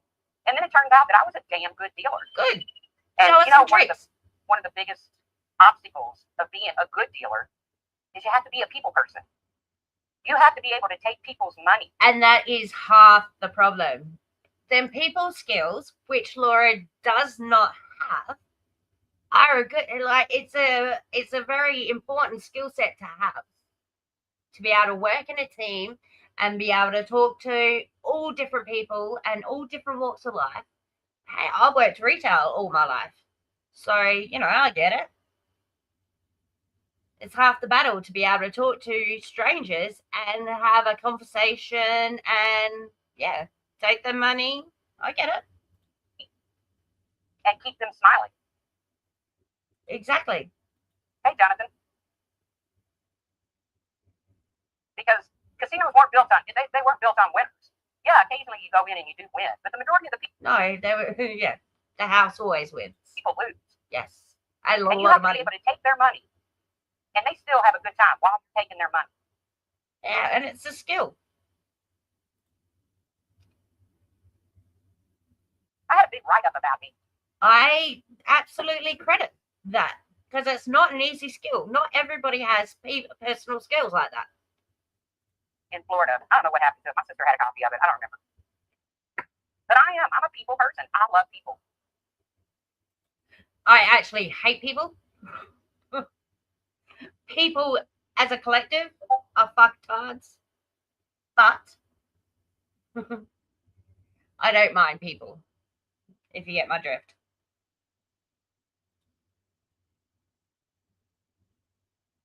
But I also don't forget certain things. I can get past certain things with certain people. I don't normal.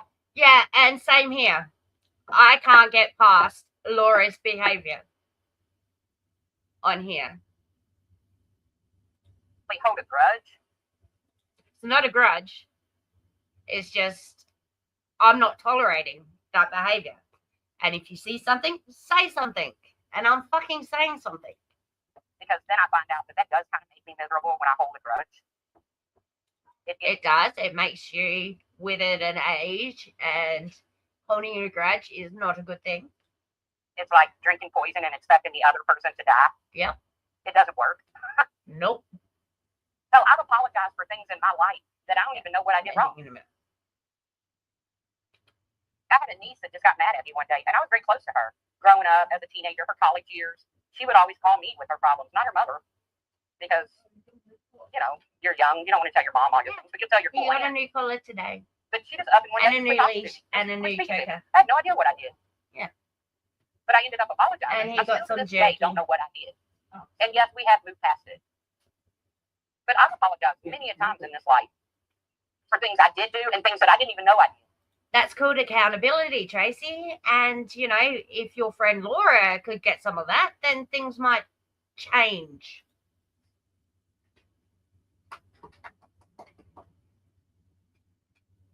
And I guess when it comes to apologies, you either accept them or you don't. You know? I don't accept apologies when there's a but and they blame the other person for them calling a government agency. So sorry. I don't accept her apology. With some people, I've accepted it, and some I just don't. Some have said things to me that I just won't, you know, that just cut to the core. I can't say that anybody's ever really done anything. Well, yeah, Samara, who they all welcome into their chats, you know, went to another YouTuber and had her do a whole ancestry on me. I have no idea who got handed this ancestry. Well, that's wrong, Tracy. She shouldn't have done that, but why did she feel the need to do that in the first place? I have no idea who's out there floating around with my whole family history. No one cares about your history, Tracy. I've never seen anything about your history. Know about all of my brothers, my sisters, my mother, my father. My sister, my brother, my uncle, my fucking... Will I ever trust Samara? Will I ever look in the chat and even pretend like I like her? No. Good. You shouldn't. Because she actually did something to you. But how did it start? Why did she feel the need to do that sub? Because I think Samara didn't go live. I don't think she had a channel. But what did you do to get Samara to think that she could look into your life? Were you looking into hers? Or threatening to look into hers? I don't know. Because a lot of these things just don't happen out of the blue. There's usually a lead up. Hell no.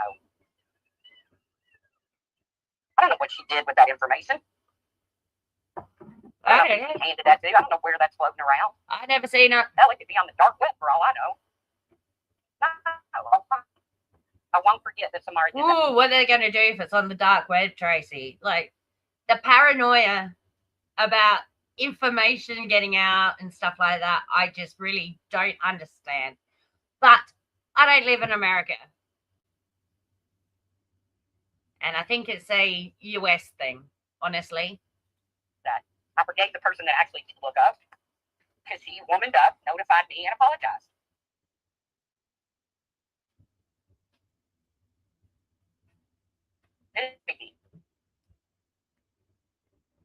But nobody cared. It's not like, and I don't expect anybody to care. A lot of paranoia, like so much paranoia. Like, you know, really a lot of paranoia about your information and stuff. That's nice. My shower's out of order. I'm going to go across the road to my dad's house, which I'll probably do in a little while. Have another shower. We will be getting a portable bathroom in a little. Yeah, the dark web's a bit dramatic. Like, I don't know. Oh, what happened there? My computer just went a bit crazy. I think the dog pressed something. Notified me and apologized. Yeah, and yeah, usually from their own mouths. Like, they really overshare everything. And yeah. Wow. And my son just turned off his air conditioner and it's so quiet in this house now. Oh my God. So quiet. Yeah, because they tell everybody. Like, honestly, I didn't see much in Laura's chats and stuff that wasn't already out there. But nobody cared. It's not like, and I don't expect anybody to care. I really don't. Well, I'm sorry that Samara did that to you, but I'd like to know why and what led up to her wanting to do that. And, you know, I'm sure you weren't so innocent in all that either. I don't expect anybody to hate Samara on behalf of me or whatever. Made her want to do that. Let me tell you what made her want to do that, Sunnyside. I was live one day and I said that my brother had married a woman who had the same name as me, only spelt differently. Yeah, that happens. My son, Nicholas, his girlfriend is named Lily. My youngest daughter is Lily. So it happens. I've got 2 Uncle Tonys. It happens a lot in my family. And I had a great Uncle Tony as well. So, yeah, and I had Uncle John and his son was called John. So we have a lot of multiples. Spelled with C instead of C-E-Y. And she didn't believe it. So she went to somebody that she knew did. Fancy not believing what somebody's saying about their own family. Like, the amount of petty and semantics people play in this place is astounding. Ancestries on people and had them do my whole damn ancestry. And the only way I knew it is the lady that did it came forward, apologized to me, sent me everything that she found, and there's things in there that I didn't even know. Wow. Like, what is the point? What's the point? Like, everybody knows it's easy to find out who people are. It's not difficult. But I don't know what the point is. I just don't get it. I judge you by how you speak on here. I don't care what you do in your real life. I don't give a shit. What I care about is what you present on here. That's about it. And there's something in there that's really a really bad picture of me. It looks like I'm in like junior high or something, but I have like a bucket head or something. Yes, that's why, Sunnyside. That's why she did it. To prove me wrong. To prove me a liar. That's why Samara did that. I know, she doesn't hold a grudge, does she? I'm so sorry she did that to you, Tracy. But, you know, tit for tat and shit. Why did she feel she needed to look into your...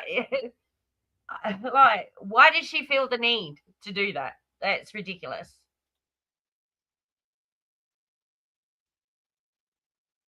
So it's really hard for me to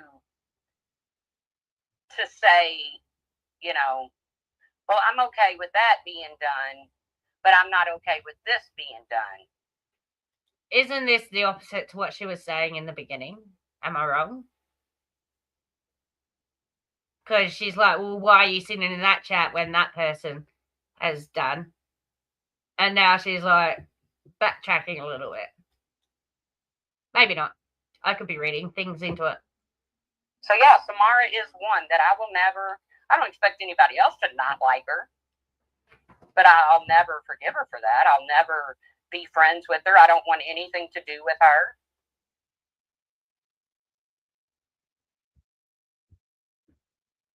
Sunnyside, I'll show you what she did. I have no problems. Hi, Sunnyside. I liked my conversations with Sunnyside. She's such a lovely lady. Wendy V has seen what she dug into my life like. I sent it to Wendy V a long time ago. Look what this crazy bitch went and did. So Wendy V was credible then, but now she's, not going out at Alicia anymore or one. And now she's, not to be trusted. Not reliable. Not trustworthy. I don't think I sent Wendy V all of it. I think I just showed her a page of it. It was several pages long. It was so long. Yeah, Sunnyside's a sweetheart. To me through a DM. She had to email it to me. I miss our conversations. I mean, we're talking about where my mother was born, where my father was born, where my mother died, where my father died, where my brother was born, where my brother died. What? Where my sister... Why would somebody need that information? Like, seriously. It's ridiculous. Was born, what year? What are you going to do with it? Like, put it out? Like, what? Their full names. Where we've lived throughout the... I mean, shit, I didn't even freaking know. Of course, I knew where my mother was born and where my mother died. I'm not talking about that. Yeah, Sunnyside's adorable. If you've ever seen an ancestry, you know what I'm talking about. That's what was done on me. Oh, and myself. I thought you meant to get, like, saliva or something. DNA to do ancestry. Or is she, like, talking about, like, family tree stuff? Fine. So forgive me if I can't sit in a chat with somebody like Samara. Yeah, that's fine. Don't. No one's expecting you. Where was Samara? Was she in Flavors or... I don't know why anybody's sitting in a chat with her. Like, has anybody been starting a chat with Samara? I don't know this Samara. And pretend like I'm outraged over somebody like Laura. Who was sat in a chat with Samara, acting all outraged about Laura? Like, we were in Flavors. That's where it was somebody reviewing Laura. It was an interesting title. Of course I'm going to be there. And it was like the middle of the day. It was like perfect. I had nothing. I was waiting in between fucking trades. I thought it was a freaking awesome live. Was Samara in there? I don't know. I didn't know who was in there. I can't do it. I'm sorry. Good. Good for you. Don't do it.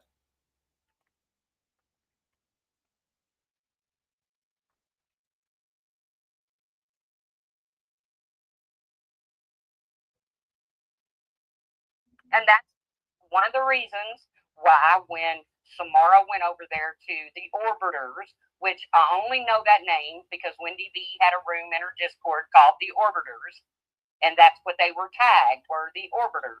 They were the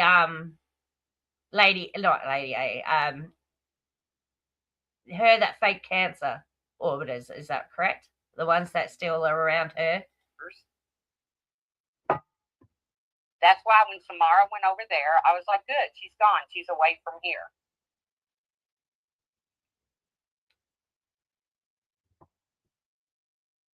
And that's why I don't... Yeah, it was a great time.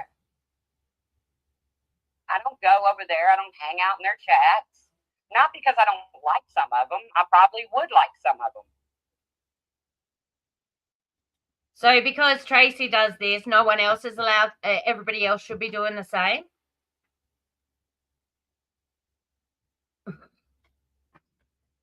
But I don't want to associate with Samara. No one's asking you to associate with Samara. No one is asking you to associate with Samara. Block her. That's what it's there for. Then you don't have to see her or talk to her.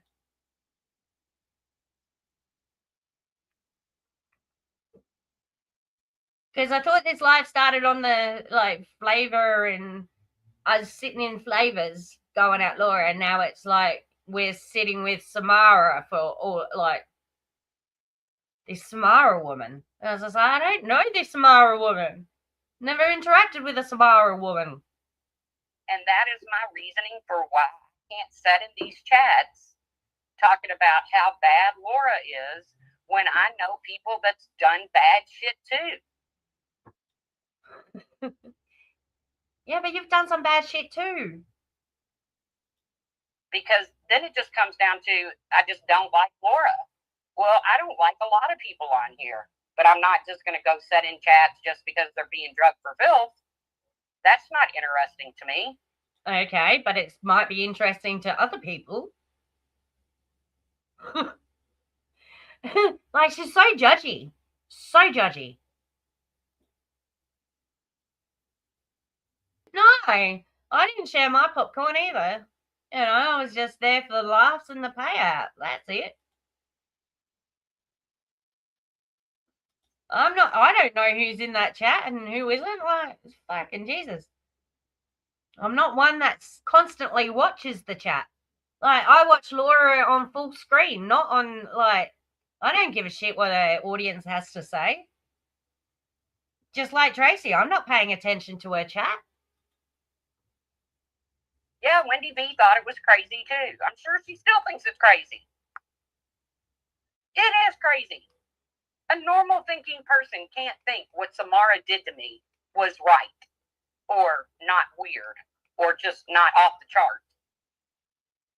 But I just don't get why we're getting blamed for talking to Samara when we weren't talking to Samara.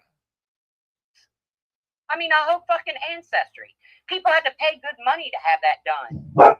But they also need your spit and your hair to get that done. So how does she get your spit and your hair? How does she get your DNA to actually do it?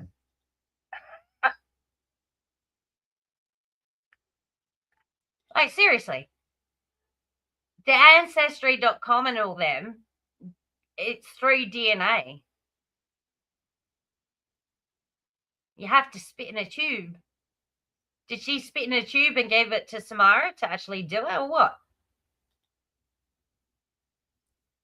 A good thing she didn't follow me around and get my DNA, I guess. So how did she do it? How did she do the Ancestry.com?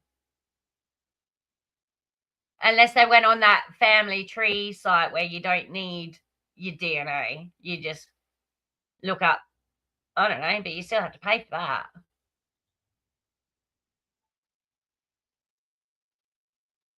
I don't know. I don't follow Laura, so I wouldn't know, Randa.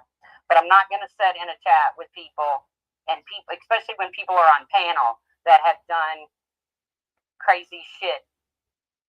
And that you've done crazy shit in the past, so you know maybe your audience shouldn't be sat in there watching you. It doesn't minimize what Laura did. Well, you have been minimizing it, Tracy. Equating CPS call to calling a school. That's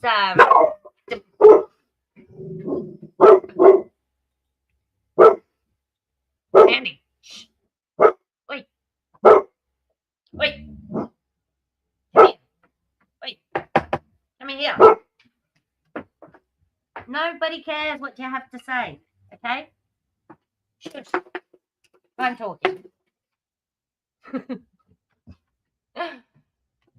Oh, fucking Jesus. And that's what I can't get through people like Leanna's fucking head, who wants to run around and say, I'm a Laura frenemy, I'm a Laura supporter. Because you keep diminishing the cool.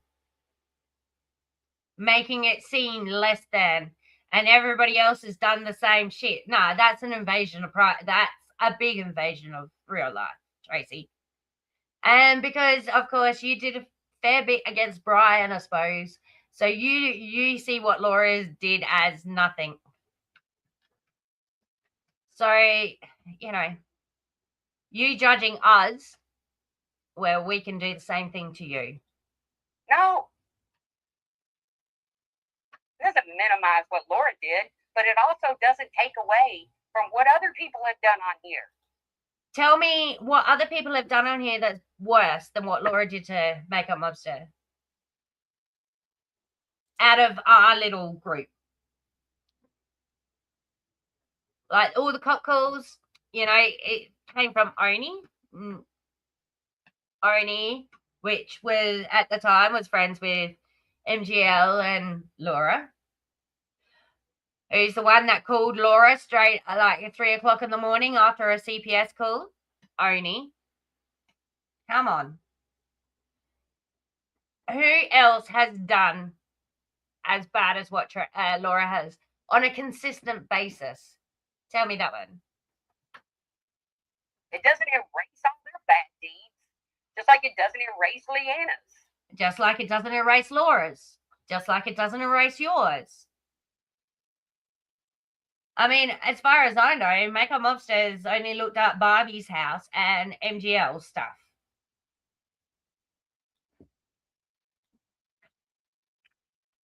And apparently accused of calling CPS on a monkey.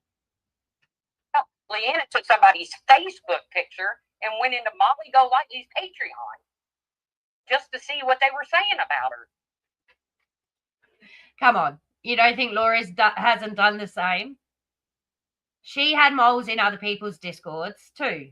Don't get it twisted. You also got info from other people's Discords. Look at the screenshots that you shared about Zero Jewels. So no, don't.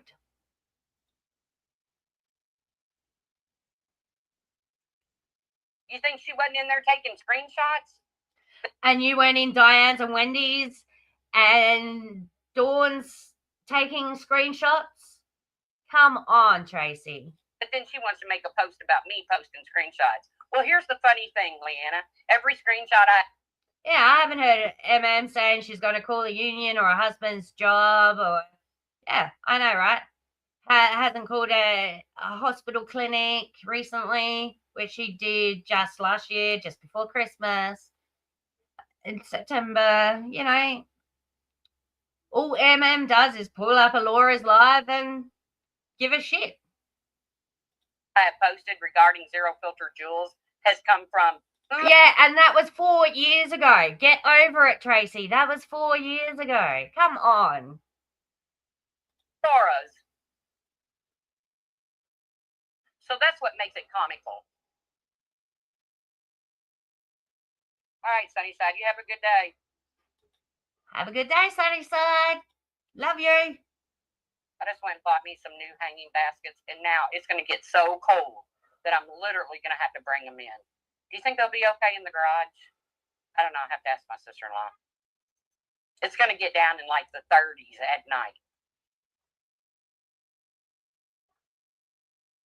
No, doxing isn't bad anymore, Ash. Doxing is perfectly acceptable So is lawsuits and everything like that, apparently. Around here now. Doesn't matter if you dox. People will still come. Doesn't matter if you call CPS anymore. Doesn't matter. Hit the live button. People will come. Hey, Sammy Bumba.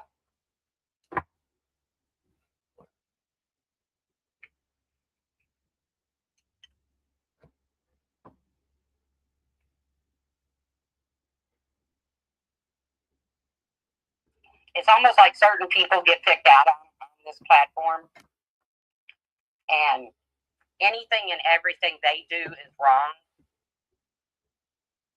All right, get the violins. You think they'll be okay, Sammy? I mean, I think the coldest is supposed to get us like 37.